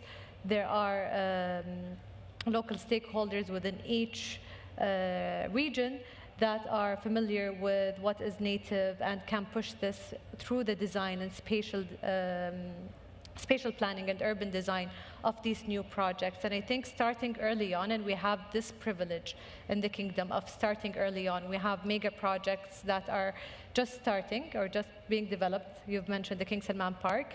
There's also the King Abdulaziz Park, among others, including mega projects in Riyadh and beyond, which will all have incorporated some green urban space within it. And many of these projects have these principles embedded within their structure. So we know that they will have sustainability as a core principle, and that they will promote greenery as part of these projects. Starting now and identifying what type of species should they plant in these projects that are native, that are less water intensive, that have different associated co-benefits, and not just in terms of sequestering carbon, but also health benefits, temperature reduction benefits, and that's huge. A lot of studies have assessed how much does trees, what is the cooling effect of trees? And it's huge. In some European cities, in some areas, it's up to 12 degrees reduction in the surface temperature, which is a lot. And in the context of the kingdom, this is significant because the main electricity consumer in the kingdom is residential buildings and ACs specifically. So tackling this challenge will definitely, through all the ways, including optimizing on trees, will definitely Let me add 10 more seconds. So one of the things that my company does in the US is we've built digital twins using artificial intelligence of every single building in America, over 125 million buildings, and that allows us to do scenario modeling. And so here in the kingdom, one of the things we could do is build digital twins of all the buildings and then layer in the different types of vegetation that you guys have planned to do some scenario modeling about the full carbon capture impact. We have a few seconds left, and I know we're going to exceed a bit of our time, but Danelle, I'd like to ask you, seeing that this is your first time in Saudi, what examples and what success stories do you feel like you can bring from the US to here? And what can we learn from you? Look, I think, frankly, I'd reverse the question. I think we're in a moment where Americans would really appreciate and be inspired by the Saudi Green Initiative to learn more about the work that you all are doing. You may not realize it, but in this moment, certainly half our country is in deep despair. And hearing from you all, the reason that I'm here is to learn and be inspired, and I think that many Americans would appreciate learning about the great work and significant priority that you guys as Saudis are placing on environmental initiatives. I think that's an important message to spread to the world, but particularly to Americans right now. That's amazing. Ladies and gentlemen, thank you so much for your time. This is it for our session. Johara, Danelle, thank you so much. Appreciate it. Thank you, everyone. Thank you. Thank you. And again, thank you, Rawan, for that great panel. Really looking at our urban green spaces, and again, the very innovative and the very exciting technology, I think, and in fact nature-based technology in terms of carbon capture solutions. We sometimes forget what's just looking at us around nature, so we really have to make sure that we combine the great new innovative technology that's out there with what we have already. So it was just so refreshing to hear that, to hear some of the great work that's actually going on. Clearly, again, all impacting on each one of us, impacting us in our environment and impacting us as a community. Our next speaker is going to talk more about communities, talk more about humanity, talk more about how the energy transition, or she likes to talk about the energy transitions, because they're not all created equal, and we won't find the same energy transition in one country and the next. So we really have to look around the world and look at the different transitions that will be taking place. And all of this, of course, takes a lot of work, takes a lot of commitment, takes a lot of imagination, and takes a lot of trust as well. Apart from that, too, it comes down to the great work that we're doing here in Saudi Arabia. And she is the CEO of the World Energy Council, but she runs a big, big event that actually is the World Energy Congress. And that Congress is on the road to Riyadh in 2026. So that's also something very, very important that we have to consider and think about. You already met her when she had the pleasure and the honor of talking with His Royal Highness Prince Abdulaziz, who I know very, very well for a very long time. And I know her for a long time too, maybe not as long. So please give a very, very warm welcome to Dr. Angela Wilkinson, the CEO of the World Energy Council.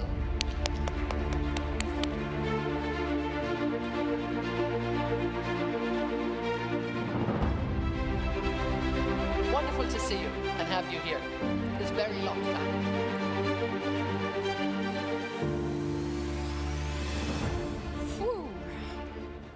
Your Highnesses, Excellencies, ladies and gentlemen, as Secretary General and CEO of the World Energy Council, I'm honoured to play a small part in this year's Saudi Green Initiative.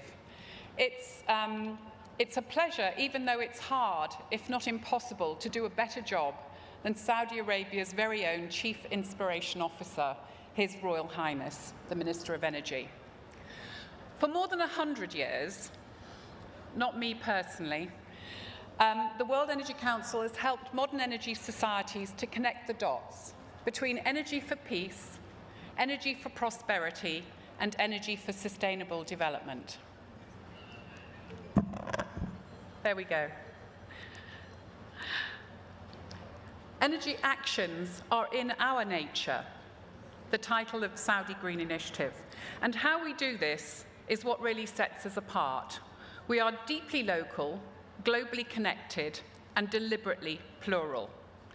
And we've learnt a lot about energy in the last 100 years, which is still relevant in a new era for energy for people and planet, and to the conversations here today around the Saudi Green Initiative and the connections between climate, nature-based solutions, and biodiversity.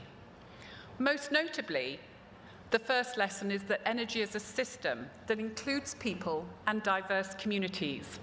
And as His Royal Highness rightly noted yesterday, transformation will only happen when there is what he called buy-in. We call this humanizing energy.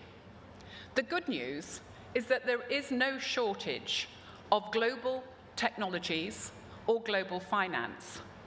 Securing more energy for climate-neutral, nature-positive, sustainable development, however, involves much more than financial cooperation and technology innovation. It's essential to engage more people and diverse communities in making change happen, a theme that was also discussed in the panel just now. Today's world energy system is no longer fit for purpose, and the outlook is more uncertain than ever. We have tracked a 14-fold increase in uncertainty in the last year. And Mother Nature, not just geopolitics, is shuffling the deck. All signals now point to an overshoot of 1.5 degrees centigrade. And only 2 months ago, 20 million people were on their rooftops as southern Brazil flooded.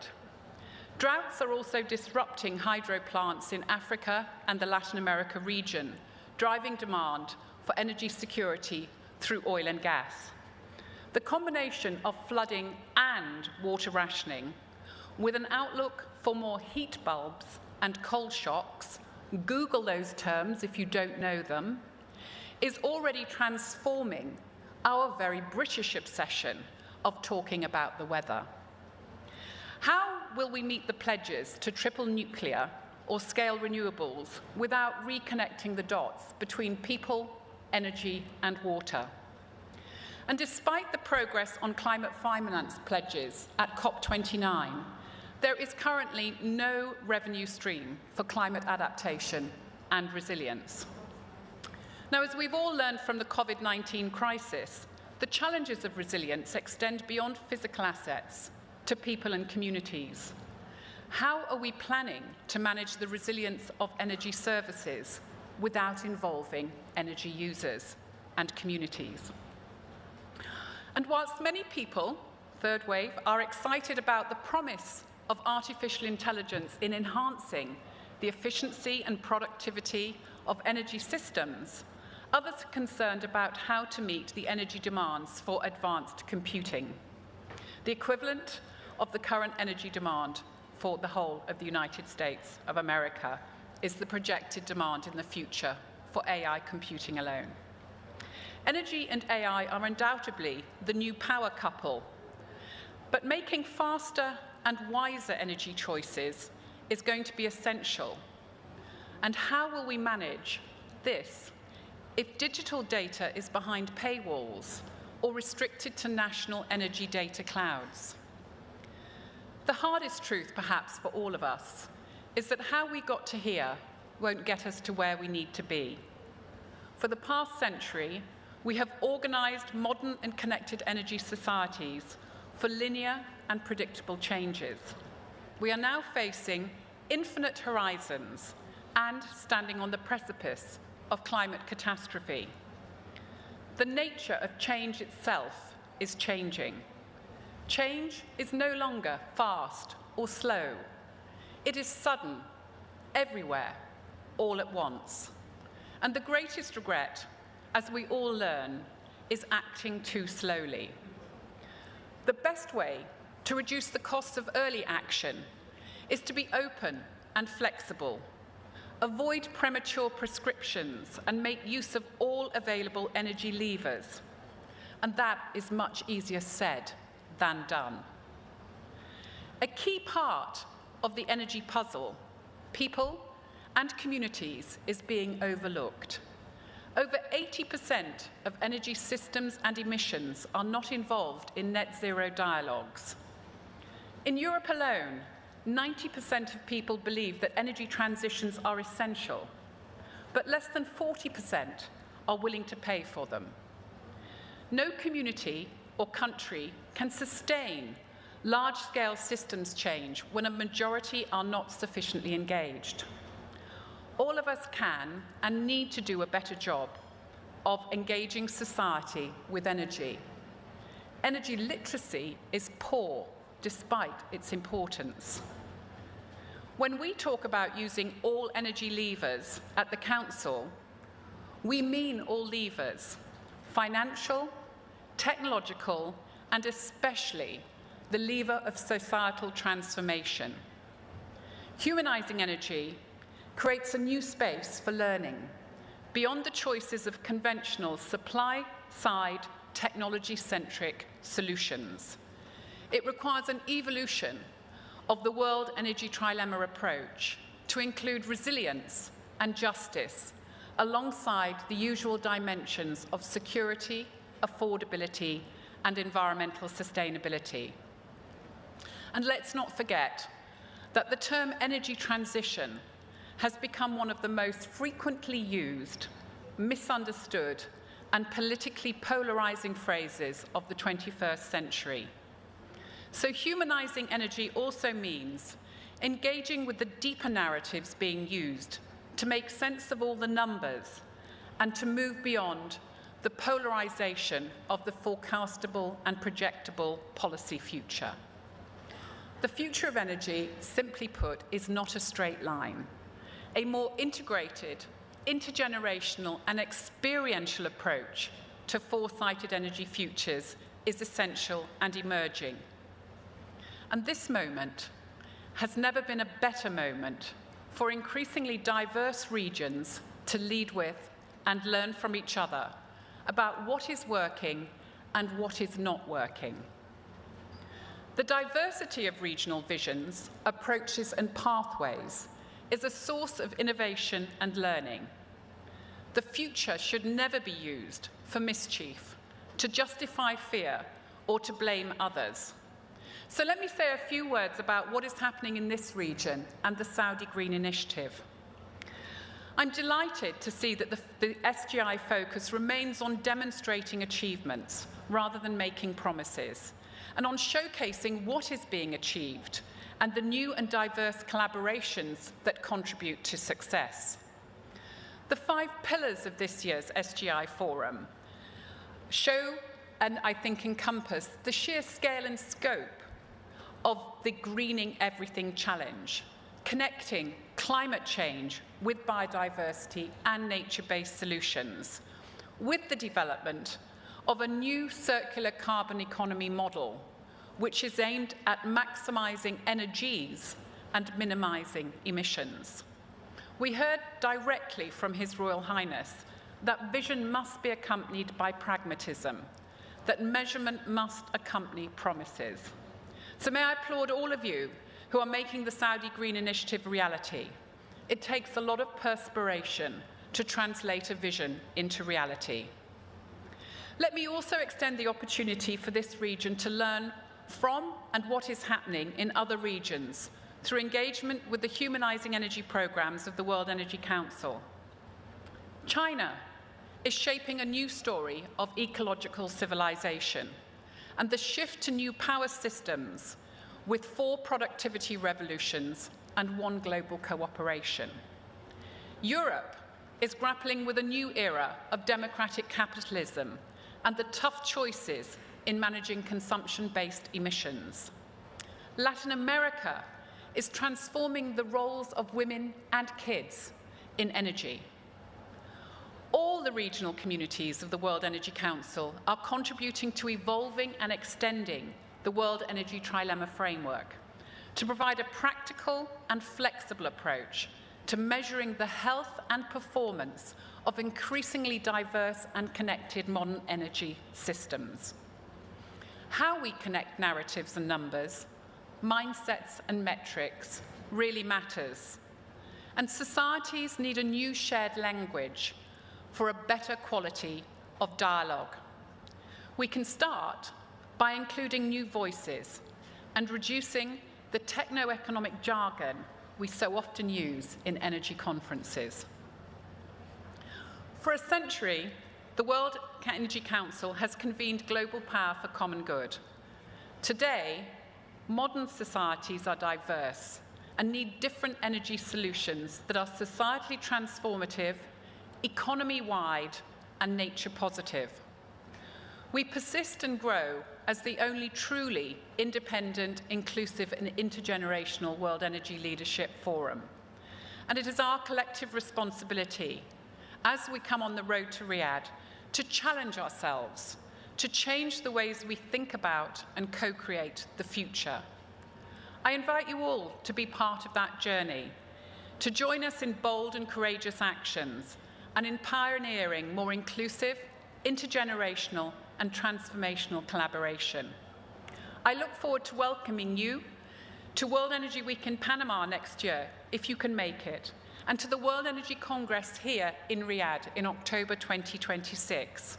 It's themed, Inspiring Transformations, Delivering Transitions, and I think it perfectly encapsulates the new DNA of the Kingdom of Saudi Arabia.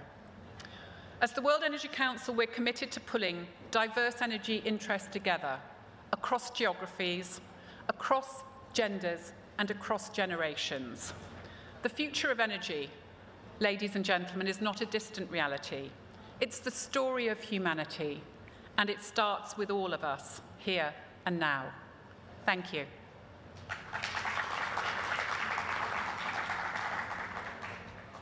Thank you so much. Angela Wilkinson, Dr. Angela Wilkinson, thank you so much. And as she mentioned there, and we know it, all roads do lead to Riyadh eventually. And it's great that we have the World Energy Congress coming here. So this will be very exciting in 2026. So something that we all need to look at. But Angela, once again, thank you for reminding us at, the most important thing when we look at the energy transitions that are happening is that it is all about humanity, that it is impacting each and every one of us, and that we can all make a big difference to make it happen. Looking at it, I think, from a distance certainly is not the answer. And again, I think we all agree that we need to see these energy transition happen, but it's not very encouraging when we also hear that there's a bit of pullback among people, because not everybody, as we've seen it over the last couple of years, is ready to help to stand up and to actually pay for these energy transitions to happen, to make sure that it happens in a fair and equitable way right across the world. Again, I loved the way she said that the concept of energy transitions is so often misunderstood, overused and misunderstood. And this, I guess, at one point, and at this point, there's no waiting for it, really has to be something that we have to come together with and make sure that the polarization that is happening around the world actually stops, and we find that sense of alignment, and we find a way to actually talk about the energy transitions, and indeed to help each and every one of us make sure that we get through and that we transition in a healthy, in a happy, and a fair way. We're now going to look at the economics of ecosystems. And I did say earlier today that we will be looking at finance and economics, and all of this is so extremely important. We have to finance our energy transitions around the world, and again, we have to finance every move that we're making along the way. I'd like to welcome back to moderate this panel. Rawan Radwan is back with us again. It is the Rawan afternoon. We're thrilled to have you. Thank you so much. And please welcome your panel with us, and I'm looking forward to hearing from each and every one of them. Thank you, Rawan. Thank you, Etna. Ladies and gentlemen, if you could kindly welcome to the stage with me the CEO of the Imam Turki bin Abdullah Royal Natural Reserve, Al-Muhandis Mohammed Al-Sha'lan, the CEO of the National Center for Environmental Compliance, Al-Muhandis Ali Al-Ghamdi, and the Vice President of Economic Affairs at the Environment Fund, Hashim Al-Fawaz. Gentlemen.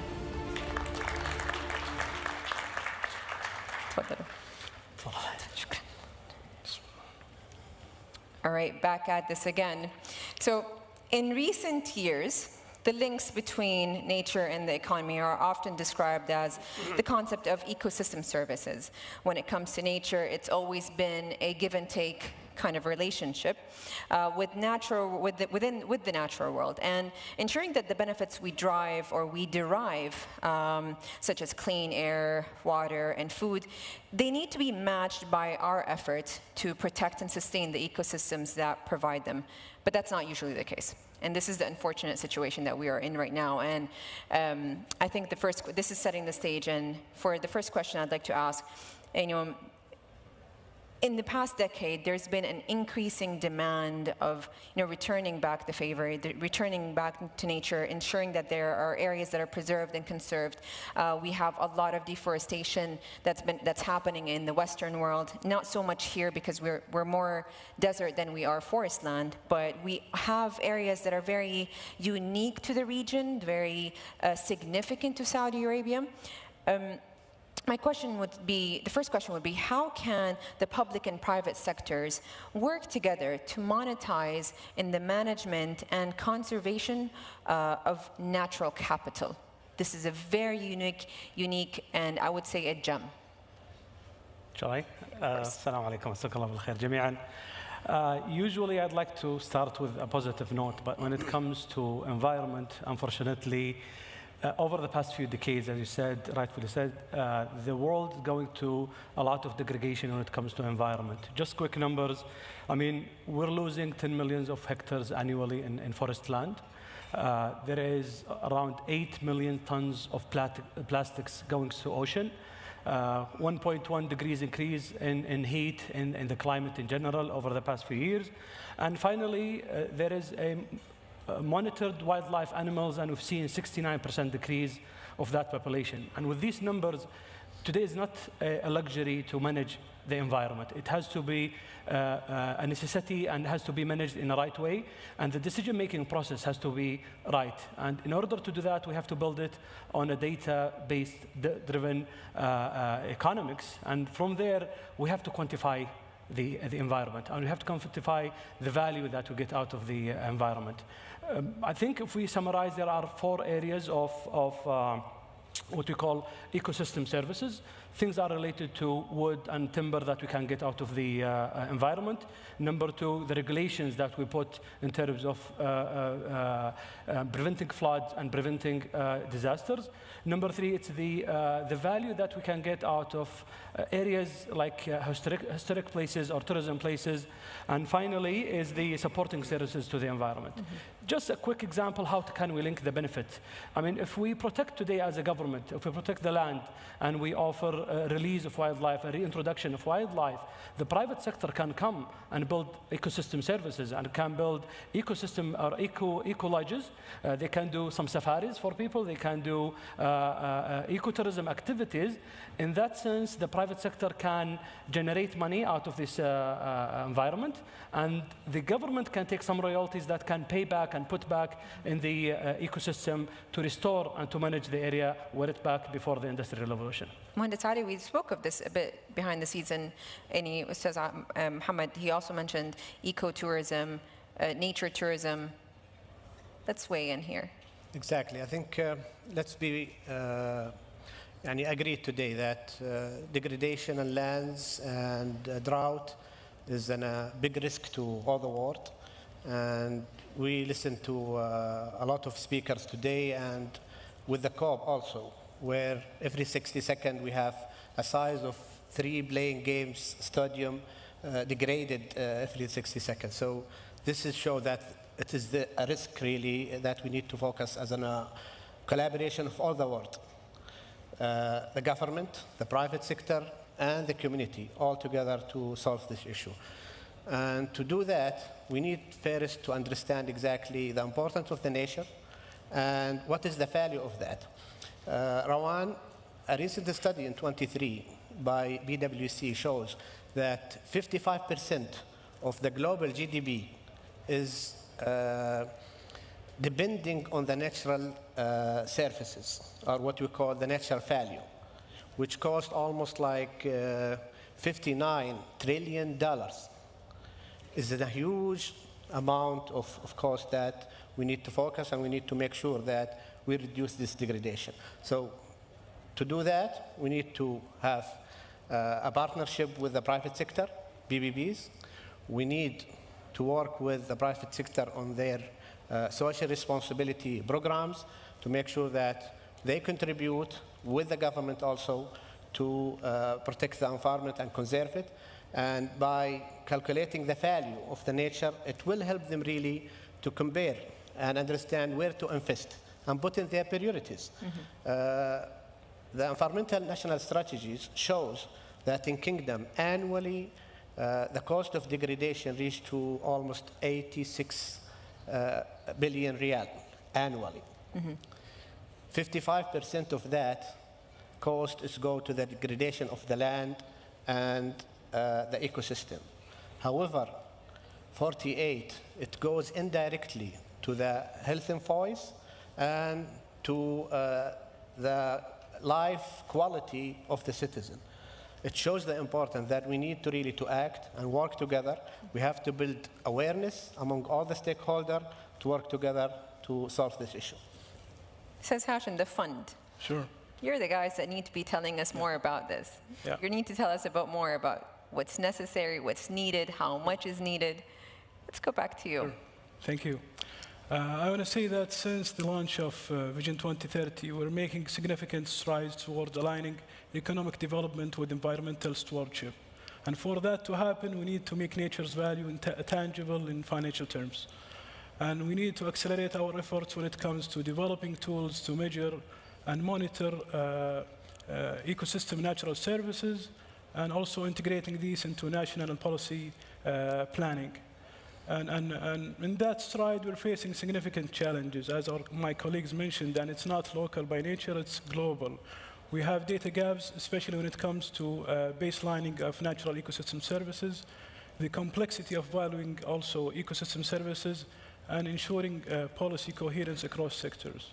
And to overcome this challenge, we're investing heavily in cutting-edge technologies like AI, satellite imaging, and drones, for environmental monitoring, and also fostering partnerships with academia in the research areas related to restoration of extinct plants, and increasing also the resilience of some other wild plants.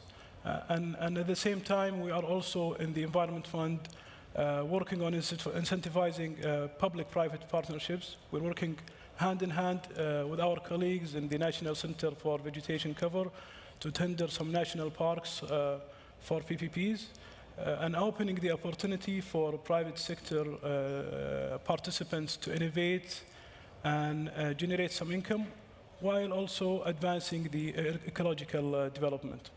How does putting a price on nature's benefit help us make better choices in terms of the strategy, the policy making? Can we even put a price? Is there a price tag to this? I think it does. Just to give you an example, and there are many ways actually to price a service or to quantify a service. Some of it could be directly based or directly linked to money and value, and some of it linked to a bigger picture, which is an economy and macroeconomic indicators in general. But if we look at one example that we did in Imam Turki bin Abdullah Royal Reserve, we spend around 30 to 25, maybe 25 to 30 million annually on protection. That's talking about rangers, ranger stations, drones, AI technologies, gasoline, and etc.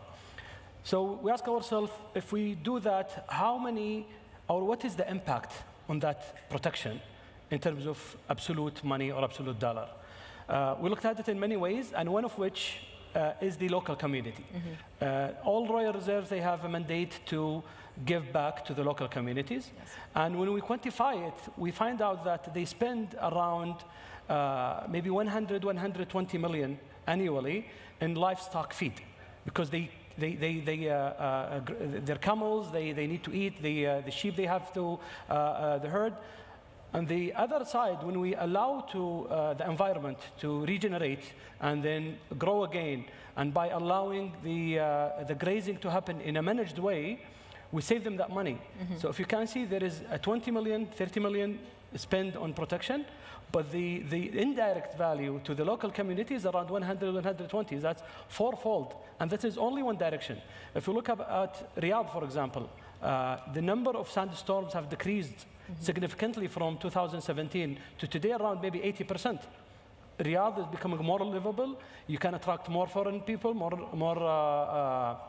touristic people, and also the people who are living in Riyadh. When His Royal Highness announced the direction for growing the 10 million trees, he didn't mention only the environment. Yeah. He mentioned the health of the people, he mentioned the job creation, and a lot of things related to it. So planting and taking care of the environment is not only for the environment, it's spillover over other things.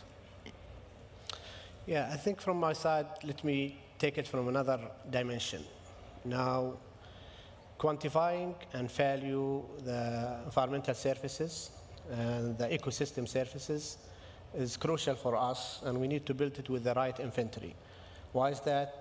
To make sure that we achieve our target of naturality. We cannot achieve naturality without understanding our baseline.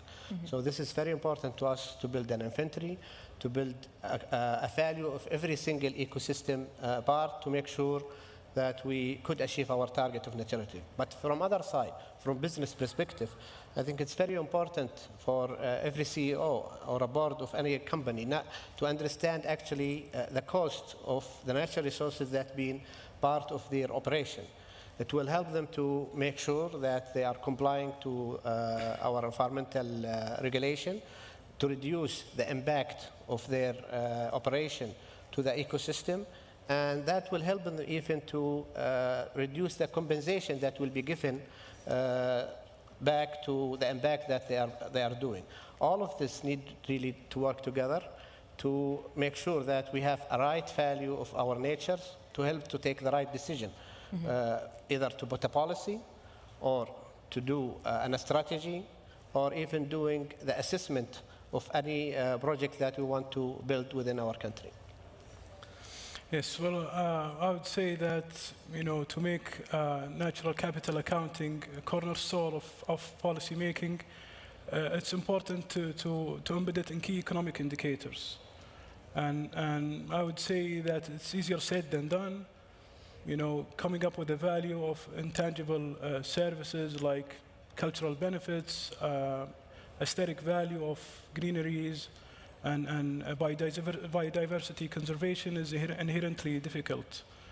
And we're playing our part in the Environment Fund when it comes to incentivizing the participation of the private sector by creating some mechanisms like green financing and other incentives that can encourage businesses to prioritize sustainability and invest in ecosystem conservation.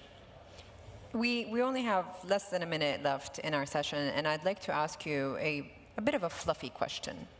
How can we understand the connection between, the linkage between nature and economy better? We're very focused on just living every single day, going to our jobs, coming back, making sure that we find the fastest way and fastest route back home, ensure that we're spending time with our families and all that. What more can we do to understand the linkage between nature and the economy and, yeah?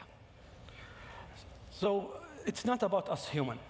I think every ecosystem have the right to exist, and that's what we call the intrinsic value of an ecosystem or of the environment. And there are two things you have to look at it. One is the ethical value. Every species has the right to live in this globe, and they have the right as the human. Yes, we can build this globe, and yes, we destroyed some part, but also we build it in another part. And the second thing, it is actually the historical and the spiritual value of sometimes forests, places that sometimes we cannot quantify, but we have to look at it from different way, not only a money or absolute money or economy, but it has a different value. It's a sensitive value for other people. Gentlemen? Yeah, I think to understand that, we need to understand actually how the ecosystem is working and how it's interlinked with each other. For example, if we have land being degraded, what will be the impact on our water security? What will be the impact on our food security strategy? And to understand it very well, I think we need to go to the local communities. The normal farmer somewhere in the south of the kingdom. What will be impact if you lose the fertility of his land? What in his family, in his children, and how that, if it's a whole community, be impacting in our environmental strategy, food security strategy, and water security strategy. Sure. I would say for individuals, organizations, businesses, I would say something very brief. You know, to make good progress in environmental aspects, make your agenda simple and inspirational. Amazing. Well, simple, and simple is always better sometimes. It's always better. Gentlemen, thank you so much for your time. Everyone, thank you so much for such an insightful, conversation with amazing experts, and I would say, if you don't mind me, environmentalists. Thank you so much for your time today. Thank you so much.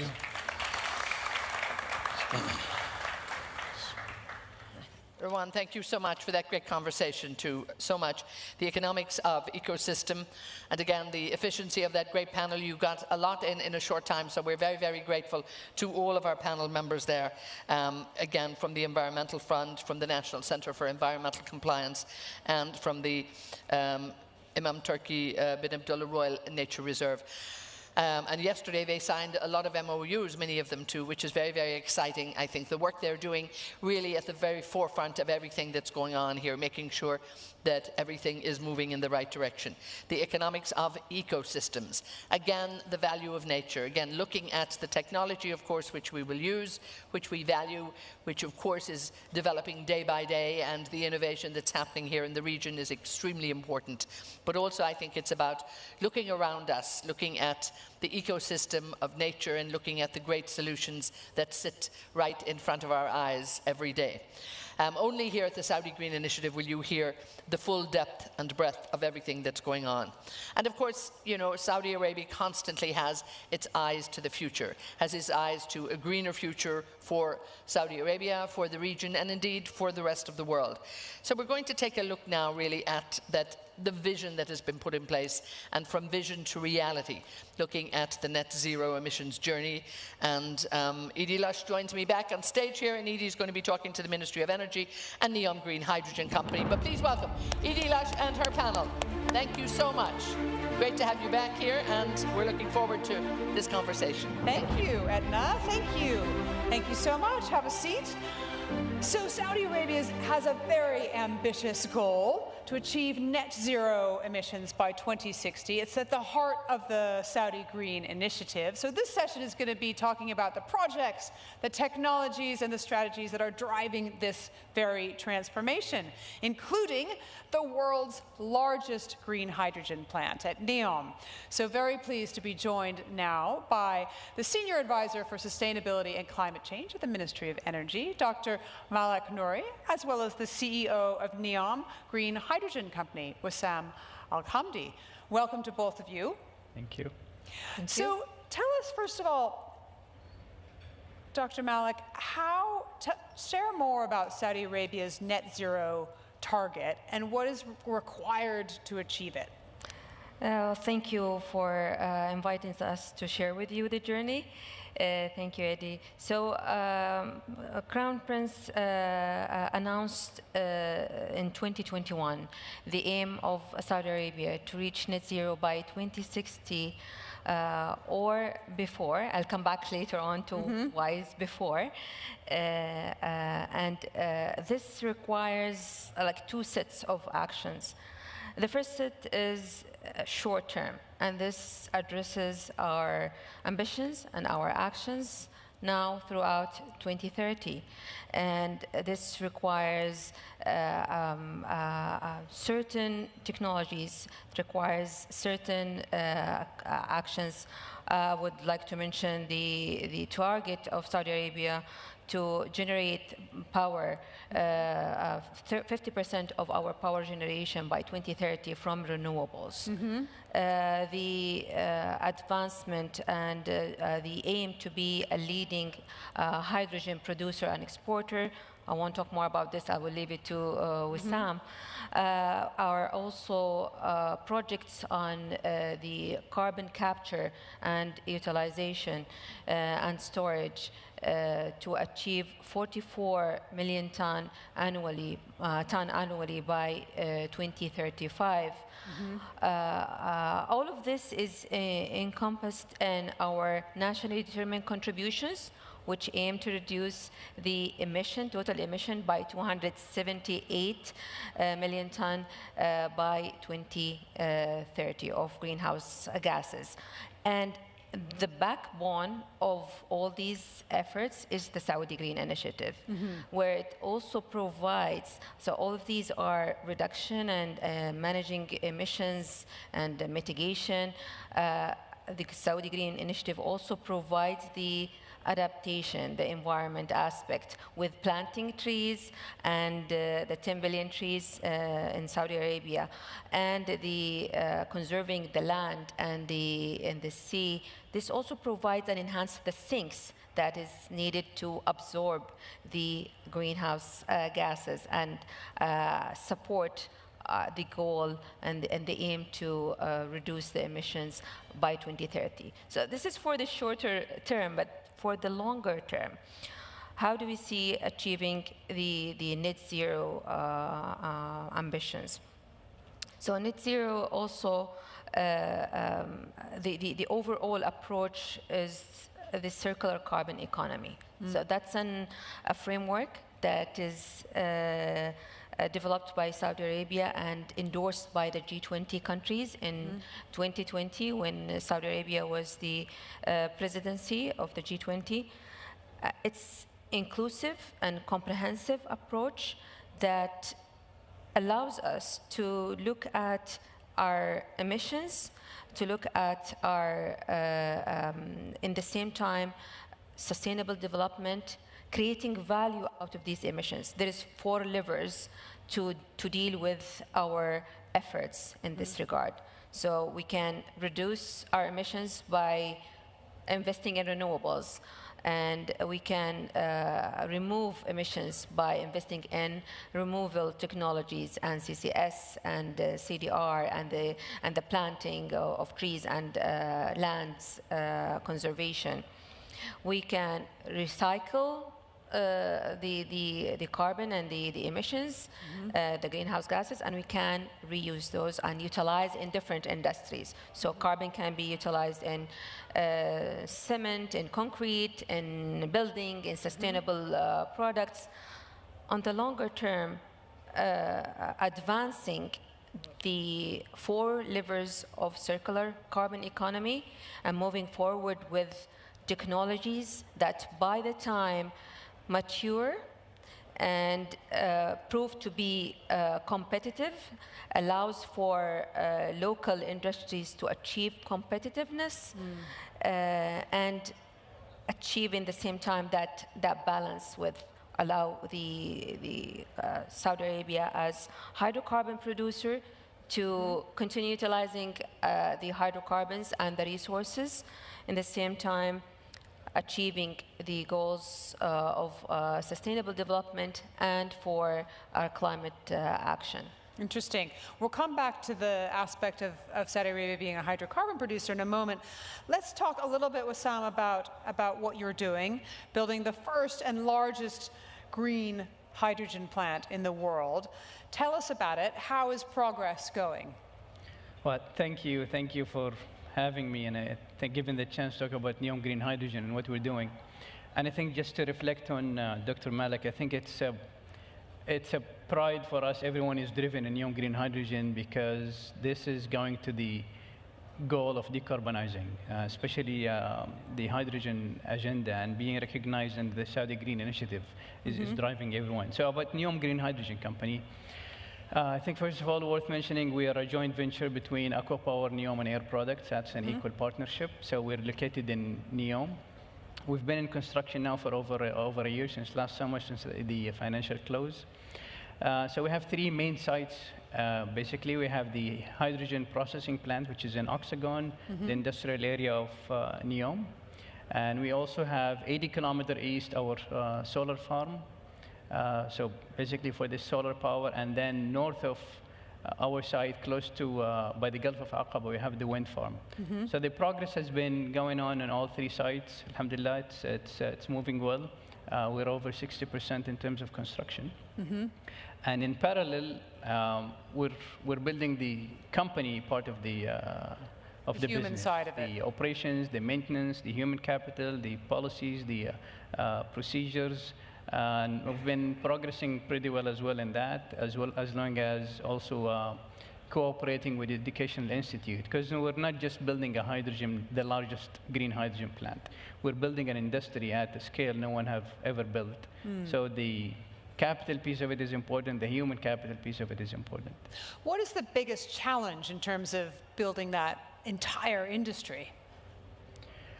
Well, I think the typical challenge that comes with building a giga plant, the typical challenge that comes with building an industry for the first time, how are you going to build the know-how and what's your initial processes? So the site, the equipment, the technology, of course, we have over 18,000 people at site. So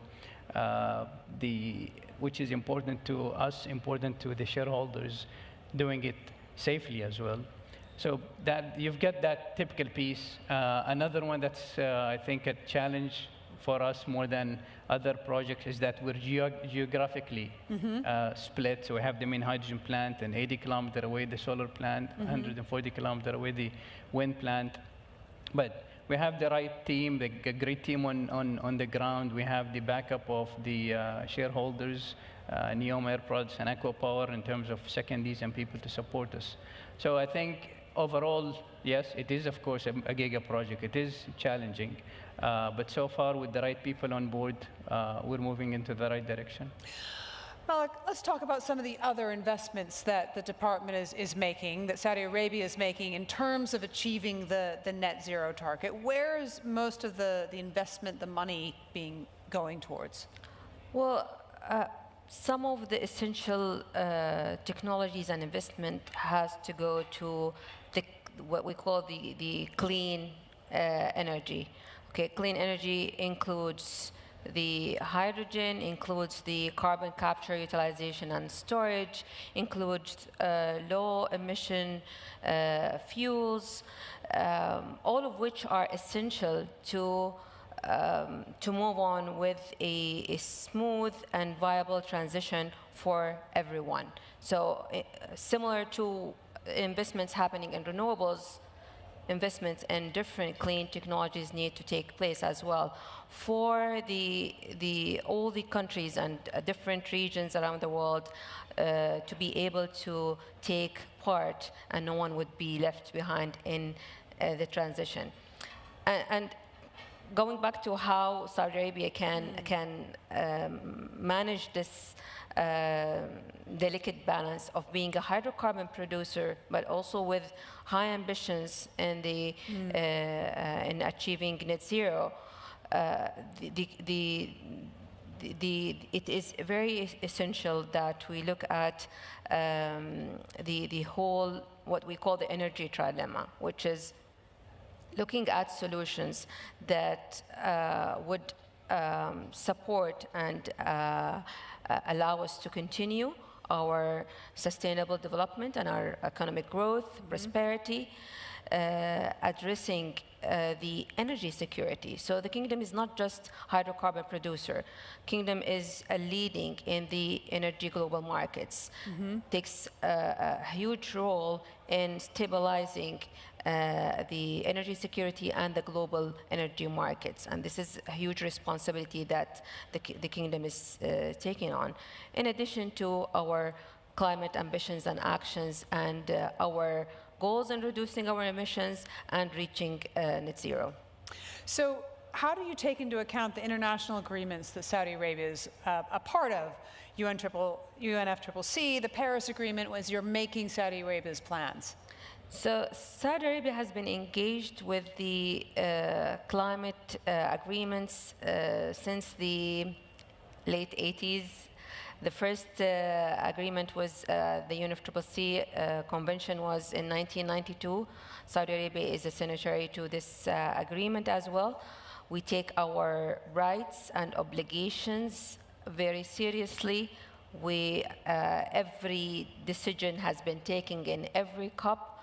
We respond to that, and we address this in our national actions. And we continue to build on the previous successes and previous engagements in future, in the present and in our future engagements. Let's come back to hydrogen. And I think one part that's fascinating to me is that from the beginning, you've designed this as a partnership, which you mentioned.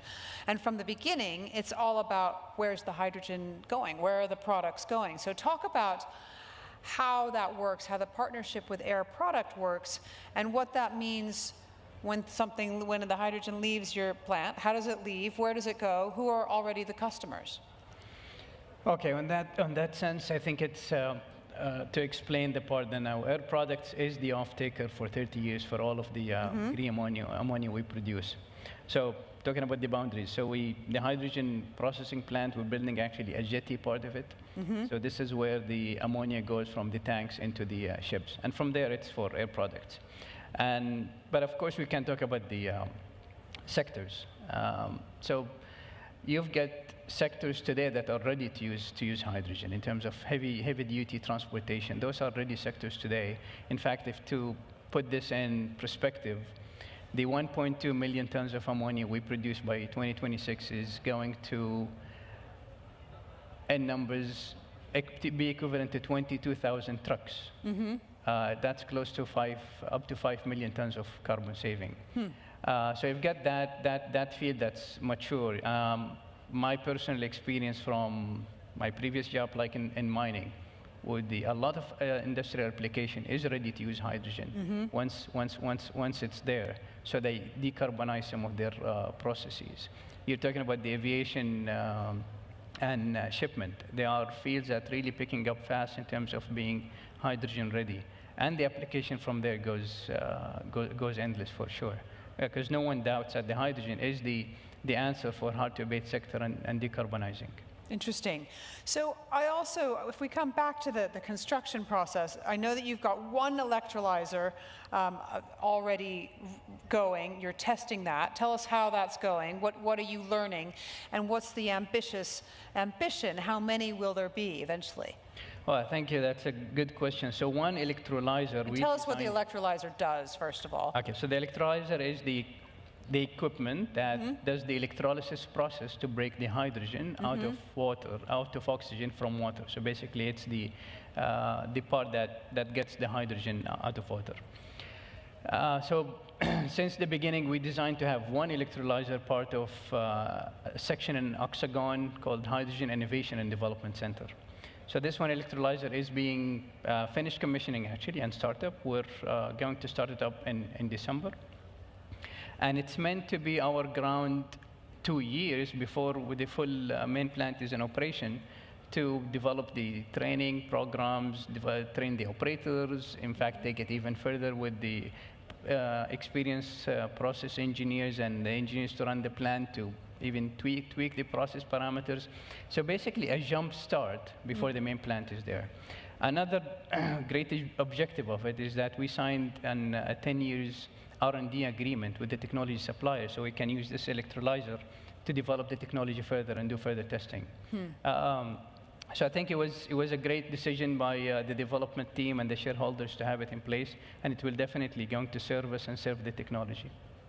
Let's come back to the national plan, and I'd love to hear a little bit more about what you need more of now, Malik, because it hasn't been that long since the strategy was announced, since the plan was announced.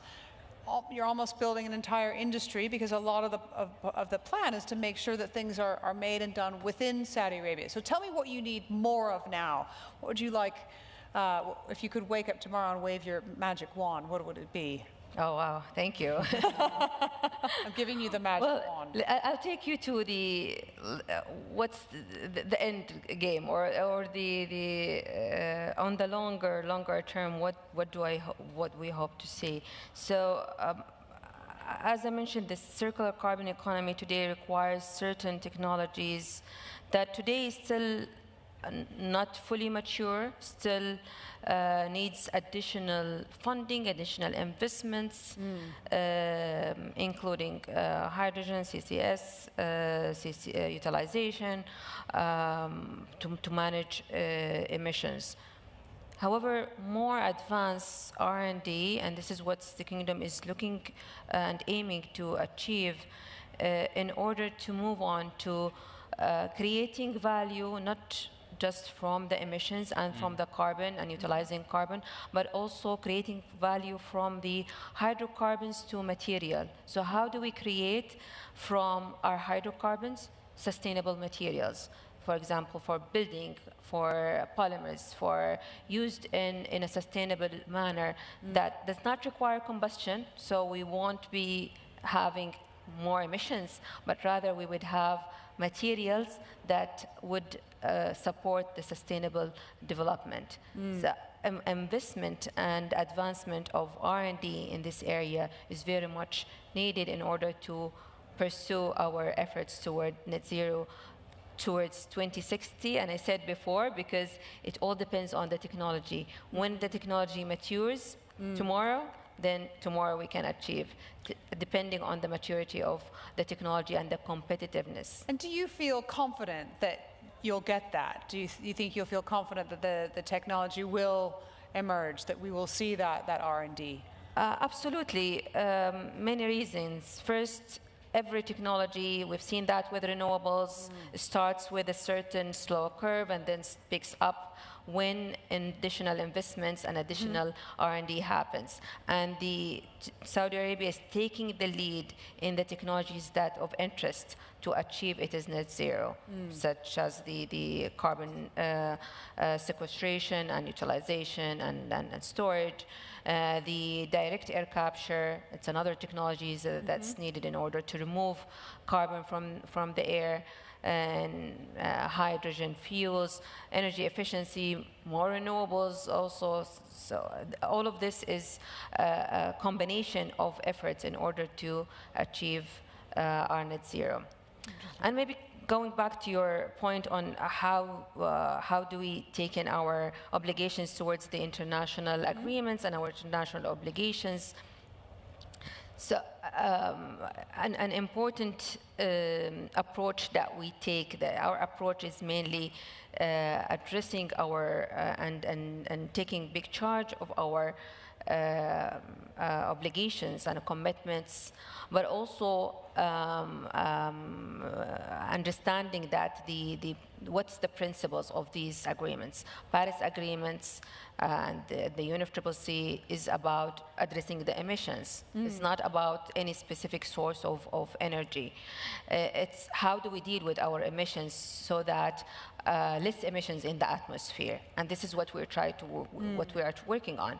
It's about bottom-up actions. So what nations present as nationally determined contributions. It's not to force any policies or any certain actions on any of the parties of these agreements. It's about comprehensive action and balanced action across mitigation, adaptation, finance, means implementation, technology, capacity building. So comprehensiveness is very important. We also take the science as a lead. So what does the science say? How do we achieve this scientifically? But also understanding the socio-economic aspects of every action led by the science. How do we achieve equitable transition and equitable actions while we are achieving our goals led by the science. Interesting. Well, let's finish on hydrogen, and I'd love you to tell me about how advanced the hydrogen economy is. Do you feel like the ecosystem is developed enough for everything that you're ready to do, or what would you like to see more of?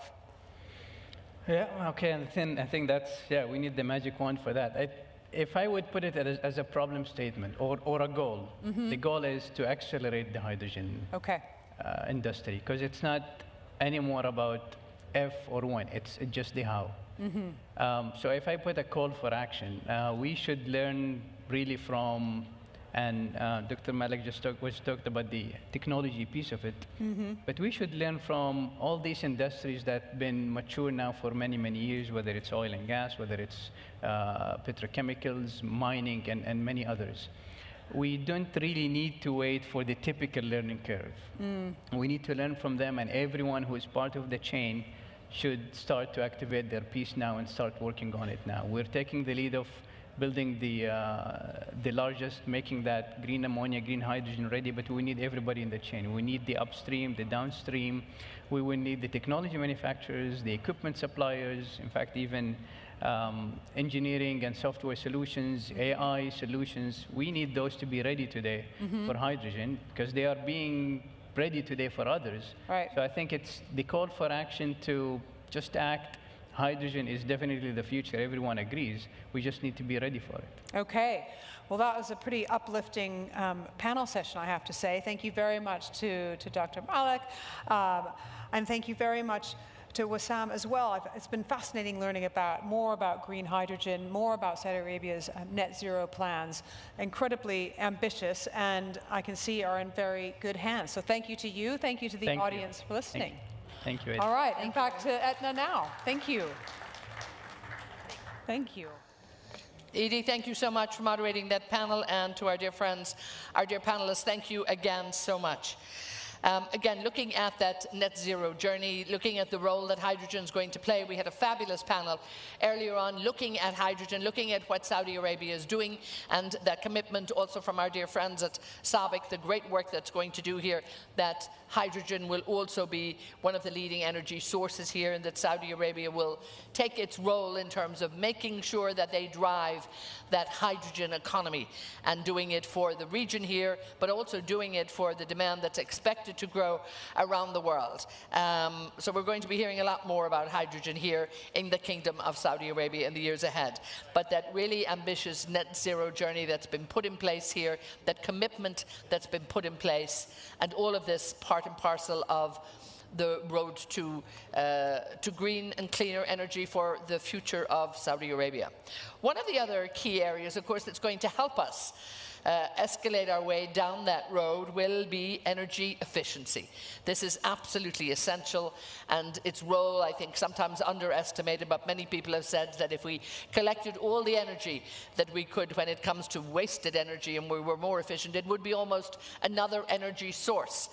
But we're absolutely delighted to have now in conversation, we have the Director General of the Saudi Energy Efficiency Center, that is Dr. Nasser Al-Ghamdi, and we're thrilled that he is joined to moderate this session by Engineer Abdul Majid Abdullah Al-Muammer from the Energy Efficiency Center as well. So we're thrilled to have you both. Thank you so much, and I'm looking forward to this great panel. Thank you.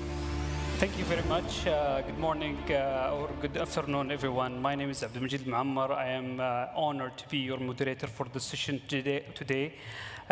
We have His Excellency Mr. Nasser Al-Ghamdi, the Director General of the Saudi Energy Efficiency Center. And our topic today is going to go through the energy efficiency journey towards achieving net zero. And by that, we will go over questions regarding the challenges and opportunities in energy efficiency. So if you allow me, Your Excellency, that I want to start my questions with that. For over a decade now, energy efficiency, or the Kingdom, has been focusing on developing energy efficiency initiative through different sectors. How the Kingdom is progressing in the initiative, and how is actually this links to the Saudi Vision 2060 for net zero? Thank you, Abdul Majid. Good afternoon, Assalamu alaikum. I'm delighted to be here in the fourth edition of the Saudi Green Initiative. I mean, back to this question, it reminds me of my early days when I first joined the Saudi Energy Efficiency Center. And I was participating in that workshop. It has to do with retrofitting, and I got that question from an international audience. Why would a country like Saudi Arabia, energy rich, worry about energy efficiency?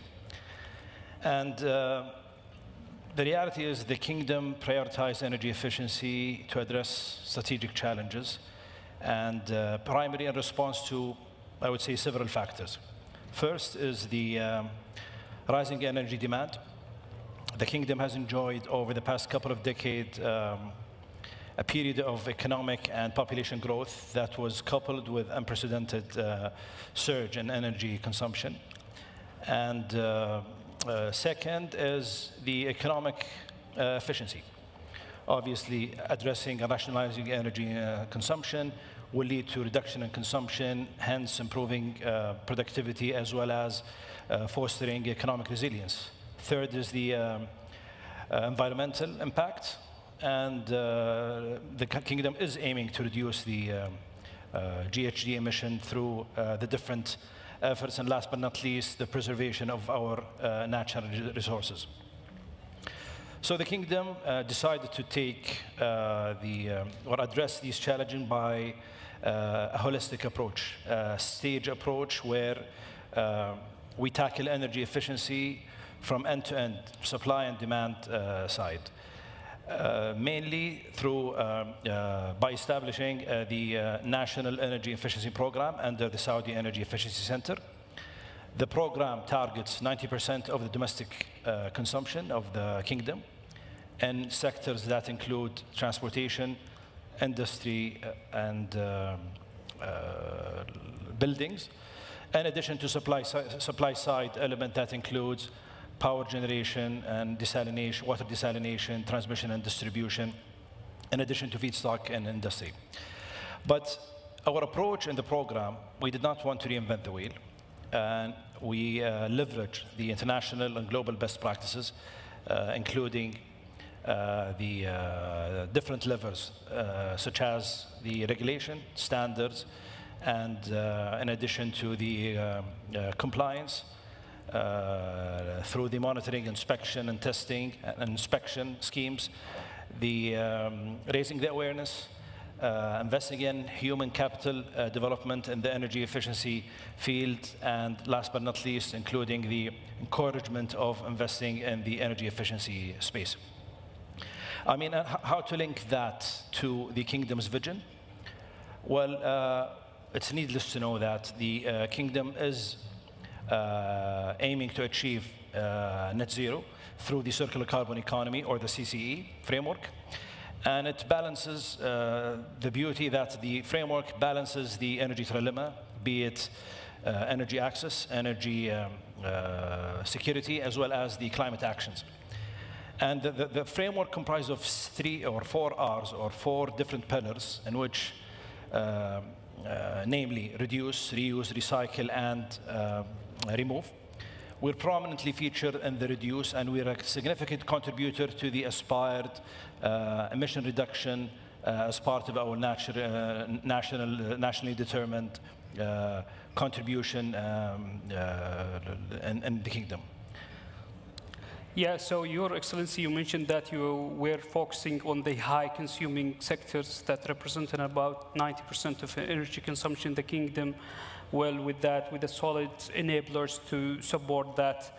So what would have been the achievement so far across these sectors?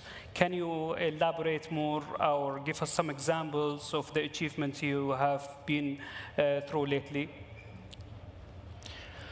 Well, since the inception of the National Energy Efficiency Program back in 2013, we've tackled all the sector, our scope, be it supply and demand side.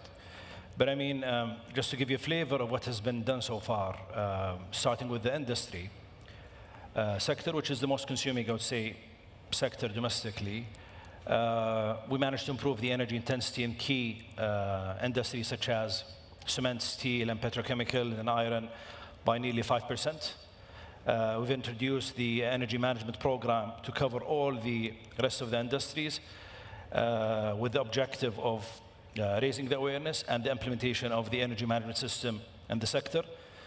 Fortunately, we have 200 active, I would say, plants that have successfully adopted the energy management system, and the journey is still going.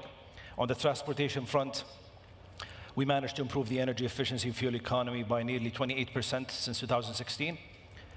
In buildings, more than 30 standards and regulations have been introduced, most notably what happened in the air conditioners, which reflect an improvement by nearly 57% in the efficiency level. We've launched the first energy efficiency incentive scheme in the kingdom, and it was dedicated for or targeting the high efficient ACs, the stimulation of purchasing more efficient air conditioner units. And a follow-up phase came at replacing the existing inefficient ACs. The first phase we covered nearly 295,000, and the second phase we've reached, we're halfway, and we're planning to reach 330,000 by the end of year 2025. Not only that, to unlock the full potential of building, we've targeted the retrofitting and the ESCO sector, and more specifically in the government side, more than 25,000 buildings have been retrofitted, and more than 4 million street lights have been replaced. In the human capital and the awareness as well, we've not today, we're proudly, we can say that all technical, vocational training colleges have dedicated energy efficiency tracks and curriculum. Similarly, in 25 universities in the kingdom, we have trained more than 11,000 employees in the government sector on energy efficiency. There is more than 1,000 accredited, I would say, trainers today in energy efficiency. And last but not least, on the awareness dimension, we've launched more than 28 nationwide or kingdom-wide campaign initiatives for energy efficiency that covers both the conventional and the new media with the objective. But I mean, this is just a flavor, but if you want to wrap up, how does these things translated in terms of result? It resulted nearly 538,000 barrel of oil equivalent daily saved over the period. Yeah, I actually was about to ask you about the human capital and the raising public awareness, but you have answered part of the question. But I am actually wondering that how do you see the transformational for the culture? How do you raise the culture of consumers to make sure that they are meeting the or supporting the energy efficiency targets? Well, I'm glad that you asked this question. It's an extension of what I've highlighted earlier in my previous answer. But whenever we think about energy efficiency, we consider the first thing pops in our brain, minds, or heads is the technological lens or the standards or the policy element. But it goes back to the human or to the people. And why am I saying that? Because through human capital development, there is a significant role for the practitioner, the skilled labor, the scientist, the energy manager, the policymaker in the innovation and the implementation and the setting the strategy through providing the solution, providing the actual final product. But and trying to make energy efficiency a real, I would say, tangible outcome. But it never stopped at the expert level. And we have to leverage the human capital through training, through knowledge exchange platform, in order to cast these to whomever involved in the field and the sector. And this is how you will unlock the full potential in the transformation and ensure that the toolkit or the required toolkit for the sector is there to enable them unlock the future of energy efficiency. But this is on the human capital. But the next piece of the puzzle is the awareness. And I mean, think about it. If you whenever you turn off a light, or adjust the thermostat, or even make a wise purchase of purchasing an air conditioner or equipment or a white good, you're doing some marginal, I would say, change. But I mean, those those marginal, I would say, impact, if you add them, they will be scalable and they will be impactful if you add them together. And typically the awareness is what will bridge the gap or fill the gap when it comes to understanding the benefits of those different actions. And when the end user understand the benefits, they will praise them and they'll embrace them and they will adopt them and celebrate the change and impact they will do, be it small or big. The next thing is I would say the culture and behavior.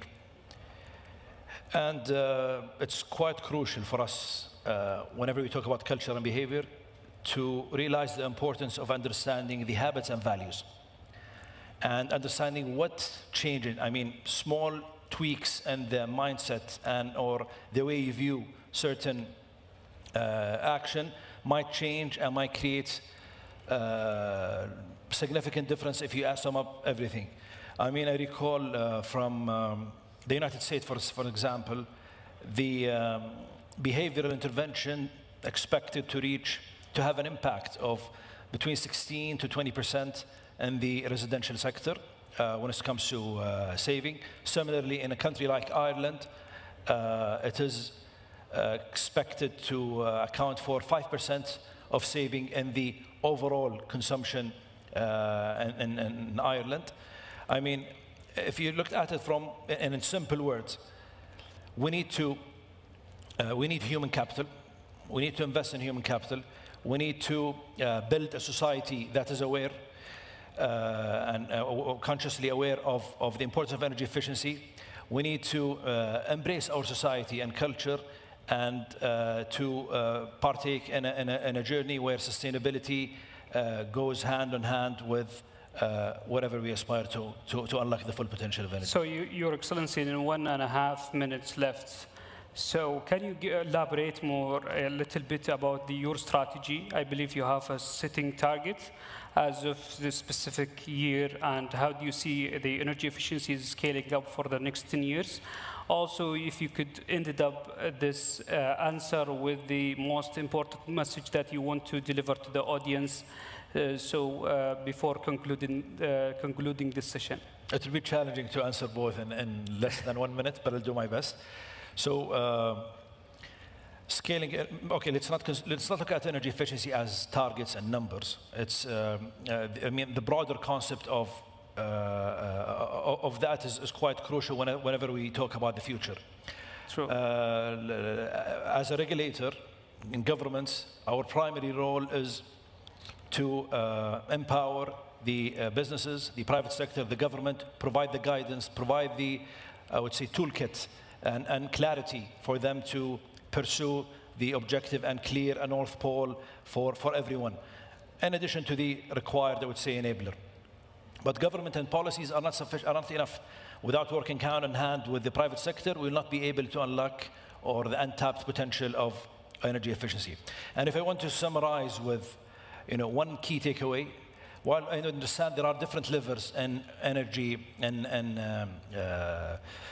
carbon neutrality, be it hydrogen, renewable, methane reduction, CCUS, and energy efficiency, but energy efficiency is the first fuel. It will contribute to 30% of the expected emission reduction by 2040. And one key takeaway, energy efficiency is not saving energy. It's unlocking opportunities. And this will not happen without every step we make toward bringing progress with sustainability. We're enjoying a progress, and we will even enjoy the positive impact for more future to come. I believe we've come to the end of the session. Thank you, Your Excellency, for sharing valuable insights today. I would like also to thank the audience for taking the time with us in today's session. Thank you so much. Thank you, Abdul Majid, and thank you all for being here. Thank you. And a big thank you, Abdul Majid, thank you so much, and Dr. Nasser there. And again, looking at energy efficiency, probably in a new way, looking at it as a huge opportunity that we can all invest in and that we can all benefit from. I think that was the big message there from the department. It's that time of day, sadly, it's that time of year when we bring another Saudi Green Initiative to a close. And I just want to very quickly look back on all the great work that's been happening here over the last couple of days. We had a great opening just yesterday with His Royal Highness Prince Abdulaziz, and really his great commitment, his steadfast commitment to making sure that the Saudi Green Initiative is a living, moving thing, and that it will continue day after day, week after week, year after year. I think his passion and his commitment for the future of Saudi Arabia when it comes to green energy, when it comes to clean energy, cannot be disputed. It's always a joy to see him. And yes, we have a running joke that yes, I know him for a long time, a very, very long time. But it's a real honor and a joy for me to have that relationship and to be back here with you for the last couple of years for all of the Saudi Green Initiatives. It's meant a whole lot to me and indeed to all of the team here. So we're wrapping this session up. We have to look forward to hopefully another one next year. There will be Saudi Green Initiative discussions going on throughout the week. So it's not a matter of closing up and heading home and thinking that's the end of it. And of course, here the activities continue throughout the week and continue throughout the day. So we have to look back, I think, on the great initiatives that are happening here in Saudi Arabia, looking at the demand, looking at the supply, and looking at the big transition, the shift and the diversification of energy. But so much is happening in every energy sector right across the world here. And this will continue. I think the momentum is truly here. The commitment is here. The work coming from PIF, from the banks, from all of the investors, from all of the global partners, all of the institutions. This is what's been so important, and indeed that brings that great sense of optimism that His Royal Highness talked about here, the joy and the optimism and the energy that we will do and we will use to carry this great mission forward, because that's, I think, very much what it is. I want to thank all the organizers here that brought this together, all of our dear speakers, all of our moderators that kept the conversation going, that kept everything lively, and hopefully for you that brought you a sense of great engagement, information, education, and hopefully inspiration in terms of the tremendous work that's going on here in Saudi Arabia. And a great thanks to you, our dear audience, for staying with us, and to our audience online who've been with us for the last couple of days. It's been great to hear from so many of you and to know that you've been engaged throughout the whole of all of the discussions. That, I think, makes it all well worthwhile for all of us here in Riyadh, in Saudi Arabia, at the Saudi Green Initiative, to come together with the audience that comes with us, and indeed with the wider audience that we have around the world. So from me, at the trainer, from all of the team here, the great organizers who've been working tirelessly to bring this to you, I want to say goodbye, I want to say thank you, and we sincerely hope we'll see you again next year. Once again, thanks for being with us. Thank you.